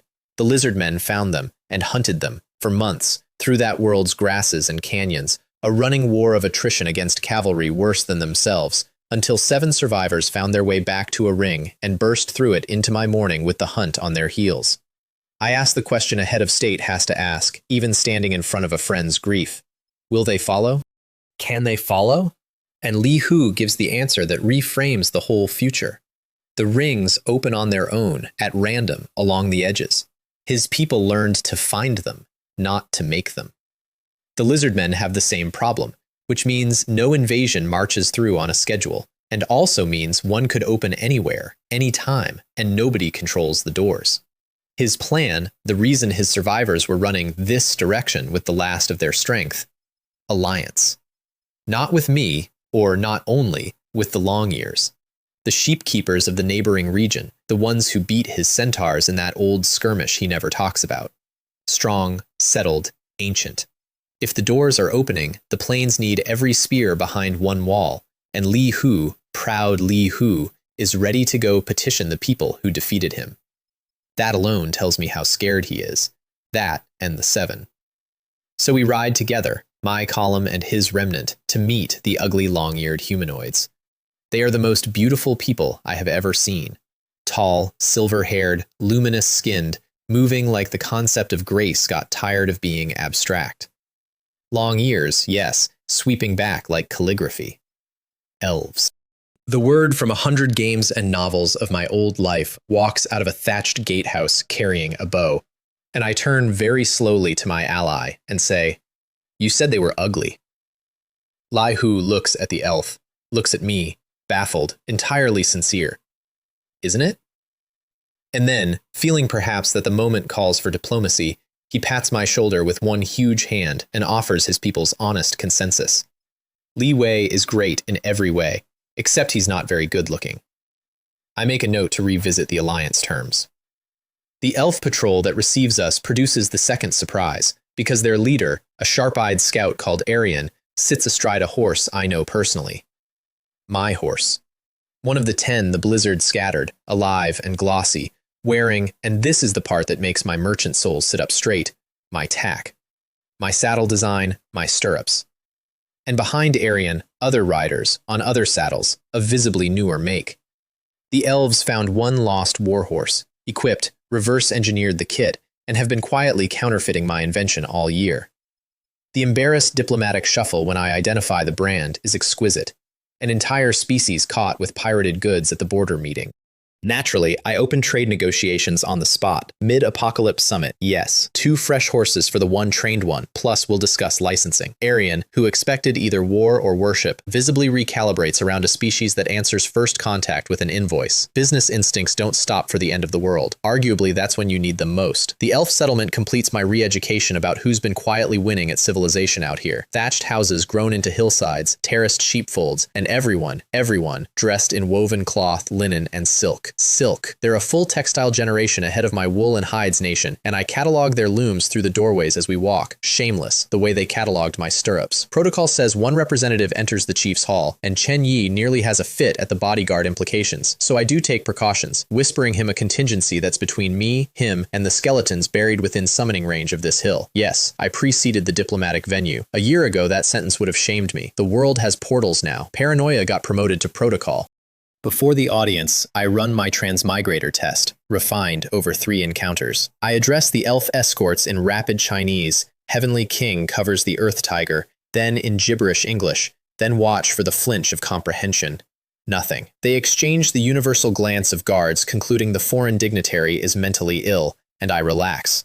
Locals. Good. 1 wildcard per world is enough, and it's me. The hall holds 2 elves who matter. Eldrin, the chief, silver-maned, smug in the specific way of a man who has been the smartest person in every room for 300 years, and beside him, tiny and folded into robes, Elder Lyra, 1,600 years old, keeper of the tribe's memory. 16 centuries. The elder was alive before my entire species' recorded history back home got started. I am about to take a lore dump from a living archive, and I'd be vibrating with excitement if the archive weren't, and I report this with love, narcoleptic. Elder Lyra falls asleep mid-sentence, repeatedly, structurally. He begins the ancient history of the world, hululululu, soft snoring, mid-word, and Eldrin prods him, and he snaps awake with, "What's your name?"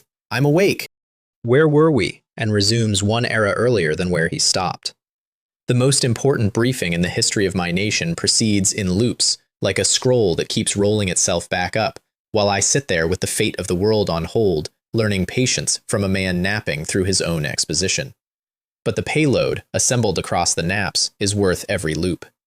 The lizard men are not strangers to this world's memory. The elves know them of old, servants of an old god, made or raised as temple guardians, older than the elves themselves. Which turns my crash site theory of history up to its final volume. The things hunting my ally through the portals aren't alien invaders finding us at random. They're staff. Staff of the dead landlords whose ruins I've been looting for bones and words since my first month here. The God War didn't end. It's been on hold, and the doors are reopening. Somewhere in the naps, formalities happen, and one of them ambushes me. Eldrin asks, with silky protocol, whom he has the honor of addressing, title, and nation. And I open my mouth and discover that my nation, 379 souls, 5 villages, 2 transcendent skeletons, and a market economy, has never actually had a name. Every eye in the hall waits. So I coin my country on the spot, standing in a foreign court, and I reach for the only name that was ever really in the running, my own, the one thing I brought through the crash. Humanity's Li Wei, I say, Lord of Great Zhou. And the sentence does something to my own spine as it lands, because a naming is a threshold. You walk through it, and the thing exists. Great Zhou. On the far side of that hall, Chen Yi's chest visibly expands 2 sizes. Somewhere behind us, in 5 villages, 379 people just became citizens of something with a name, and none of them know it yet. The 3-race alliance is agreed before the fire burns low.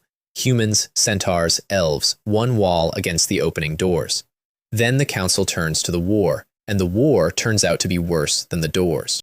Because Eldrin, smug, ancient, delighted to finally have an audience worth impressing, tells me what the world actually is. And I sit very still while he does it, playing the humble student, drawing him out with fake modesty. Please, enlighten a young chief. Because flattered know-it-alls spill everything, and this know-it-all has 16 centuries of everything to spill.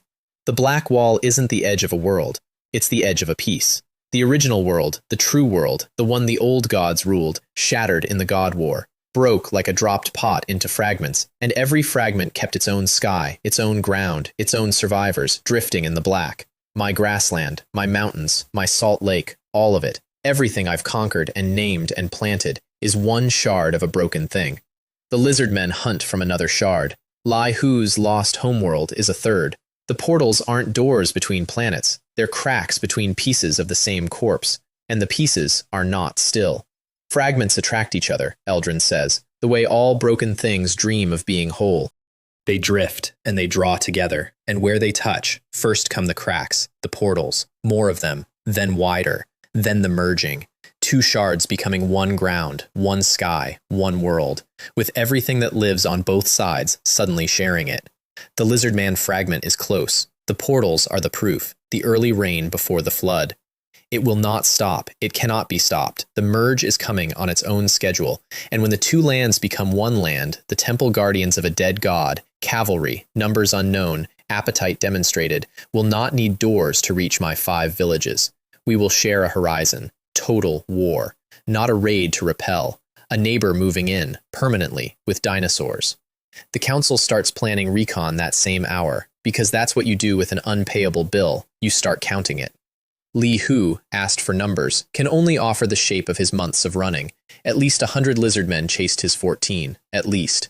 The elves' patrol doctrine, the centaurs' edge lore, my army, my forge, my words, all of it goes on the one table, and the table has never looked so small.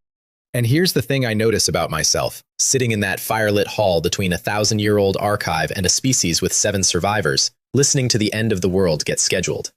I'm not afraid. I'm doing arithmetic, iron in the furnaces, a cavalry corps that needs 3 more years and won't get them, a skeleton army whose one growth constraint is enemy bones, and an enemy kind enough to have skeletons, a 5-star doctor, a maxed spirit teacher, a marshal, a strategist, a governor, a weapons saint, an engineer who invents ballistas out of boredom, a beast asleep by my chair that eats the hearts of monsters and grows, a nation, 1 year old, named this morning, that started as 30 starving people and a severed head. The night I woke up on that altar, naked, being handed a dead man's skull as a welcome gift, the biggest thing I owned was a language nobody had taught me yet. Tonight I sat in a foreign court, named an empire after myself, signed a 3-race alliance, and watched a 1,000-year elder nod off mid-prophecy about the death of the sky, and my hands are steady, and the ledger in my head is already sorting the apocalypse into quarters. First quarter, recon through the cracks. Second, iron in every fist that can hold it. Third, the wall of 3 races, drilled together. The doors will open when they open. Great Zhou will be standing at every single one, armed, fed, and taking notes. Because somewhere across the black, on a drifting shard of a murdered world, There's an army of temple guardians that has now met exactly one human being. He put a flying boulder through their vanguard and cut their cavalry in half with their own door. Let them come ask about him. I'll be easy to find. I own the place. My name is D. Wei.